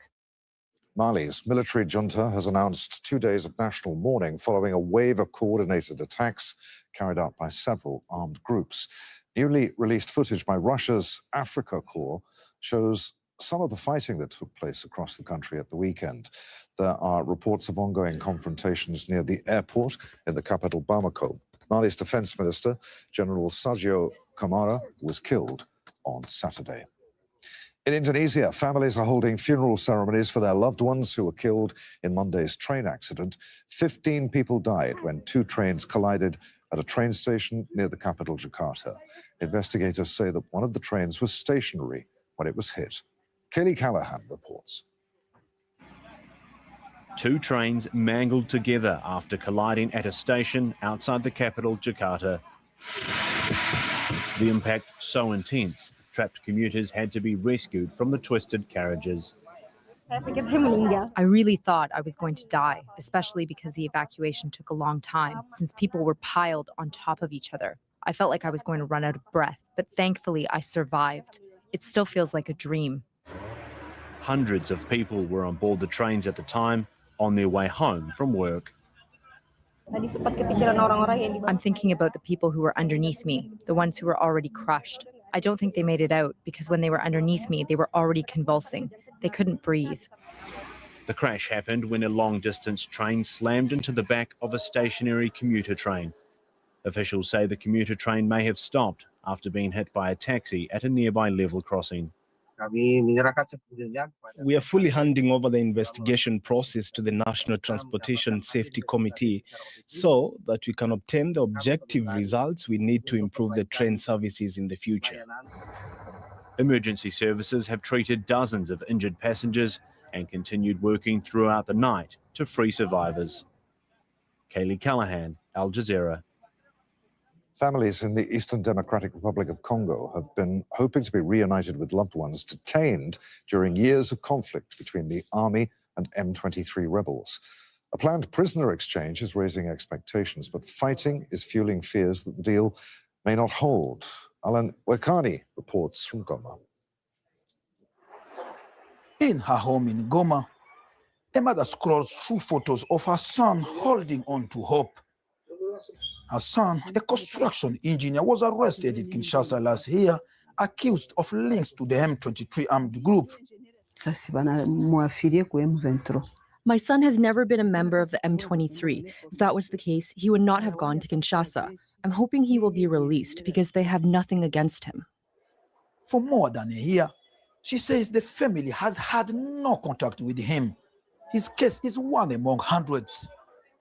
The M23 says many of those detained are civilians, arrested because of their ethnic backgrounds, mainly from the Tutsi community the group claims to defend. The Congolese government denies that, insisting arrests are based on suspected links to the armed groups. It also accuses neighboring Rwanda of backing the M23 for economic and strategic interest in Eastern Congo, an allegation Rwanda denies. On the government side, senior military officers and hundreds of soldiers and allied fighters are among those expected to be handed over. But for families across the provinces of North and South Kivu, the stakes are deeply personal. We have many people arrested, not just one, even my own brother, who is a motorcycle driver. We're hoping they will all be released. Fighting has continued across several front lines in South Kivu, with both sides accusing each other of violating the ceasefire. Homes have been destroyed in drone and fighter jet attacks, cattle killed, and hundreds of people forced to flee. UN officials say sustaining the ceasefire will be critical for the process to move forward. I am happy to hear that M23 rebels and the government in Kinshasa are talking, but if there is a chance, please bring my son home. I don't even know what the procedure will be. Her plea reflects the anxiety of many families here caught between hope and uncertainty as fighting continues in parts of eastern Congo. This planned prison exchange is seen as a key confidence building steps between the DRC government and the M23 rebels. But with the fighting still ongoing on different front lines, many people here fear the deal could collapse before even it is carried out. Back in her home, Kambenga waits, hoping this process will finally bring her son back. Alenu Aikani, Al Jazeera, Goma, Eastern DRC. Israel continues to violate the terms of the Gaza ceasefire, blocking the entry of construction materials, building equipment, and temporary housing. The shortage has forced people to improvise to repair their homes. At the port, an informal industry has taken shape, repurposing old materials. But, as Al Jazeera's Hani Mahmoud reports from Gaza City, it comes with risks, especially for children. At Gaza seaport, the sound of waves is muffled by the hammering of metal against cement. Children as young as 7 are working alongside adults, breaking larger slabs into smaller pieces, one strike at a time. Reaching this site is itself a risk. With walking paths at the seaport destroyed, workers are crossed by small boats, exposed and unprotected, just to begin their day. Severe shortages of construction materials have brought rebuilding in Gaza to a standstill. But people here have come up with a way to reuse some of the rubble of what has been destroyed in the war. We came up with this idea when we used to go to the area of the Egyptian towers and find old blocks of concrete. They were being thrown away into the sea at the port, so we started collecting the cement because there are no other sources of income. What you see is an entire informal supply chain. Families break down the cement, sell it by the weight, $1 per kilo, and send it onward to grinding site. But behind every sack comes with additional. There's a cost, danger, exhaustion, especially for child laborers. Each kilo becomes part of a fragile economy controlled by middlemen. This is old cement that's been left for about 10 years at the port's breakwater. People extract it and sell it for about $1 per kilo, depending on its quality. We buy it from them and transport it to the crushing plants, making a profit of 10 cents per kilo. At smaller grinding sites, the fragments are crushed into powder and used instead of cement in basic construction. People have no other choice. The reason is clear. There is no cement available in the country. The crossings have been closed since the start of the war, and nothing has been brought in. No cement, no steel, nothing. So we've resorted to this method as a temporary alternative solution. The work is dangerous. With every strike of a stone, dust fills the air. Injuries are common, and protective equipment is almost non-existent. Children bear part of this burden, working long hours in hazardous conditions. But in the absence of materials, people are forced to build from what remains. Hani Mahmoud, Al Jazeera, from Gaza City, Palestine. A Palestinian Jordanian mountaineer is taking letters from children in Gaza to the top of Mount Everest. Mustafa Salama is climbing with messages of hope from young Palestinians. He says he wants to raise awareness of the hardships they face in Gaza. Salama is one of only 20 people in the world who have completed an adventurous challenge that includes reaching the North and South Poles, as well as the highest peaks on all 7 continents. Speaking from Everest Base Camp, he told us what inspired him to make the ascent. My visit to Rafah about 2 months ago has given me the inspiration and the motivation to be here. But 9 months ago, I met Dr. Arafat Mahdi, and we got this idea as a mountaineer, what I can do to bring the suffering and the story of every Palestinian child. And that what I do best is climb mountain. I did promise lots of people in my life not to go back to Everest, but this is worth it. So I'm here. I've been here for about a month now, 2 weeks in Everest Base Camp. We're just waiting for this ice fall to open so we can start climbing up all the way to the top of the world. I'm carrying all these dreams to the top of the world because I do have dreams as well. And my dreams is to visit Palestine. I'm 56 years old and I'm still cannot into my granddad and my sister place. So maybe I carry their dream, and maybe one day I'll be able to visit Gaza and to visit Palestine when Palestine is free, inshallah. The man accused of storming the White House Correspondents' Dinner on Saturday has been charged with the attempted assassination of US President Donald Trump. Cole Allen has been formally charged with using a firearm in a violent crime and assaulting a federal officer. Police are reviewing a manifesto believed to be linked to the suspect. Today, the Department of Justice filed 3 federal charges in United States District Court against Cole Thomas Allen. The first count is attempted assassination of the President of the United States. This count is punishable by up to life in prison. The second count is interstate transportation of a firearm to commit a felony. This is punishable by up to 10 years in prison. And the third count is discharge of a firearm during a crime of violence, which is punishable by a mandatory minimum term of imprisonment of 10 years, a maximum of life, and the 10 years is consecutive to any other sentence imposed. As indicated, these are the weapons that the defendant had on his person. You can see that's a 12-gauge pump-action Mossberg shotgun. It's a .38 semi-automatic. He had at least 3 knives and all kinds of paraphernalia. So any suggestion that he wasn't there to do harm is absurd. We will prove when he purchased these guns. They were purchased in California. Why is that relevant?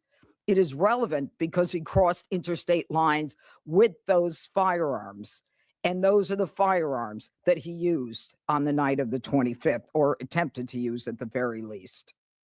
Rob will be here with the latest as our coverage of the ceasefire and the war between the US, Israel and Iran continues in just a moment.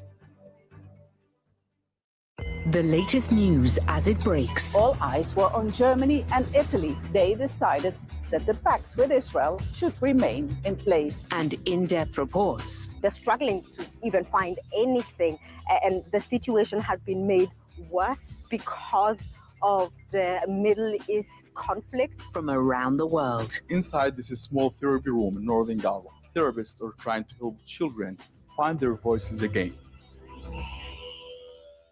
This is a masterclass on colonization. It's very interesting to look at the relationship between French ideology and the reality of often economic exploitation. Take a look inside the colonial playbook. Bonjour. Bonjour. A lot of different French actors are denigrating Islam and trying to pinpoint Islam as a source of the backwardness of the local population. Al Jazeera Untangles. Lesson 2, French Empire, Civilizing Mission. A weekly look at the world's top business stories. Who wins, who loses, in terms of countries at least to begin with. From global markets and economies. A number of rate cuts were priced in for the year. Now we are potentially looking at rate hikes. Counting the cost on Al Jazeera.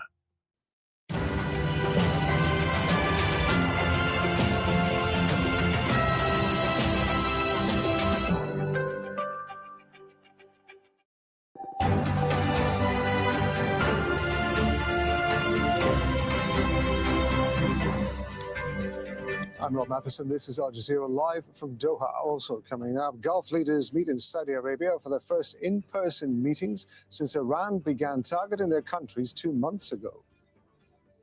The United Arab Emirates pulls out of the OPEC and OPEC Plus group of oil producers as the Iran war triggers a global energy shock. And that's as US President Donald Trump is reviewing an Iranian proposal to end the war, but it reportedly does not address Tehran's nuclear program. Israel expands strikes deeper into southern Lebanon. At least 38 people have been killed since the truce began.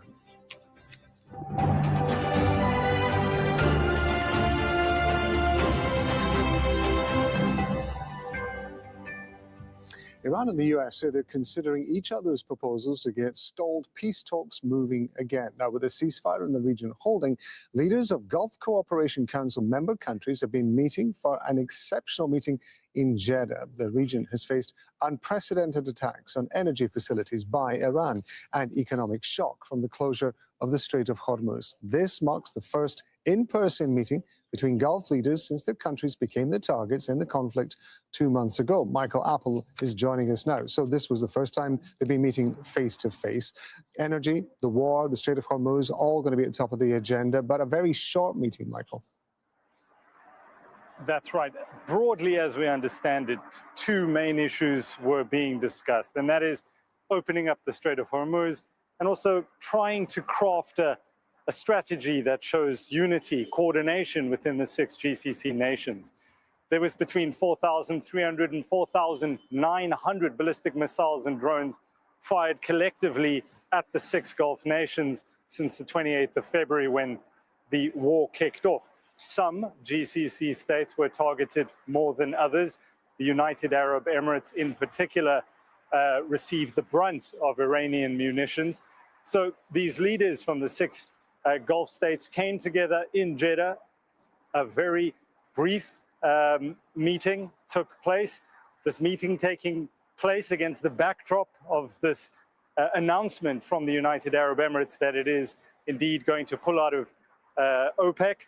But for the Qatari Foreign Ministry, they have set out their stance around the critical waterway, the Strait of Hormuz. And we earlier attended a briefing. This is what the spokesperson had to say about the waterway. On reopening the strait, first of all, we have said from day one, the act of blocking navigation through the strait is not something that can be justified or accepted in any situation. And using the strait as leverage in any political or military conflict is something that we refuse as a premise. And therefore, anything that justifies or legitimizes the use of the strait as a political weapon, for us, this is not accepted in any means. But we are engaging with all our interlocutors to get the strait opened as soon as possible. We believe it should have never been closed, and it should be opened immediately, regardless of other considerations going on in the region. US President Donald Trump's commented on social media in the last hour, saying Iran has just informed us that they are in a state of collapse. They want us to open the Hormuz Strait as soon as possible as they try to figure out their leadership situation, which I believe they will be able to do. Zaidan Al-Khanani is the founding director of the Arab Perspectives Institute. He's joining us live in the studio here in Doha. Good to have you with us on Al Jazeera. There's been a lot happening over the last hour or so. What were the changes, the UAE pulling out of OPEC and OPEC Plus, but also the GCC meeting that we saw happening in Jeddah, which was quite a short meeting. Now, this was the first time, as we were mentioning before, that the Gulf states had met face-to-face since they were attacked by Iran, since the start of the war. There was a lot of speculation that the Gulf states were talking independently of each other during the conflict because they all had different goals and aspirations and issues and so on. How much was this an opportunity for the Gulf states to show unity to the rest of the world? It did certainly signify a strong sense of unity publicly and diplomatically, and against any of the potential observations and predictions that the Gulf may come out of this weaker or divided, but only time would tell.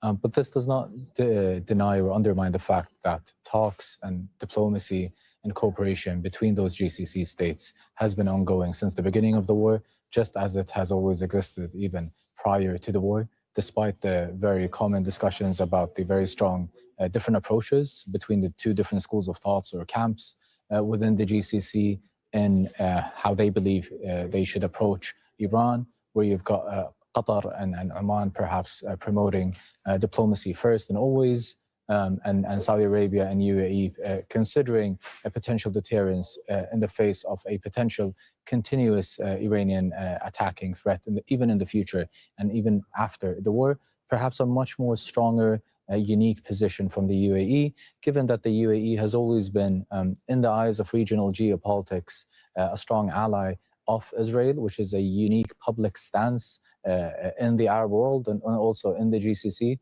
It's also perhaps why Iran has perceived that the UAE is part of the Israeli axis of proxy and influence.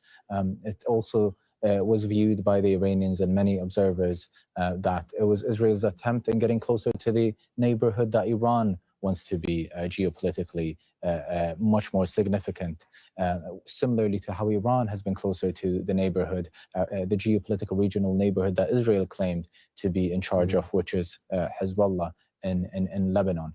These regional clashes allows us to take a wider picture and understand why some of these regional rivalries existed from the first place and why they have acted in certain arenas in a much more intensified way than other arenas. Okay, I want to widen it out a little bit and talk more about the ceasefire negotiations that are happening or not between the US and Iran. But there has been quite an interesting statement that came out from the German Chancellor, Friedrich Merz, earlier on, saying he was doing a speech at a school, I believe, and he said that the US is being, quote, humiliated by Iran's leadership. That's a very strong phrase.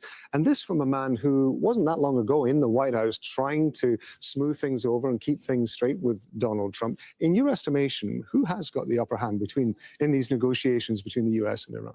Well, the criticism of the US inability to finally conduct a regime change in Iran is also recognizing and considering the fact that the US hasn't gone all in the war yet. We're not witnessing an army to army facing one another in the traditional warfare culture that we witnessed in previous decades. Also, the US hasn't conducted a on-ground invasion, which seems to be a very significant weakness that Trump hasn't been able to get that domestic political support in order to conduct that war. But the humiliation, I think, here and the criticism here is, one, the unpreparedness of the Trump administration, which reflects the Trump administration in dragging a global superpower such as the United States and risking its regional and international influence for the sake of being convinced, for whatever reasons, to conduct a war that aligns mostly with the regional objectives of Israel, particularly towards Iran and its proxy influence and interest in the region. It also signifies that a mid-tier power such as Iran has been able to survive until today, even if it were not to survive in the next month or two.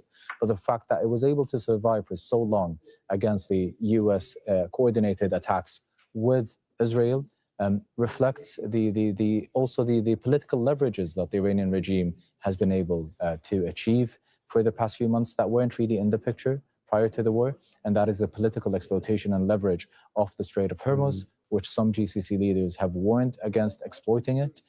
We've also noticed the Trump administration in itself, that was the same Trump administration in its first term that revoked the JCPOA, is finally getting into negotiations about a potential nuclear deal or program with Iran. And if we were to take a step back and compare the technical abilities and qualifications of the people who would negotiate the nuclear program within the Trump administration in comparison to the technical capabilities of the negotiators in Obama's administration, it would be much better and easier for the Iranians to negotiate it with the Trump administration, which does not reflect the qualified skill sets or background in that topic. It's always good to get your thoughts on this. Zaidun Al-Khanani, founder director of the Arab Perspectives Institute. We appreciate it. Thank you very much indeed. Well, in the aftermath of the global oil and energy shock due to the ongoing conflict in the Strait of Hormuz, the United Arab Emirates, as we've been discussing, has announced that it's withdrawing from the Organization of the Petroleum Exporting Countries. Now, the country's foreign minister has attended that GCC meeting in Jeddah. The departure from OPEC will be effective from May the 1st. The UAE will also pull out of the bloc's broader alliance, OPEC+.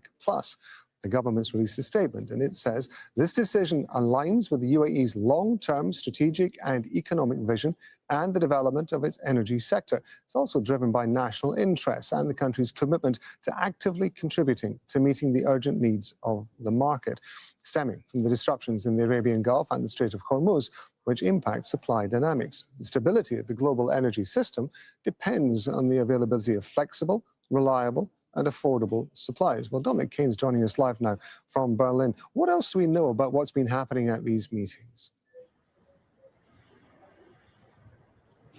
Well, the thing to say, first of all, is that the meeting taking place in Vienna tomorrow is not a full meeting, a plenary, as it were, of OPEC or of OPEC+. It's a statistical bulletin for 2026 that is going to be revealed. The Secretary General will be there. We're not clear about which particular member nations, whether all or indeed any or some, will be there. But if there are some who are going to be there, and if there is somebody from the UAE, it will be one of the last times that someone from the UAE will take a seat around whatever table there is in Vienna at OPEC headquarters. Why? Because notwithstanding the fact they've been a founder member of OPEC, OPEC Plus, for the best part of 6 decades, from Friday, they will no longer be a member of those two organizations.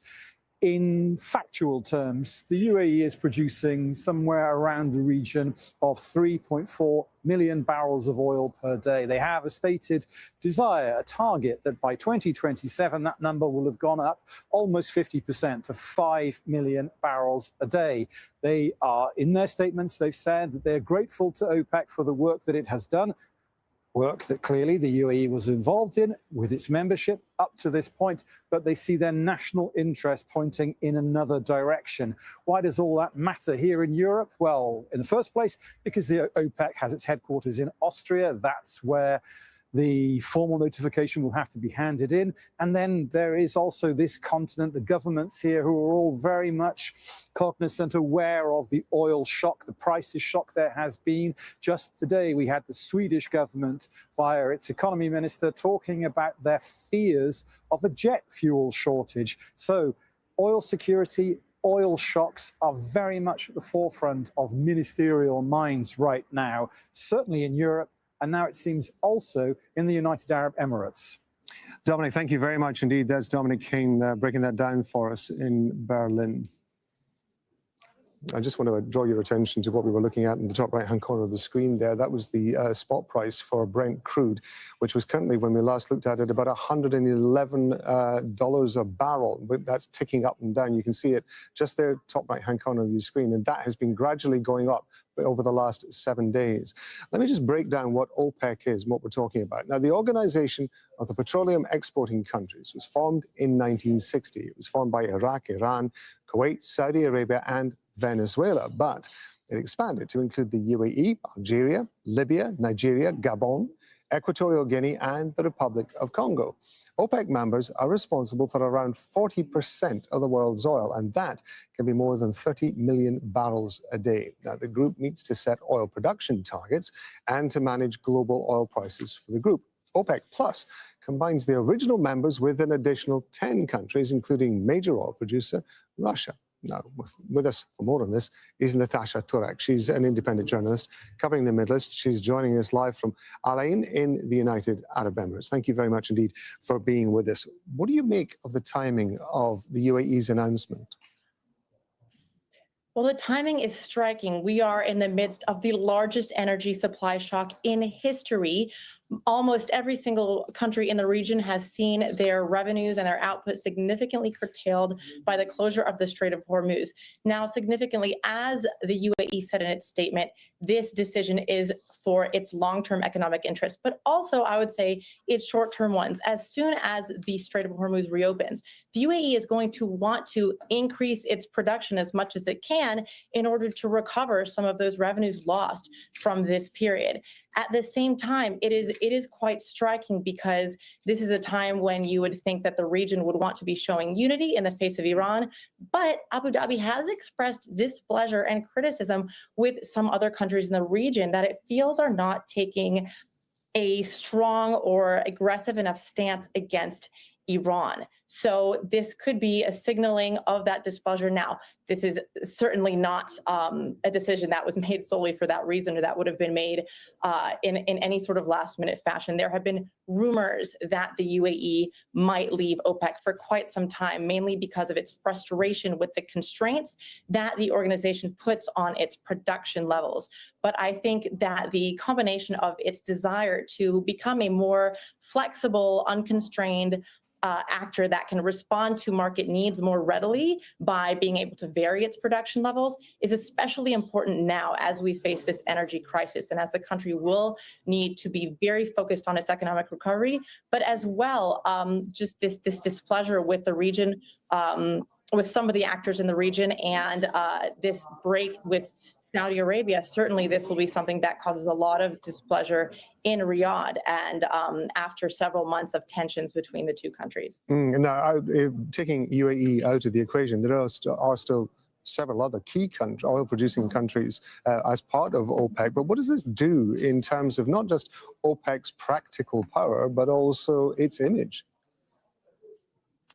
It definitely means a structural weakening of the alliance. It does not look great. It certainly signals disarray and disunity for the alliance, OPEC and OPEC Plus as well. Now, OPEC was founded in 1960 to essentially counter the dominance of Western oil companies, to take back control over the country's own domestic oil supplies, and to be a very effective weight when it comes to regulating prices in the markets globally. Now, for the organization, this definitely takes out some of that power that it has had to regulate markets. Now, the UAE is one of the few countries in the alliance with meaningful spare capacity for oil production. So leaving the alliance means that OPEC has less power to effectively counterbalance market shocks when they happen. And it also raises the question of who might be next. Now, the UAE is far from the first country to walk away from the alliance. In the last few years, we've seen departures from Angola, Ecuador, and Qatar. But the UAE leaving, recent statistics, especially in the last few months, have the UAE as the third largest producer in the alliance. So this is very significant for its image, but also its power in global markets generally. I mean, US President Donald Trump was quoted as accusing OPEC members of, quote, ripping off the world with high oil prices and the price we're currently seeing at the moment. And of course, this is because of what we're seeing in the Gulf from the Strait of Hormuz. 111.16 is the spot price for Brent crude we've got on the screen at the moment. How do you think this is going to affect global prices going forward? How do you think producers and also consuming countries are going to react to this? Well, this could certainly, as I mentioned before, make it harder to neutralize or to balance out some of the oil shocks that we've seen in the past. But at the same time, it provides a more flexible, major world producer of oil. That is Abu Dhabi, is the UAE, which basically means if the US, let's say Trump for a long time has berated Gulf countries for not producing enough to keep prices down. And so the UAE will be in a position to produce more and help lower prices globally if that is something it feels it is in its interest to do. So as you said, this will be welcome news for President Trump. And it could enable the country on its own to help offer more to stabilize markets, but at the same time, it takes away from OPEC's power on itself. So certainly we could see increased volatility in oil markets because of this. Natasha Tarek is an independent Middle East journalist, and we appreciate you being with us on Al Jazeera. Thank you very much indeed. Israel has issued another forced evacuation order for 16 towns and villages in southern Lebanon. The Israeli military already targeted towns in the south on Tuesday, despite a US-brokered ceasefire. The latest attacks hit communities near the Litani River, north of the Israeli-imposed military boundary known as the Yellow Line. That's the swath of land 10 kilometers deep along the border that Israeli troops have been occupying in southern Lebanon. Hezbollah says it's targeted Israeli troops in Nakora and an army bulldozer that have been demolishing houses in Bin Jbeil. Israel says one soldier has been injured. On Monday, Israeli airstrikes killed 4 people and injured dozens more in southern Lebanon. At least 40 people have been killed in Israeli attacks since the ceasefire came into effect on April the 17th. This is Heidi Pett joining us now from Tyre in southern Lebanon. Heidi, there are reports of strikes in both the south of Lebanon and the Bekaa Valley, not to mention more forced evacuation orders. Talk us through what's happening today. Yeah, so the forced evacuation orders that were issued earlier this afternoon by the Israeli military were directed at residents of villages south of the Litani River, but well north of what the Israelis are calling the Yellow Line or the Forward Defense Line, which is this part of southern Lebanon that they are occupying, even if not directly with troops on the ground, but seeking to control from the air. Now, they have told residents of those villages, it's about 16 locations, in fact, that they needed to leave immediately. And they even gave them directions on exactly which way they should go. So even here inside Lebanon, they're telling people to leave their homes, and then they're specifically directing them where to go, which gives you some idea of the level of control that the Israeli military is trying to exercise here in southern Lebanon right now. Many of those locations are ones that have been hit in airstrikes over the course of the day. I've been keeping count of the locations. It's up to 16 at least now. And in the last couple of minutes, actually, there were some airstrikes that hit in the hills of Tyre, which is the city where I am, some of the smaller towns and villages, including Bazaria and Terdeba, which is where those latest two airstrikes hit. It hasn't just been airstrikes over the course of the day, though. There have also been demolitions. We have heard about artillery shelling by the Israelis in multiple locations along the front line. And there's also been an Israeli helicopter, an Apache, which has been spraying villages in the eastern part near Majayun with machine gun fire. We've also seen military activity from Hezbollah. They claim that they hit an Israeli bulldozer in the town of Bin Jebel for the second day in a row while it was demolishing houses. And then in Kantara, which is one of the locations where there was heavy fighting, they're also claiming that they sent an explosive drone towards a group of Israeli troops. The Israeli military has put out a statement in the last couple of minutes saying that there were no casualties from that particular attack, but Hezbollah then claims that exactly an hour later they targeted an Israeli tank in the same location. And we're seeing a little bit of a change in tactics from Hezbollah, certainly in the last couple of days. Less rocket attacks and a real concentration on these small FPV explosive drones. I want to talk to you about what Lebanon's President Joseph Aoun has been saying. He's been accusing Hezbollah of dragging the country into war to serve external interests. What's been the reaction to those comments, Heidi?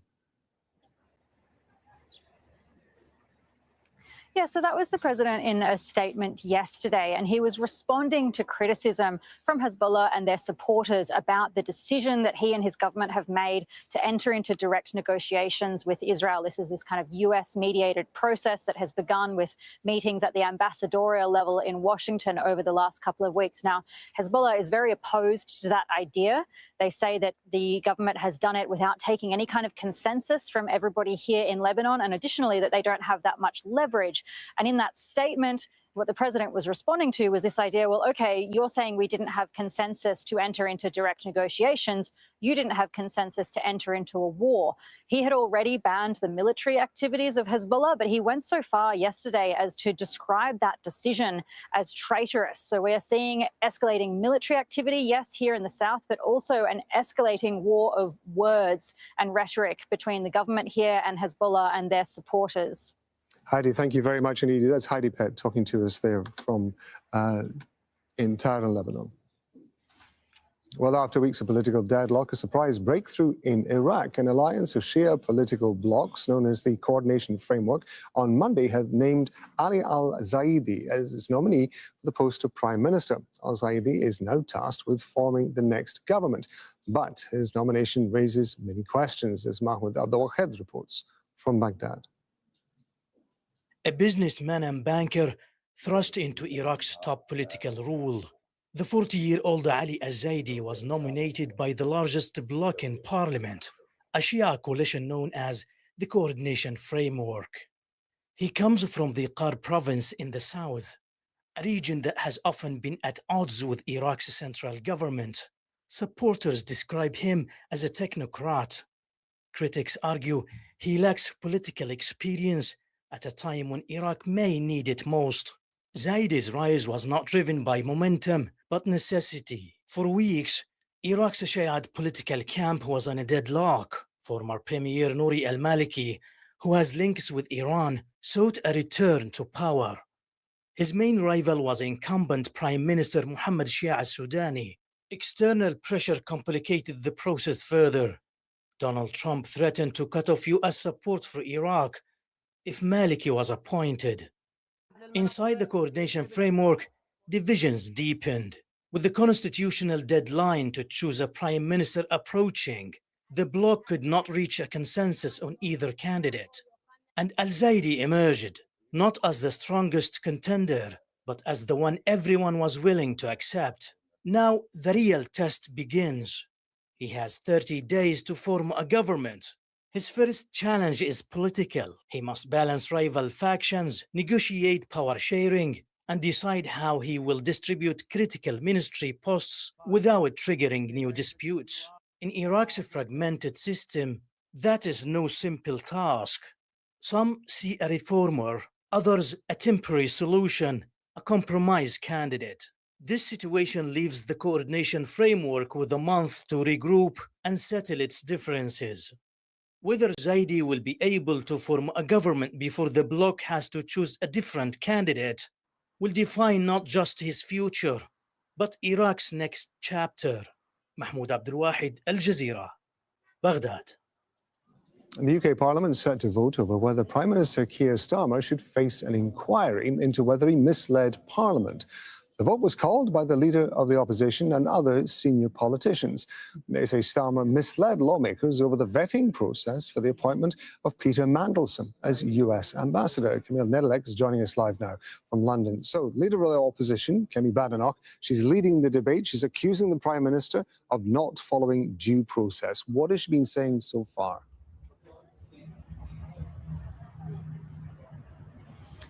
Leader of the Opposition, Kemi Badenoch, in the House of Commons, has been referring back to a select committee hearing a few hours ago as an example, as proof, in her view, of due process not being followed when it comes to the appointment of the fired ambassador to the US, Peter Mandelson.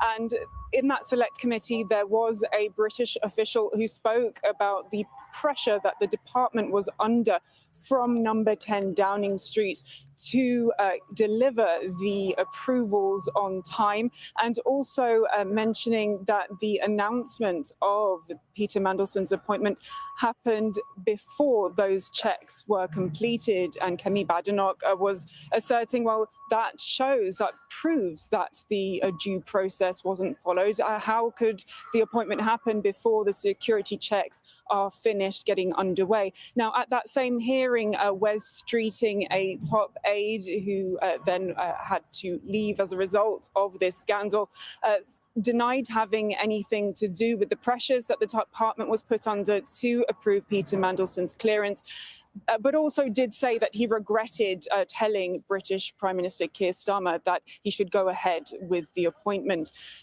The vote is unlikely to be successful because, quite simply, the Labour Party does hold a majority, and there is a three-line whip. And what the three-line whip means is that any refusal to vote along party lines would have severe consequences for those MPs. So for now, it does look like MPs will stand by Keir Starmer. Nedelec talking to us there from London. Thank you very much indeed. Ukrainian drones have struck a Russian oil refinery in the Black Sea, causing a fire. That's according to Russian authorities. Footage shows smoke billowing from the site. People in nearby areas were ordered to evacuate. The same refinery was hit earlier this month. That was leading to an oil spill and a blaze that took several days to put out. Firefighters in Moscow are working to save people trapped inside a burning building. At least 7 people are confirmed to have died in the fire. As many as 200 could still be inside. The building's on a construction site. The fire began on the 2nd and 3rd floors, and it's continuing to spread. The man accused of storming the White House correspondents' dinner on Saturday is being charged with the attempted assassination of US President Donald Trump. Cole Allen has been formally charged for using a firearm in a violent crime and assaulting a federal officer. Police are reviewing a manifesto believed to be linked to the suspect. Mali's military junta has announced 2 days of national mourning following a wave of coordinated attacks carried out by several armed groups. Newly released footage by Russia's African Corps shows some of the fighting that's taken place across the country at the weekend. There are reports of ongoing confrontations near the airport in the capital Bamako. Mali's defense minister, General Sadio Kamara, was killed on Saturday. He was instrumental in strengthening ties with Russia. In Indonesia, families are holding funeral ceremonies for their loved ones who were killed in Monday's train accident. 15 people died when 2 trains collided at a train station near the capital, Jakarta. Investigators say one of the trains was stationary when it was hit. A Palestinian Jordanian mountaineer is taking letters from children in Gaza to the top of Mount Everest. Mustafa Sana is climbing with messages of hope from young Palestinians. He says he wants to raise awareness of the hardships they face in Gaza. Salome is one of only 20 people in the world to have completed an adventurous challenge that includes reaching the North and the South Poles, as well as the highest peaks on all 7 continents. My visit to Rafah about 2 months ago has given me the inspiration and the motivation to be here. But 9 months ago, I met Dr. Arafat Mahdi, and we got this idea as a mountaineer, what I can do to bring the suffering and the story of every Palestinian child. And that what I do best is climb mountain. I did promise lots of people in my life not to go back to Everest, but this is worth it. So I'm here. I've been here for about a month now, 2 weeks in Everest Base Camp. We're just waiting for this ice fall to open so we can start climbing up all the way to the top of the world. I'm carrying all these dreams to the top of the world because I do have dreams as well. And my dreams is to visit Palestine. I'm 56 years old and I'm still cannot enter my granddad and my ancestor place. So maybe I carry their dream, and maybe one day I'll be able to visit Gaza and to visit Palestine when Palestine is free, inshallah. Al Jazeera Untangles is next. Adrian's going to be back with more on all these stories in about 30 minutes. I'm Rob Matheson. Stay with us on Al Jazeera. President Trump said the whole civilization will die tonight, never to be brought back again. Iranians form human chains at bridges and power plants to protect infrastructure that Trump has threatened to target. The deadline is just over an hour or so away from now, and Israel seems to be ready to go. The level of anxiety around the region was extraordinary in the last few hours. We understand that Donald Trump has agreed to suspend bombing. Israel has said Lebanon is not included in the 2-week truce between the U.S. and Iran. Donald Trump was the only man who could defuse it because he's the one who lit the fuse in the first place.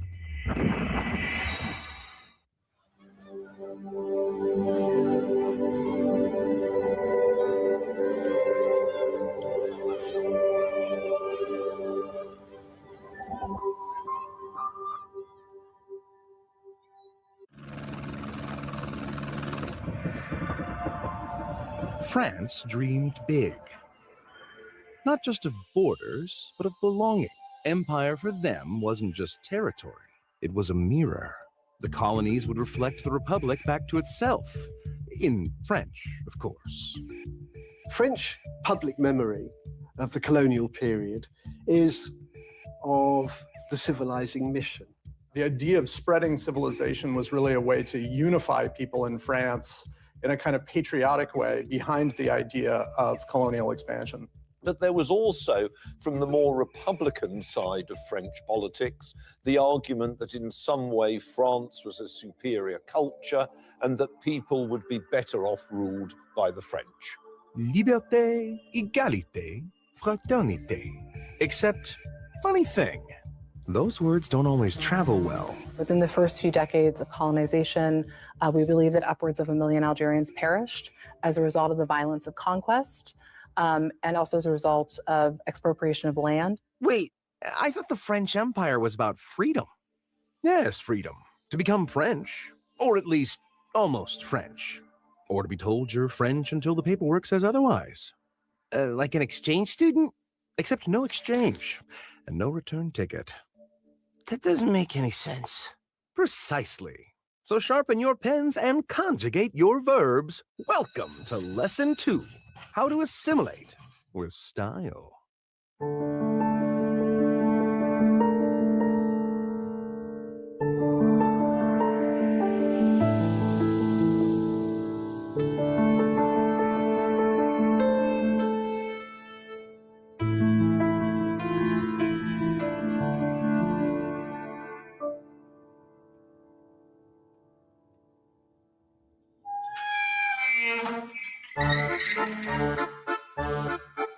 Reality check. The French Empire was one of the biggest empires on Earth, stretching across Africa, Asia, the Caribbean, and the Pacific. It exported French language, schools, and law as civilization, while ruling millions of people who had limited control over their own future. The borders, wars, and migrations that came out of that empire still shape today's France and a lot of the world, long after the tricolor came down. That's what we're exploring today, how France tried to turn difference into Frenchness, and what that did to the people who never got to choose.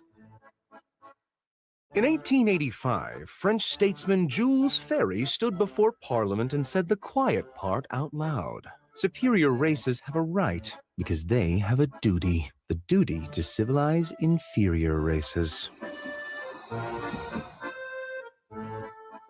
It was a very paradoxical concept. Certainly, we don't oftentimes think today of colonialism as being liberating, but that is very much what the French believed. They believed that their values that came out of the Enlightenment could do just that. They called it la mission civilisatrice, the civilizing mission, a convenient blend of Enlightenment ideals and economic strategy.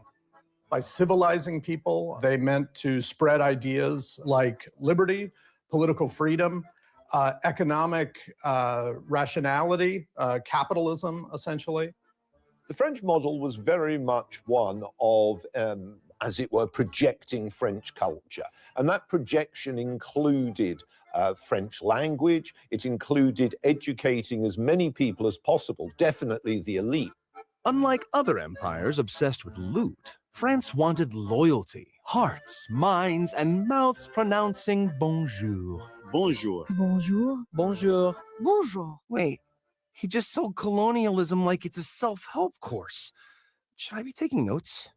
Yes, and yes. Liberty, now with exceptions. See subsection 12C. Exhibit A, Senegal's 4 communes. Saint-Louis, Dakar, Gorée, Rufisque.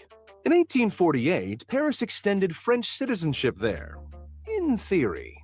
However, most Africans were labeled originaires, citizens who still fell under Islamic or customary law. A loophole dressed as inclusion. The reality on the ground was that rights were oftentimes denied, in fact, most times denied to colonial subjects. Colonial subjects oftentimes had no pathway really to citizenship.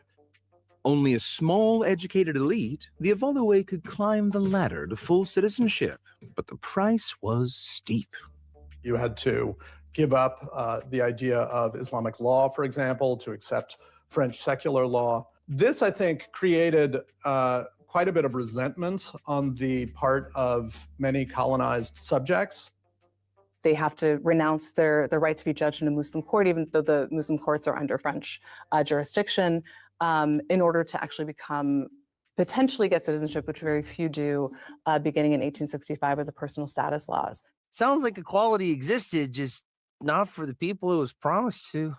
Bureaucracy makes a great disguise for inequality. Our cameraman in the French West African port of Dakar sends back a record of present-day life in that important place. Assimilation came packaged as education. Language first, then loyalty. All education during the colonial period was in French, and French is the official language now of all France's former colonies in sub-Saharan Africa. And you can still see that to an extent in modern France, in that the surviving French colonies, places like Réunion, Martinique, Guadeloupe, are represented in the French Chambre des Députés. They're actually, as it were, France. There was great pride that came to many that people were, in theory, learning French, learning the French language, learning French culture. The reality on the ground, however, remained quite blurry. In Indochina, children copied French dictation while local scripts were sidelined. In Africa, classrooms preached loyalty to Marianne over local religious and communal identities. Schools are dismantled for chronic Arabic or classical Arabic under the French regime, so Arabic kind of falls aside as a language. To be fair, contemporaries pointed to gains. Mastering French opened jobs as clerks, teachers, and lawyers, people who could move between the colony and the metropole. Some of them actually became ministers in French governments during the Fourth Republic between 1946 and 1958. From those benches came figures like Léopold Senghor, poet and later president of Senegal. Legal pathways, however narrow, allowed figures like Blaise Diagne to win election to the French Chamber in 1914, the first Black African deputy. Once language rewrote the mind, the next frontier was the soul. The French in West Africa, parts of West Africa, and in Algeria in particular, had a very uncomfortable relationship with Islam. So in terms of Islam as a religion, a lot of different French actors, ethnographers, state officials, military officials, artists, and once again, even feminists are writing about and are denigrating Islam and trying to pinpoint Islam as a source of the backwardness of the local population. Islam in Algeria was administered by the colonial state. Imams licensed, religious courts constrained. In Algeria, we have this legal system that is extremely repressive towards Algerian Muslims. It is basically this system of exceptionalism that basically the laws that apply to Europeans do not apply to the Algerian Muslim majority. So if you pray the wrong way or learn in the wrong place, you're suspicious? Bingo. Your beliefs are a security issue, not just a spiritual one. And the French get to say, we're not repressing you, we're just organizing society. Reform, public order, civilization, nice words for a system that declares which lives are guided and which are disposable. In Indochina, Buddhist institutions were sidelined in favor of French schools. Repression and reform were combined in French policy. Repression was used, for example, in Madagascar in 1947. Something like 180,000 to 100,000 Madagascans were killed there.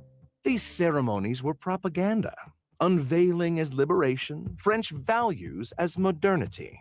But behind the optics was a war being fought in villages, prisons, and streets. So those are the kinds of things that French people like to remember. Africans, on the other hand, remember different things.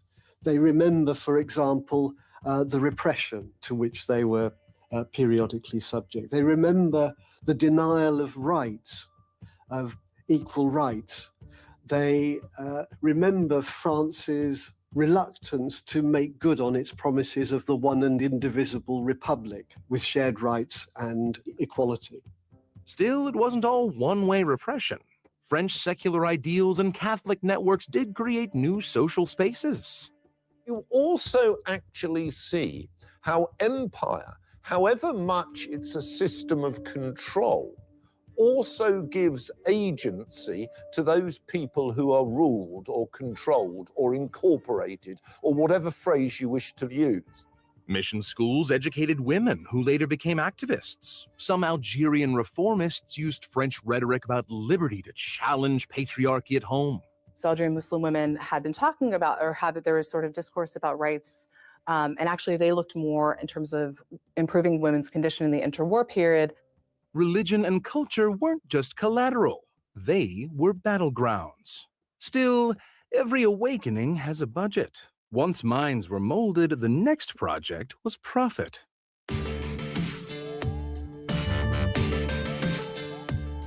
Empire needed cash crops, quotas, and bodies to move them.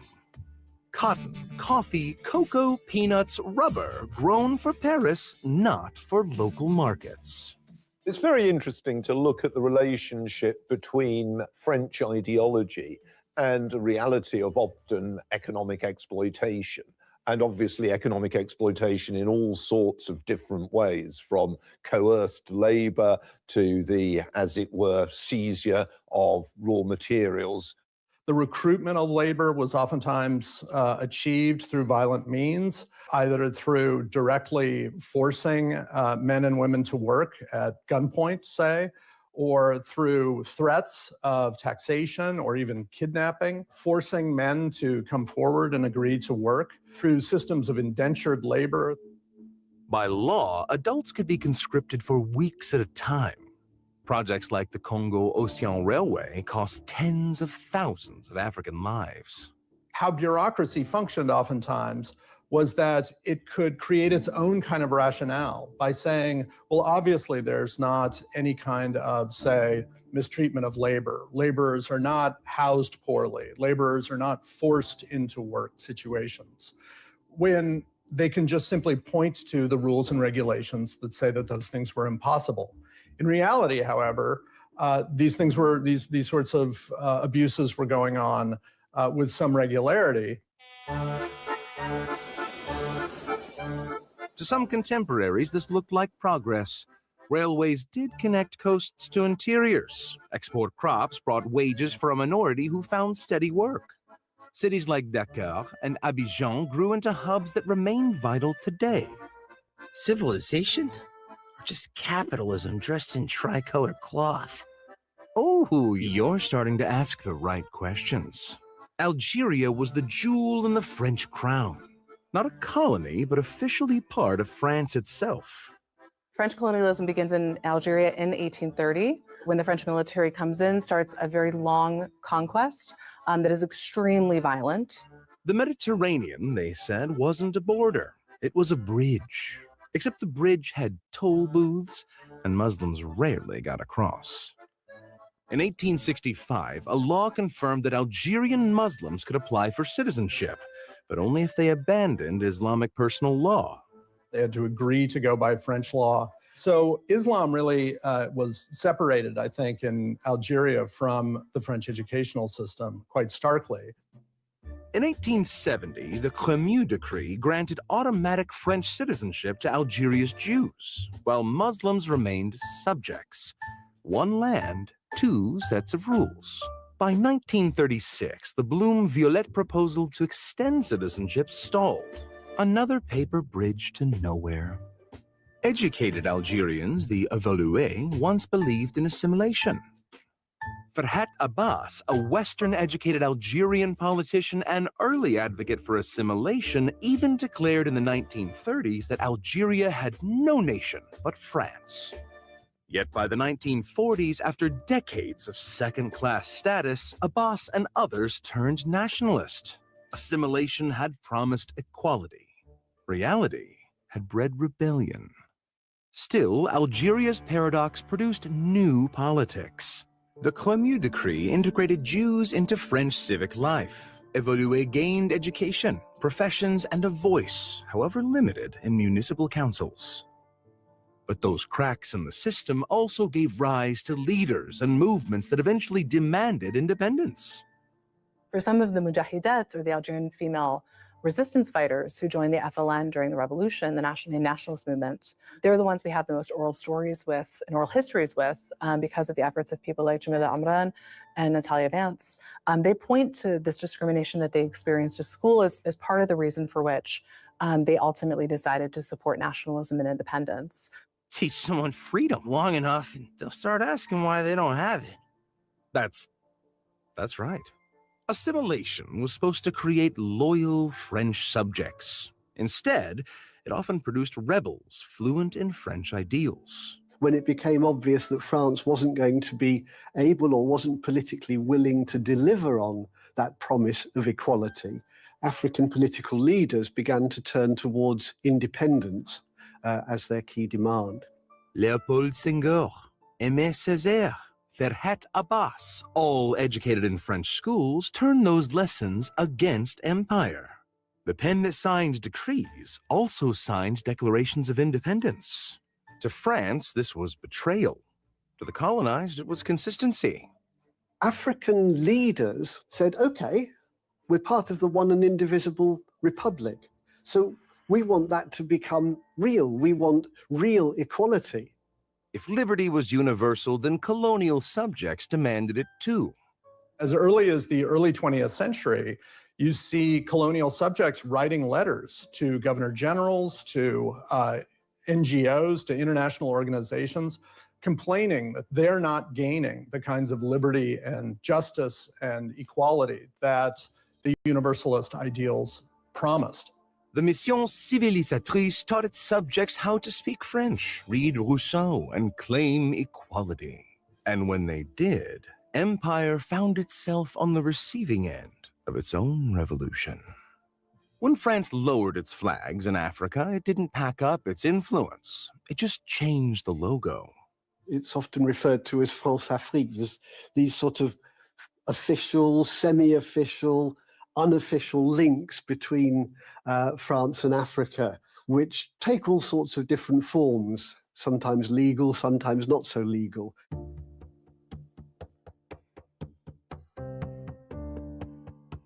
Behind the speeches about partnership, France-Afrique ran on 3 engines: security, currency, and connection.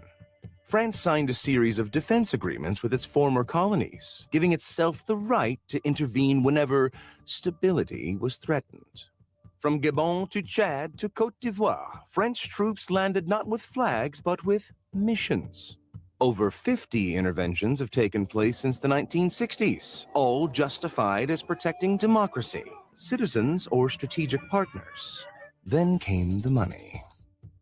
They promoted a fiscal regime whereby the franc of Africa was connected to the French franc and later the euro, that would give European companies, would give international companies, French companies, a leg up financially in doing business in Africa. It ties 14 African nations to the euro, with half their foreign reserves once held in France's treasury. French control in France-Afrique remained very significant in all of the sub-Saharan colonies, former colonies apart from Guinea. So they were economically and financially linked to France. The peg promises stability, but critics call it an umbilical cord, a system that lets Paris influence African inflation, borrowing, and trade. The perception was that France was, it had never properly decolonized, it had never properly left. It was still interfering in African affairs. When Mali or Burkina Faso talked about creating their own currencies, their presidents faced immediate pushback, sometimes from home, sometimes from Paris.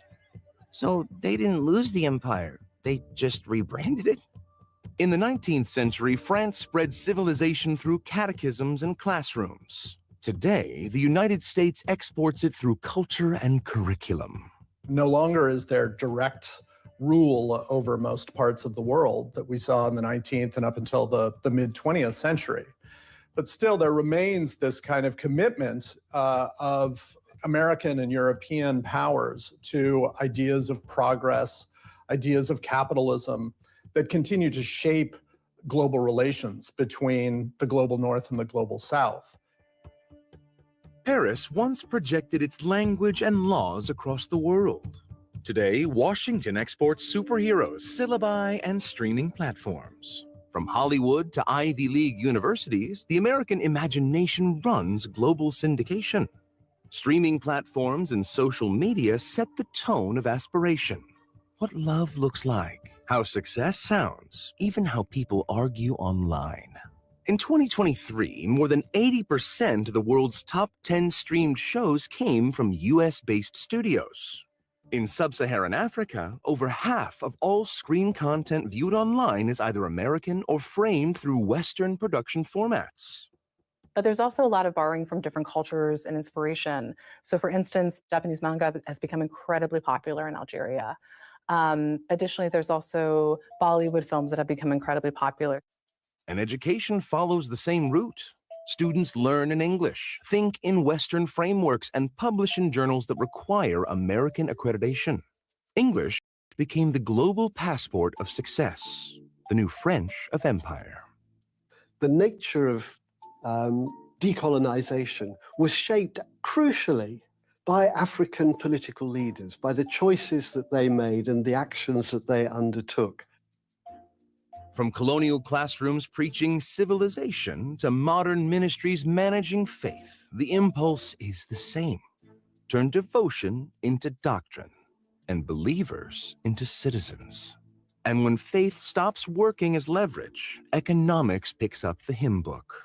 Take Ivory Coast and Ghana, neighboring West African nations that together produce nearly 2/3 of the world's cocoa supply, the bean behind every chocolate bar.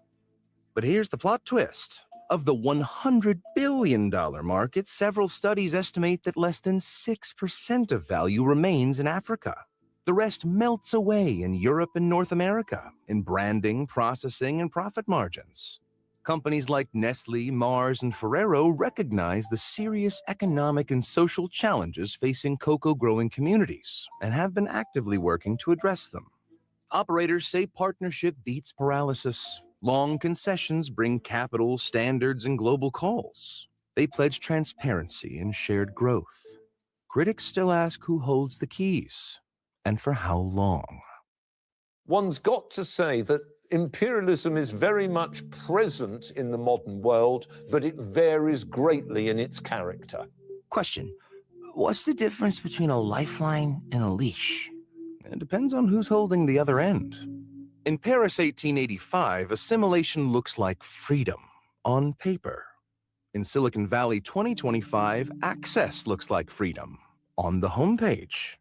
If people believe in the importance of the power of your ideas and the power of your convictions, the power of your nation, then they're going to be much more forgiving if that colonial expansion ends up going awry in some sort of way. When it comes to sort of empire, it's about deconstructing and denigrating local cultures and institutions and trying to replace them with your own, but actually not providing any resources. History keeps proving it. Control always plants the seed of its undoing. Teach people the language of liberty, and one day they'll use it to ask for their own. All empires, multi-ethnic and multiracial.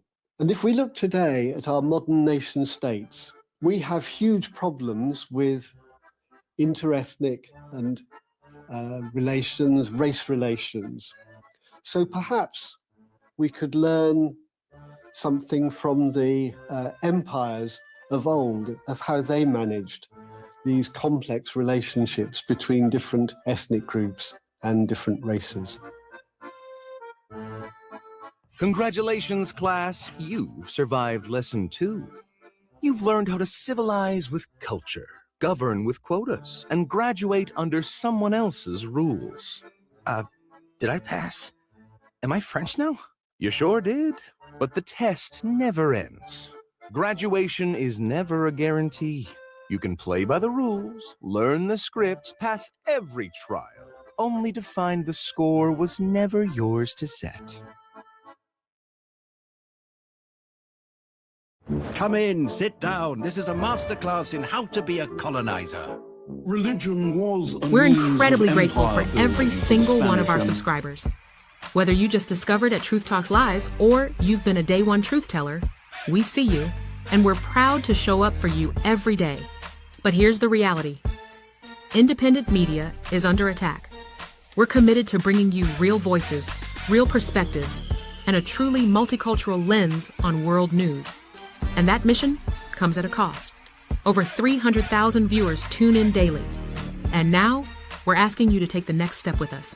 If every viewer gave just $1 through Cash App, Zelle, or PayPal, it would keep our engine running strong and allow us to continue delivering facts, not fiction. So here's the challenge. Support what you believe in. Tap the Cash App symbol or become a paid member today. And from all of us, thank you. Wow. Thank you for the super chats coming in. Please support independent media like Morning Mic Drop on Truth Talks Live, where your voice matters. You are watching Morning Mic Drop on Truth Talks Live. Join us every day at 6 a.m. to 12 noon. Real news where your voice matters.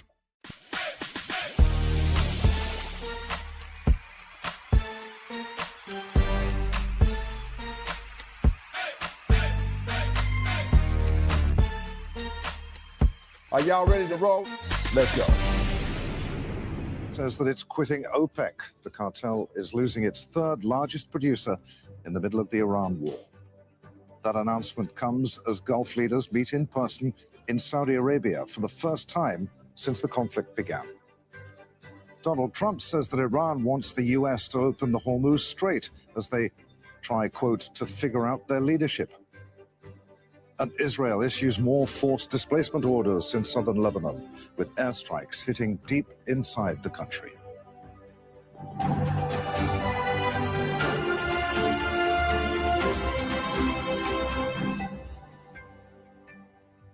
In a major blow to the world's powerful oil-producing bloc of nations, the United Arab Emirates has announced that it's leaving the Organization of Petroleum Exporting Countries after nearly 60 years. The group's third largest producer will also pull out of its broader alliance, OPEC+. The UAE's energy ministry said the move was aimed at safeguarding national interests as a result of instability in the Gulf and restrictions in the Strait of Hormuz. Well, that announcement came as leaders of the Gulf Cooperation Council member nations concluded a meeting in Jeddah. It was their first in-person summit since the Iran war began on February 28th. The Emir of Qatar, Sheikh Tamim bin Hamad Al Thani, said that the meeting embodied a unified Gulf stance on developments. The Strait of Hormuz remains a major sticking point in ceasefire negotiations between the US and Iran. Donald Trump says that Tehran has requested the US lift the blockade on the waterway as soon as possible.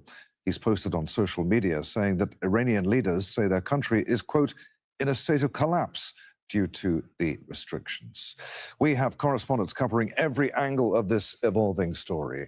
Al-Majad Al-Ruhaid is in Tehran. Alan Fisher is at the White House in Berlin. Dominic Kane is tracking reactions from the OPEC headquarters in Vienna. But first, let's get the view from the region and speak to Al Jazeera's Michael Appel, who's here in Doha. What is the UAE saying, Michael, about why it's leaving OPEC? The Emirati government putting out a statement today saying that it is, in terms of the long-term strategic and economic vision of the Emirates, that this decision was made. Come the 1st of May, they're going to be leaving OPEC. They say it was with the gradual and prudently, it will be gradually and prudently increasing production. The United Arab Emirates currently produces about 3.5 million barrels per day. It is looking to ramp up production now that it leaves at the beginning of May, ramp up production up till about 5 million barrels per day. Now, this is from OPEC's standpoint, its entire mandate is to create price stability in the oil markets. And there were 12 members. Come the 1st of May, there's going to be 11. And when membership leaves, I think it's fair to say that influence dwindles. And this announcement is going to come as a shock to OPEC that is going to be meeting, I believe, in Vienna in this week. Michael, stay with us. I'll be back with you in a moment. Let's bring in Dominic Kane in Berlin. Speaking about Vienna, how is OPEC, which is headquartered there, going to handle this, Dominic? Well, in the first instance, let's remember that the UAE produces around 12% of OPEC's output. So losing, as it were, every 8th barrel is what it is contemplating. Insofar as meetings this week, the only thing scheduled to take place is a video conference tomorrow in Vienna, where the annual statistical bulletin is going to be issued. The Secretary General will be there. We don't know who else will physically be in Vienna, nor indeed who will be taking part in that video conference, which raises the very real prospect that's the last time that an Emirati ambassador or emissary, having sat round the table with OPEC colleagues, has come and gone. The next time the JMMC, the Joint Ministerial Monitoring Committee, which is the committee that effectively decides how many millions of barrels are produced every day and then released to the markets, then the next one of those is taking place in June. So in essence, the Emiratis may well indeed have already attended their last full OPEC meeting. What's happening tomorrow in Vienna is not the most important committee meeting. It's a separate thing that's taking place via video conference. So as I say, reality here is, or at least the reality in Vienna is, that it may well be that the Emiratis have already been and have now left. All right, Dominic, let's get back to Michael in Doha. The UAE's decision, Michael, came as GCC leaders met for the first time in person since the US-Israeli war with Iran began. The war on the Strait of Hormuz at the top of the agenda, of course. That's correct. They're looking to at least optically give the impression of unity and being able to come up with a coordinated response to the nearly 5,000 projectiles, ballistic missiles, drones, cruise missiles that were fired at the 6 Gulf nations. There wasn't a single one that came out unscathed. So the leaders of the GCC nations in Jeddah met very briefly, it must be said, and for this meeting, and looking to create a coordinated approach. This is about security. This is about trying to foster stability in the region, predictability. So much of the image of the Gulf is built on these factors. And there's been no news yet to come out of what exactly has come out of these GCC talks. The Qatar's Emir did say that there was a stance of unity at these meetings, but it'll be coming off the backdrop of this news that the UAE is exiting OPEC. Al Jazeera's Michael Apple reporting live from Doha. Many thanks, Michael. Dominic, then in Berlin, how is this going to affect the global energy markets? Do we know? Well, the first thing to say is that you can look at it from two perspectives. From one perspective, OPEC will now, from Friday, be controlling fewer millions of barrels of oil being produced per day and released to the markets per day.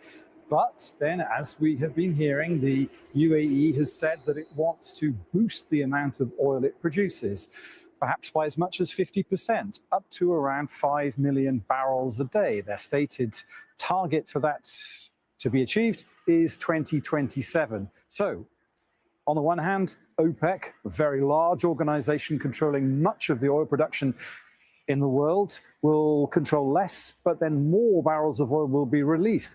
The thing also then to say is the level of production that has been already affected by the war in Iran, by the Hormuz Straits being closed and the danger that that has produced. We know that different organizations have talked of perhaps 13 million barrels of oil being lost per day because of what has been happening over recent months.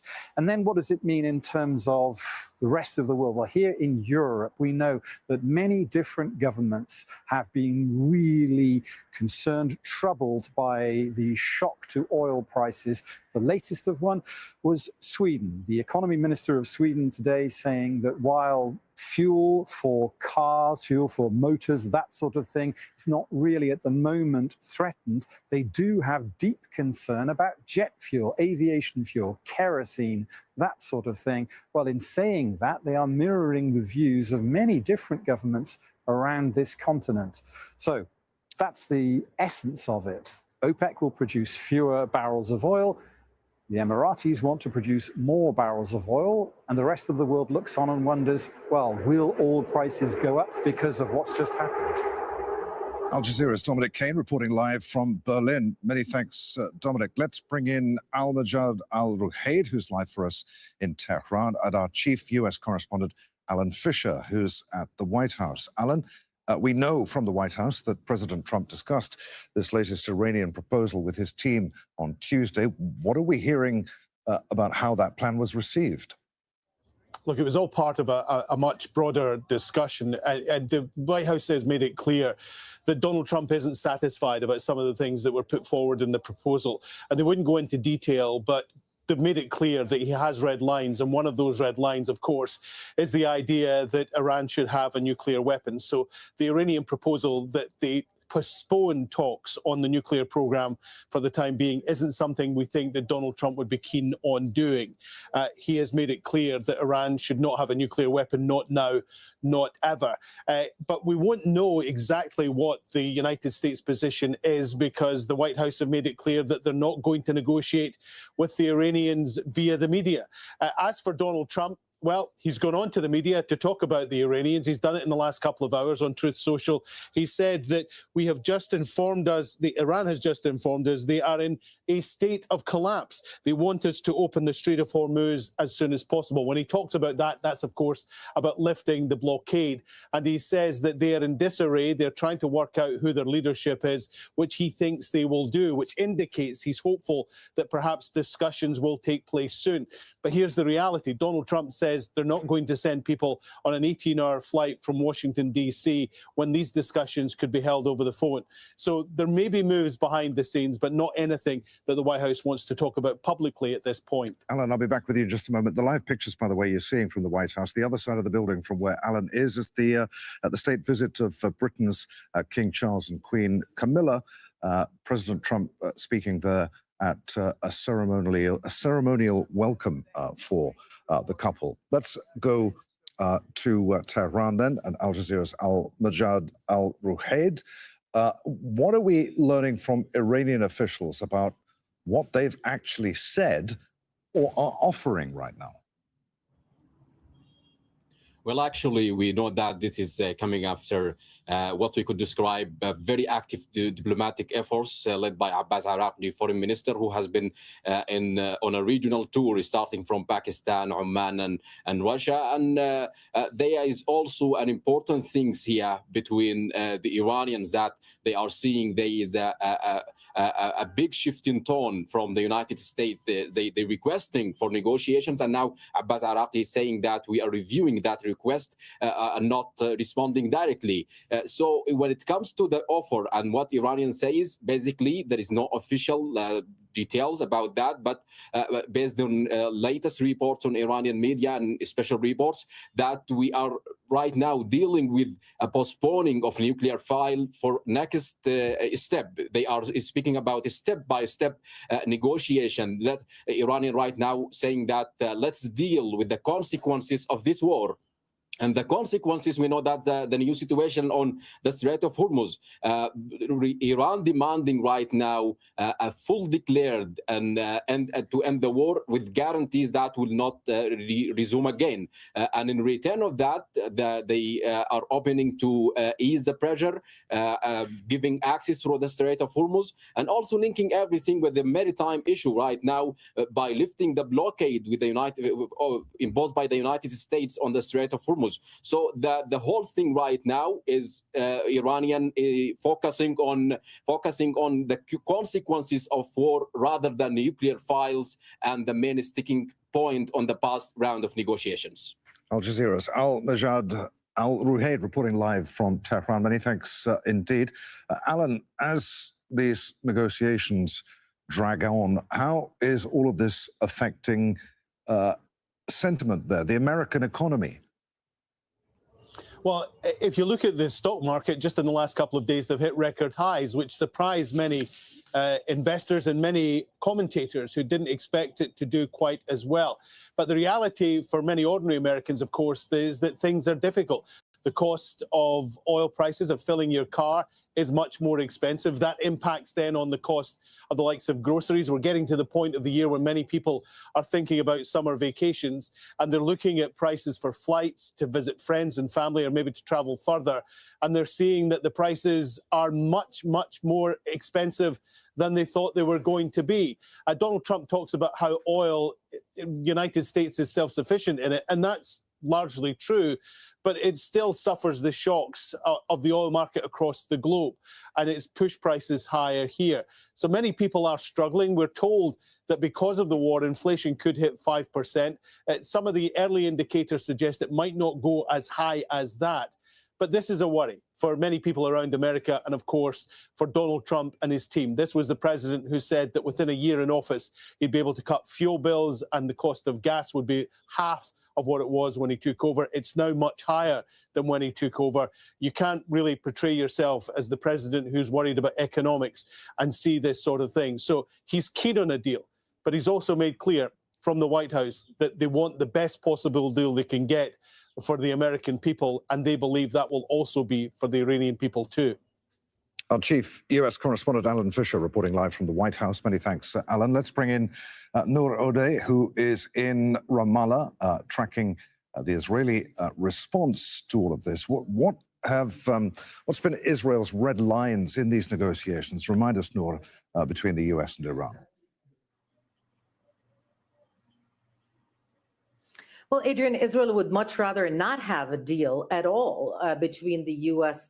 and Iran, because Israel's main goal is for the regime to collapse, and not just to replace the leadership in Tehran, but to have a complete change in Iran, even if that means chaos or breakdown in Iran. Having said that, if there is a deal, and if there must be a deal, Israel is pushing Washington to make sure there is no enriched uranium in Iran, that Iran completely dismantles its program for uranium enrichment, completely also gives up its air defenses, its ballistic missile program, in addition to not lifting the sanctions. So basically, not to give anything back to Iran. The concern in Israel right now is not so much whether a deal is in the horizon or not, but it's more that Israel is being kept out of the loop from these discussions between Tehran and Washington. No, the ceasefire in Lebanon is closely linked with the pause in fighting in Iran, at least according to the Iranians. Now, today in Lebanon, Israel has ordered Lebanese civilians to move from 16 towns or risk attack. The Israeli army has already launched strikes on the town of Kiryat Salim, destroying several homes.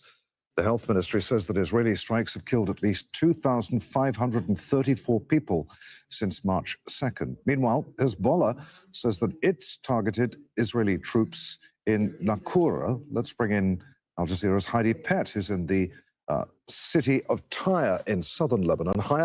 Heidi, there are reports of strikes in both the south of Lebanon and the Bekaa Valley, not to mention more forced evacuation orders. Talk us through what's been happening today.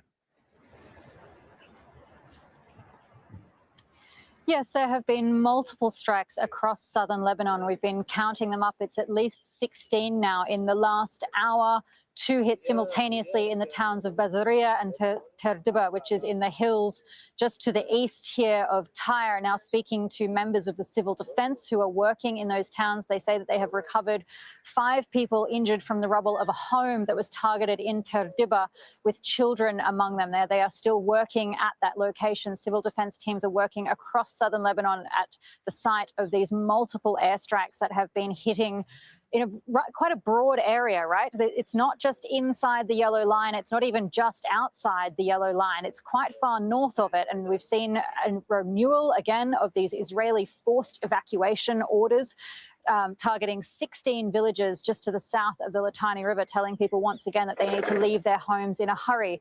But the Israeli military activity, it hasn't been just limited to airstrikes. We have been hearing and, in fact, seeing artillery shelling down towards Bayada, which is where those white cliffs are. You can still see just a little bit of smoke drifting in the distance from artillery shelling that began about 10 minutes ago. And then further round to the point is the town of Naqoura, and that is where Hezbollah was saying that it had been targeting Israeli troops that have been occupying that town for some time now. It's also the site of the UN peacekeepers base here in southern Lebanon. They are in there currently surrounded by Israeli troops who have been occupying that town and demolishing buildings in there for several weeks now. But in terms of Hezbollah's activity, they say that they have targeted for the second day in a row an Israeli bulldozer, which was demolishing houses further east in the town of Bint Jbeil. They've also claimed hits on gatherings of Israeli troops in Kantara. They're claiming they hit a tank. And in the last couple of minutes, actually, we have seen and heard outgoing rocket fire from just south of Tyre. Al Jazeera's Heidi Pett reporting live from Tyre in southern Lebanon. Many thanks, Heidi. Noor, forced evacuation orders for 16 towns and villages in southern Lebanon. Israel's prime minister, though, had recently claimed that 90% of Hezbollah's missile stockpile has been destroyed, yet he's still ordering strikes. What's going on there? Well, what's going on, Adrian, is that the Israeli prime minister is trying to downplay the fact that Hezbollah has outmaneuvered the Israeli army at the moment, because it's not using rockets or missiles. It is, in fact, using more and more drones and person-to-person combat against the Israeli soldiers who are still in occupied Lebanese territory. And it's coming at a great cost to the Israeli military, which is losing soldiers and having a high number of injuries reported. This is turning into a political problem for the Israeli prime minister and his ruling coalition, because remember, they said that Hezbollah had already been defeated, that this military attack, which was stopped abruptly by the United States, was meant to dismantle Hezbollah. Well, that didn't turn out to be very accurate, because Hezbollah had recovered, it had changed tactics, and it exceeded the expectations of the Israeli army that underestimated Hezbollah's capabilities. The residents of northern Israeli border towns are almost on strike. They're refusing to send their kids to school. They accuse the Israeli government of betrayal. They want to return to the war. But in the meantime, the Trump administration is telling the Israeli prime minister, this is as far as you go. You can attack Hezbollah in the occupied territory. You can even edge outside of that so-called yellow line, but there will be no breaking of the ceasefire. There will be no return to full-fledged fighting. And also, in addition to all of that, the Israeli prime minister has asked the military what they can do, what more can they do to provide absolute security for the border communities. And according to Israeli media reports, the Israeli army came back with the answer, not much, because even the presence in that occupied territory hasn't brought the desired results. A political horizon is needed, and the kind of maximalist positions that the Israeli prime minister has imposed makes an agreement extremely difficult. Adrian? Al Jazeera's Noor Odeh reporting live from Ramallah in the occupied West Bank. Noor, many thanks indeed.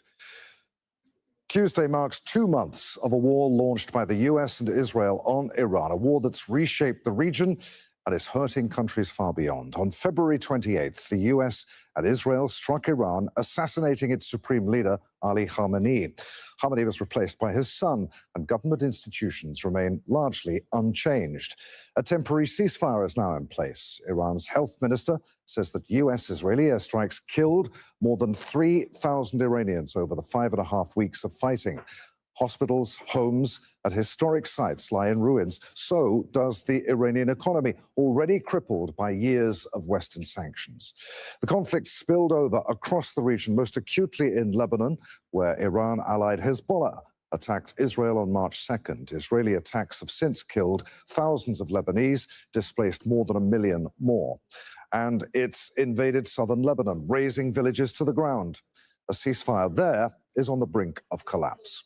Gulf nations weren't spared either. Iran tried to spread the cost of war by attacking its own neighbors, hitting energy infrastructure and civilian sites. The cost of the war has been felt worldwide. Rival blockades by Iran and the US on the Strait of Hormuz have upended global energy markets. Qatar's foreign ministry says that using the Strait of Hormuz as a political weapon is not acceptable, and has warned against the possibility of a frozen conflict in the Gulf as the talks between the US and Iran hit an impasse. On reopening the strait, first of all, we have said from day one, the act of blocking navigation through the strait is not something that can be justified or accepted in any situation. And using the strait as leverage in any political or military conflict is something that we refuse as a premise, and therefore anything that justifies or legitimizes the use of the strait as a political weapon, for us this is not accepted in any means. But we are engaging with all our interlocutors to get the strait opened as soon as possible. We believe it should have never been closed, and it should be opened immediately, regardless of other considerations going on in the region. Let's bring in our guests here in Doha. We're joined by Mark Kimmett, a retired US general and former Assistant Secretary of State for Political and Military Affairs. Joining us from Tehran is Mohammed Aslami, who's a political researcher, columnist and economist, and also here in Doha, Zaydoun Al-Kanani, the founding director of the Arab Perspectives Institute. Gentlemen, welcome to you all. General, let's start with you. We just heard Qatar cautioning against the possibility of a frozen conflict in the Gulf. 2 months on, is that a realistic possibility? I really don't. I think that the significant pressure on the world economy and what would look to be a formation of a coalition of nations willing to escort the tankers in and out and the fertilizer in and out, I don't see this as a frozen conflict, but an emerging solution.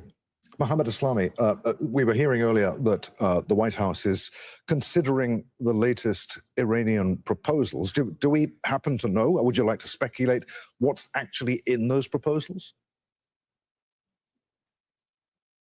I think that, first of all, thank you so much for having me. I think that the Iranians have declared that the Strait of Hormuz will not open in any ways unless the Americans stop the naval blockade. And regarding the negotiations, the Iranians will not going to negotiate with the Americans if the Americans wouldn't change their decision regarding the naval blockade too. So I think that, yes, the Iranians are thinking about the framework for considering some diplomatic settlements, but we have yet to see what's going on in the future. Zaydoun, as we've been reporting, Gulf leaders were meeting today in Saudi Arabia after being directly hit during this conflict. They're still not shaping the negotiations, at least not directly. They don't have a seat at the table if and when those negotiations resume. Why? Well, it doesn't necessarily mean that they don't have a say in the negotiations. The Islamabad talks wasn't unilaterally facilitated by the Pakistani mediators. Many regional actors have been involved in pushing for those negotiations to take place, such as Turkey and Egypt, and most prominently as well Saudi Arabia. Talks between the GCC countries and talks between the GCC and their international and regional allies have always existed since the beginning of the war. They are involved in the different format of the negotiations. It's just the level of the official term and the theme of their involvement that determines it to be a bit different. The Qataris used to be way more involved in the past in facilitating talks. The Omanis were also way more involved. The location, the geographical location of the negotiations being in Islamabad does not mean it's completely isolating the GCC perspective here.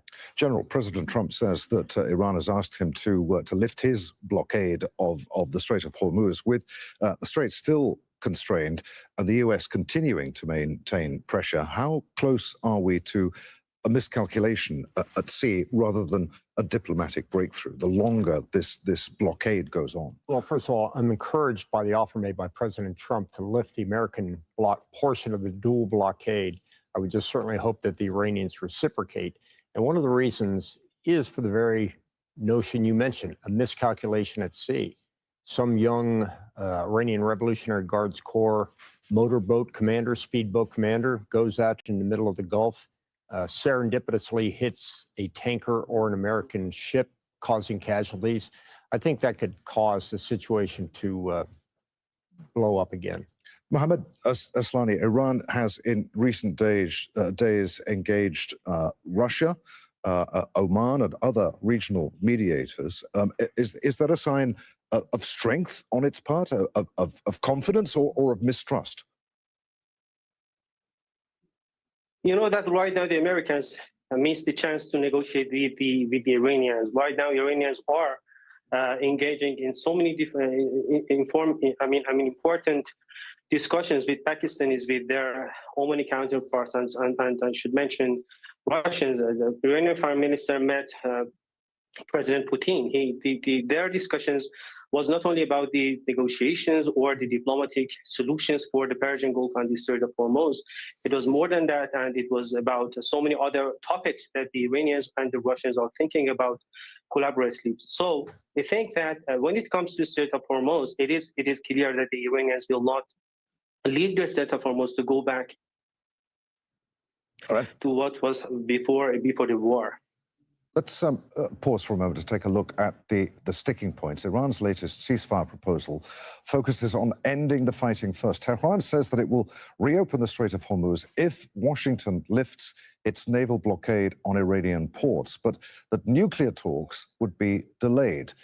US officials say that Trump is unhappy with Iran's proposal because it doesn't address Iran's nuclear program. Washington is pushing for a 20-year suspension of Iran's uranium enrichment program and the transfer of its highly enriched uranium stockpile. Tehran has rejected demands to abandon enrichment. Iran says that its nuclear program is civilian. It's also a signatory to the 1970 Nuclear Non-Proliferation Treaty. Trump demands assurances that Iran will never be able to build a nuclear weapon. He's repeatedly criticized the 2015 nuclear deal for allowing some enrichment. So, General, we've just mapped out the standoff, no agreement on a deal or what a deal actually looks like. So what breaks the deadlock? Well, first of all, that's in no way a deal. That's a proposal. There are two proposals, one from the Iranians, one from the Americans. I think more important than what breaks the deadlock is what doesn't move this along. And it's the notion that somehow the Iranians are saying, for the Strait of Hormuz being opened up, we want to kick the nuclear negotiations down the road to an indefinite period. That's what the Americans went to war for.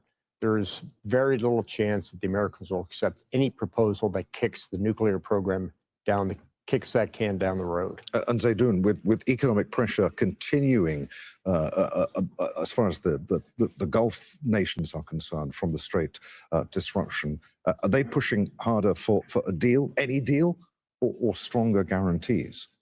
I think in the short term, they're pushing harder, given that they're following a mindset of an emergency crisis. It's an existential direct threat to their geopolitical security. So in terms of the short term, they're also overlooking perhaps the divergences or the differences amongst the GCC political house, which is why they're trying to prevent the continuity of this war in the short term.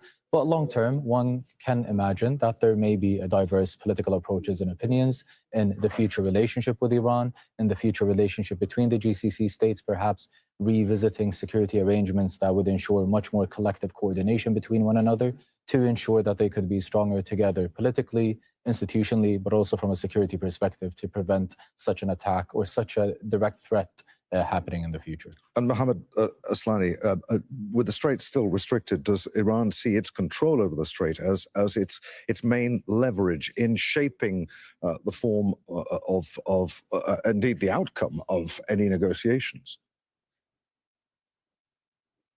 Let me tell you something. After the war, there was a debate in Iran. It was not about the Islamic Republic. Most of the policymakers thought that the not controlling the Strait of Hormuz is a historical mistake by the Iranians. It's not about supporting the Islamic Republic. It is for Iranians. It's about supporting the Iranian nation and their right, the right of the nation to control their Strait of Hormuz. So I think that from the Iranian point of view, the Strait of Hormuz is much more than a tactical card. It's a strategic point of view regarding the Strait of Hormuz. And right now, the Iranians are open to discuss with every country regarding their free passage of the Strait of Hormuz based on the bilateral relations. And General, last one to you. If talks remain stalled, does the military track start to take over again by default, even if neither side actually wants any further escalation? Well, I actually think the middle point is that coalition of nations that will be blockade runners and escorting the ships in and out of the Strait of Hormuz. If Iran doesn't have that leverage of claiming sovereignty over the Strait of Hormuz and a willingness to use military power against those blockade runners, I think they're going to find themselves in a very difficult position about trying to not have nuclear negotiations, because without the Strait of Hormuz, what do they have? General Mark Kimmett, Mohammed Aslani, and Zaydoun Al-Kinani, many thanks indeed to you. This is Al Jazeera. Let's remind you of our main stories this hour. The United Arab Emirates says it's leaving the Organization of the Petroleum Exporting Countries. It's the group's third largest producer.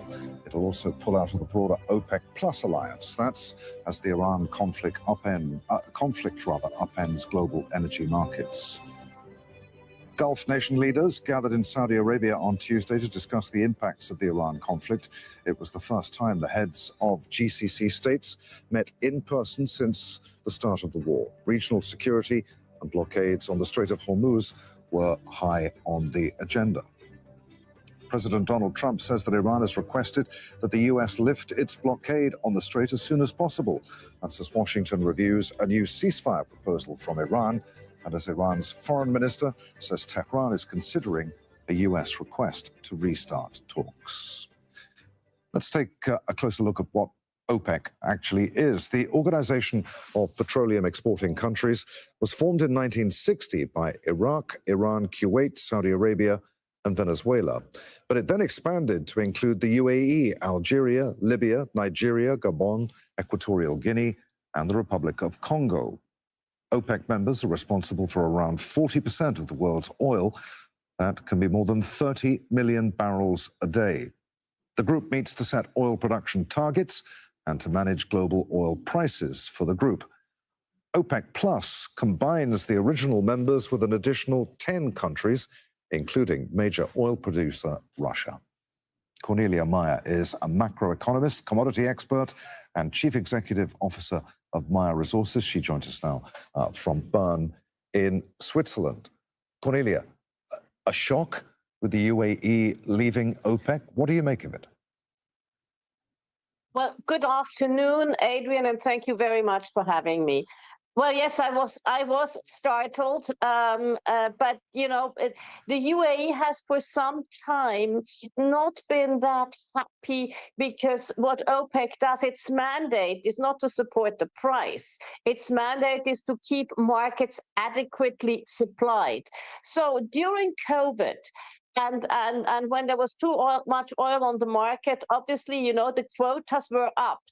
And the UAE had invested so much in expanding its capacity, so they were not happy about being you know, curtailed, their production being curtailed by the quotas. And you know, they think by 2027 they can produce 5 million barrels a day. Now they're producing about 3.5 million barrels a day. So they have bit of the spare capacity. So I guess they think it will buy them freedom once this is over. But until this is over, you know, there's also, like everybody else, have most of their production on the wrong side of the Strait of Hormuz. To what extent, though, Camelia, was there a political aspect to all of this? The UAE has criticized the lack of support that it got from Gulf partners during Iran's attacks. I mean, is this to do with geopolitics as much as it's to do with oil? I think it has mainly to do with oil. It may also have to do some with geopolitics. And, you know, you have seen that, you know, the UAE has been sort of dividing itself out a little bit of some of its GCC neighbors. And it's been particularly with the big GCC power, the Kingdom of Saudi Arabia. It's been in many of the regional conflicts on the other side of the conflicts from the kingdom. And that is not helpful. Personally, I think it's a pity they're leaving. Personally, I also think that once we're through this conflict, it will do one thing. It will insert more volatility, because OPEC has really done a fine job in terms of smoothing the waters and adding production when it was needed and taking it off when there was too much production, like, for instance, during COVID. So I think it's in terms of the stability of oil markets, it is not necessarily the best move, but OPEC will survive. OPEC has survived much more.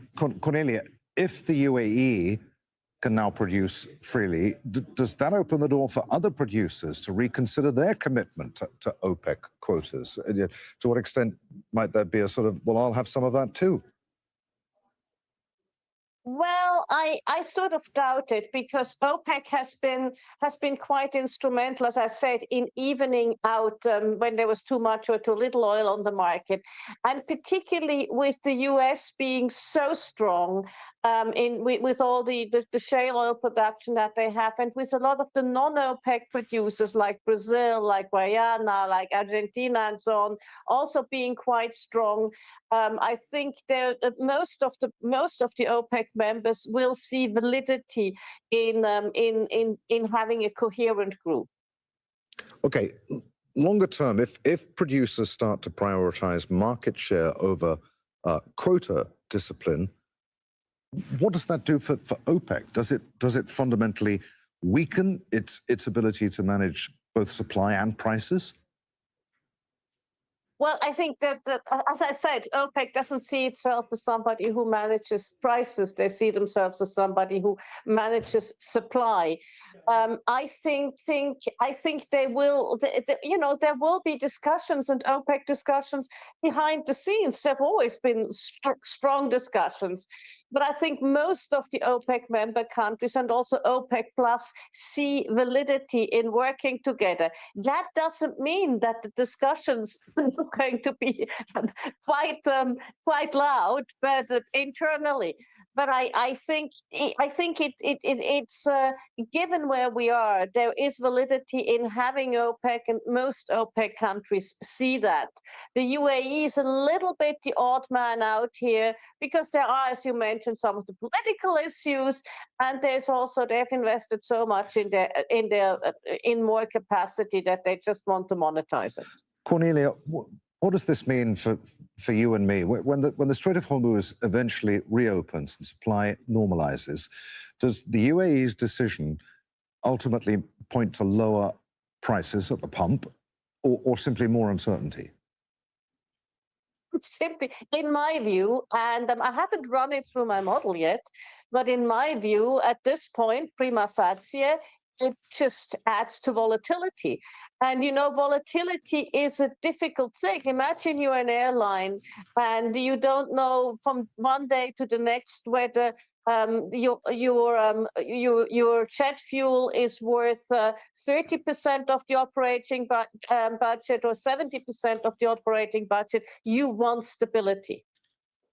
Cornelia, it's always great to talk to you. Many thanks indeed for being with us. Cornelia Meyer there in Bern in Switzerland. Thank you very much indeed. The closure of the Strait of Hormuz has hit Asian economies particularly hard. Bangladesh's mobile networks are under strain as the fuel crisis hits telecom facilities. Operators warn that millions of people could soon lose connectivity. Rural areas are already experiencing widespread disruption. Al Jazeera's Tanveer Chowdhury has more now from Sabah, an industrial hub near the capital.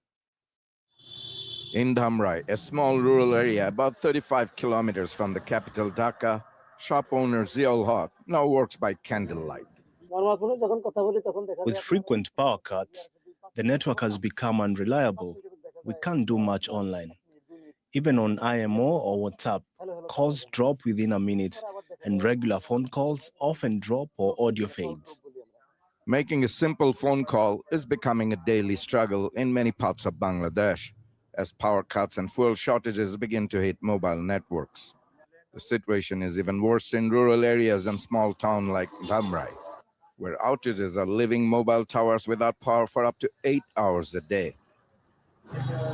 When I try to watch videos, it keeps buffering, cuts out, and sometimes the network drops completely, even when there's a signal. Bangladesh has more than 185 million mobile users, but power cuts are steadily weakening network quality. The impact has also been felt in critical sectors like healthcare, banking, and businesses. The ongoing power shortage is severely disrupting our healthcare services, from online banking and digital payments to lab tests and health reports. We're also facing frequent call drops and poor internet connectivity, which is now even impacting critical care services. Telecom operators are warning that prolonged power cuts and fuel shortages are putting the entire network under severe strain. Behind me is a mobile phone tower running on backup power as power cuts stretch for hours. Mobile operators say if fuel shortages continues, millions across Bangladesh could soon lose reliable network signal altogether. Analysts warn that any major disruption could also affect emergency services, disaster response, and the wider economy. Tanvi Chaudhary, Al Jazeera, Sabar, Bangladesh.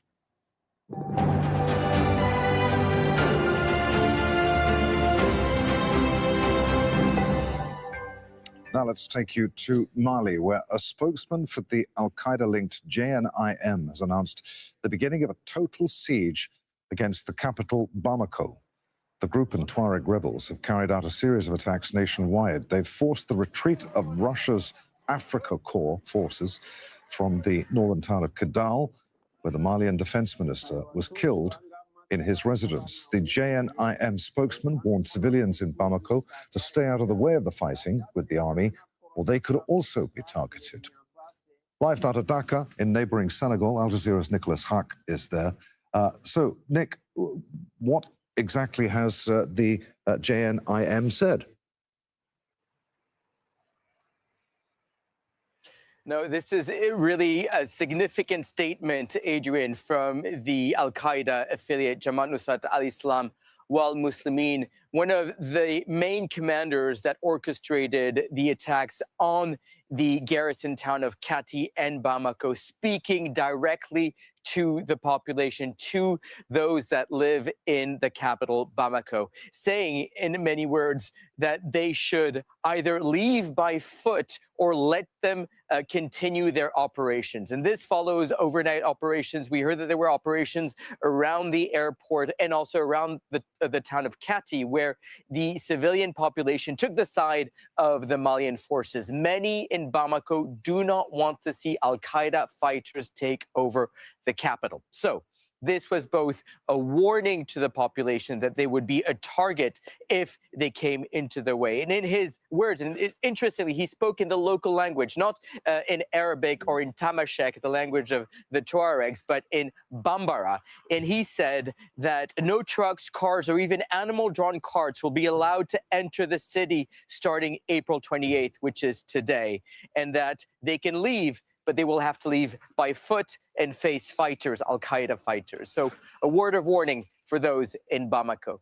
Adrian? The JNIM, though, is just one of the groups responsible for the latest violence there in Mali. What are the other groups saying? Right. So in the north, we have the Liberation Front of the Azawad, the Tuareg fighters that are continuing to disarm and take over key positions in the north. And earlier today, there was an attack of an ISIL affiliate in the area of Menaka. This shows you how fragmented and how many armed groups are involved in Mali right now. But all eyes and ears are around Bamako. Assimi Goïta, the president of transition, just before we went to air 30 minutes ago, published a photograph of himself meeting the Russian ambassador to Mali. An image that speaks louder than words and that speaks volumes, showing that he is still closely tied to the Kremlin. And in fact, just a few hours ago, the Kremlin came out with a statement saying that the Russian defense spokesperson came out with a statement saying that the Russian forces were involved securing or helping Mali's armed forces to repel what they described as a coup attempt. So that alliance between Russia and Mali still going strong, but the president of transition, or the Malian military junta, has isolated itself from neighboring countries, including the West African body ECOWAS and other forces that could have helped in these circumstances. But we're definitely heading towards a showdown that will take place in the capital, Bamako. Meanwhile, Assimi Goïta, the president of transition, is expected to make an address to the nation later tonight, and we'll be following that up. Adrian? Al Jazeera's Nicholas Hack reporting live there from Dhaka in Senegal. Many thanks indeed, Nick. Families in the Eastern Democratic Republic of Congo are hoping to be reunited with loved ones who were detained during years of conflict between the army and M23 rebels. A planned prisoner exchange is raising expectations, but fighting is fueling fears that the deal may not hold. Alen Wakani reports from Goma. In her home in Goma, a mother scrolls through photos of her son holding on to hope. Her son, a construction engineer, was arrested in Kinshasa last year, accused of links to the M23 armed group. My son has never been a member of the M23. If that was the case, he would not have gone to Kinshasa. I'm hoping he will be released because they have nothing against him. For more than a year, she says the family has had no contact with him. His case is one among hundreds. The M23 says many of those detained are civilians, arrested because of their ethnic backgrounds, mainly from the Tutsi community the group claims to defend. The Congolese government denies that, insisting arrests are based on suspected links to the armed groups. It also accuses neighboring Rwanda of backing the M23 for economic and strategic interest in Eastern Congo, an allegation Rwanda denies. On the government side, senior military officers and hundreds of soldiers and allied fighters are among those expected to be handed over. But for families across the provinces of North and South Kivu, the stakes are deeply personal. We have many people arrested, not just one. Even my own brother, who is a motorcycle driver. We're hoping they will all be released. Fighting has continued across several front lines in South Kivu, with both sides accusing each other of violating the ceasefire. Homes have been destroyed in drone and fighter jet attacks, cattle killed, and hundreds of people forced to flee.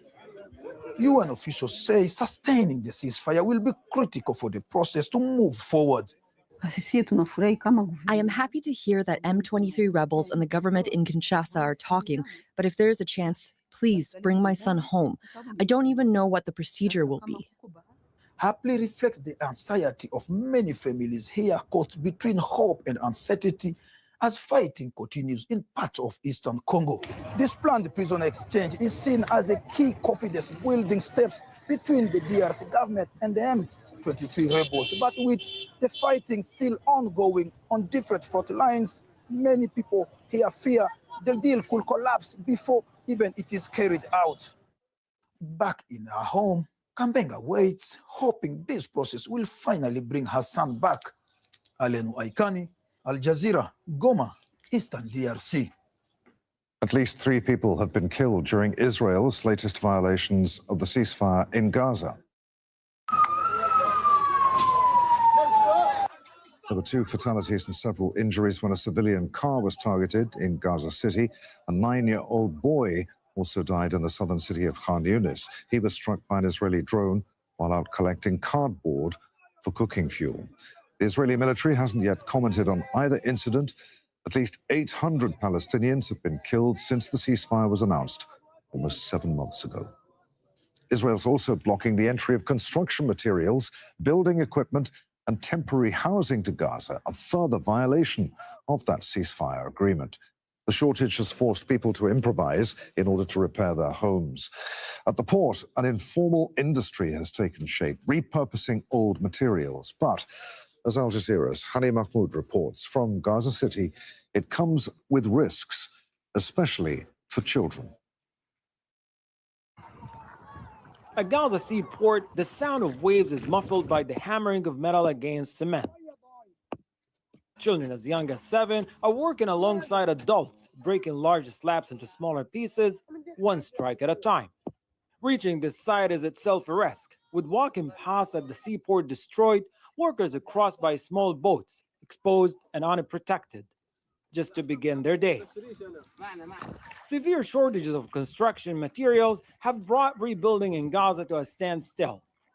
But people here have come up with a way to reuse some of the rubble of what has been destroyed in the war. We came up with this idea when we used to go to the area of the Egyptian towers and find old blocks of concrete. They were being thrown away into the sea at the port, so we started collecting the cement because there are no other sources of income. What you see is an entire informal supply chain. Families break down the cement, sell it by the weight, $1 per kilo, and send it onward to grinding site. But behind every sack comes with additional. There's a cost, danger, exhaustion, especially for child laborers. Each kilo becomes part of a fragile economy controlled by middlemen. This is old cement that's been left for about 10 years at the port's breakwater. People extract it and sell it for about $1 per kilo, depending on its quality. We buy it from them and transport it to the crushing plants, making a profit of 10 cents per kilo. At smaller grinding sites, the fragments are crushed into powder and used instead of cement in basic construction. People have no other choice. The reason is clear. There is no cement available in the country. The crossings have been closed since the start of the war and nothing has been brought in. No cement, no steel, nothing. So we've resorted to this method as a temporary alternative solution. The work is dangerous. With every strike of a stone, dust fills the air. Injuries are common and protective equipment is almost non-existent. Children bear part of this burden, working long hours in hazardous conditions. But in the absence of materials, people are forced to build from what remains. Hani Mahmoud, Al Jazeera, from Gaza City, Palestine. Mexico is stepping up security measures in preparation for the FIFA World Cup, which it's going to co-host with the US and Canada. President Claudia Sheinbaum has pledged to ensure the safety of all attendees, but recent violence is raising concerns about Mexico's ability to secure the event. Julia Galeano reports now from the city of Monterrey. From medical emergencies to violent attacks, Mexican authorities say they're ready for the upcoming FIFA World Cup. To prove it, they've given the media access to security drills across host cities, aimed at reassuring millions of fans expected in the coming weeks. As part of World Cup preparations, we conducted joint training sessions and drills with all civil forces and first responders, including the Red Cross. And we are using international protocols to deal with medical emergencies. The killing of a Canadian tourist at a popular archaeological site this month was rare. But the images are unsettling, coming weeks after a surge in cartel violence following the killing of the country's most wanted criminal leader, El Mencho. Together, these incidents have cast doubt on Mexico's ability to host the tournament safely, something authorities have been trying to counter. All security protocols are ready. We've been working on them for over a year. Security has been reinforced and has remained under constant monitoring up to now. The government says nearly 100,000 security personnel will be deployed across the 3 host cities and nearby tourist areas. The operation will also include 2,500 vehicles, 24 aircraft, anti-drone systems, and explosives detection dogs. But Mexican officials are keen to highlight that this isn't their first rodeo when it comes to hosting a big international event. And analysts generally agree that a sports tournament such as the World Cup is unlikely to be a direct target of organized crime. But for victims of violence in Mexico, the World Cup security push feels like an insult.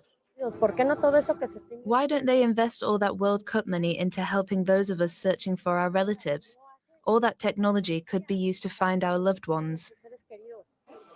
This is the 3rd time Mexico's hosting the World Cup. The last was in 1986. But the country has changed significantly over the past 40 years.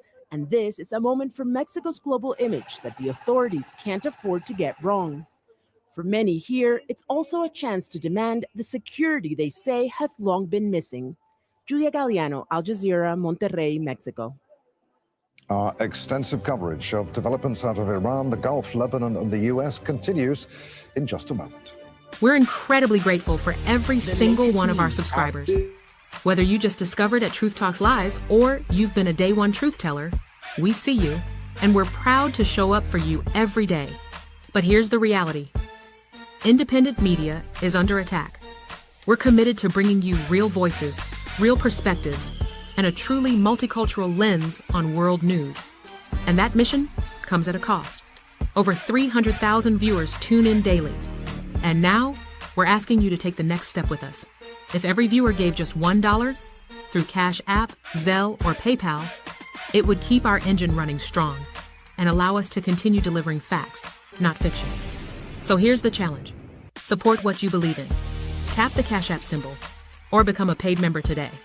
And from all of us, thank you. That's our program for the day. Keep watching Morning Mic Drop on at Truth Talks Live, where your voice matters. We are here daily from 6 a.m. to noon with unfiltered breaking world news coverage. Like, subscribe, and hit the notification bell for when we go live. See you tomorrow.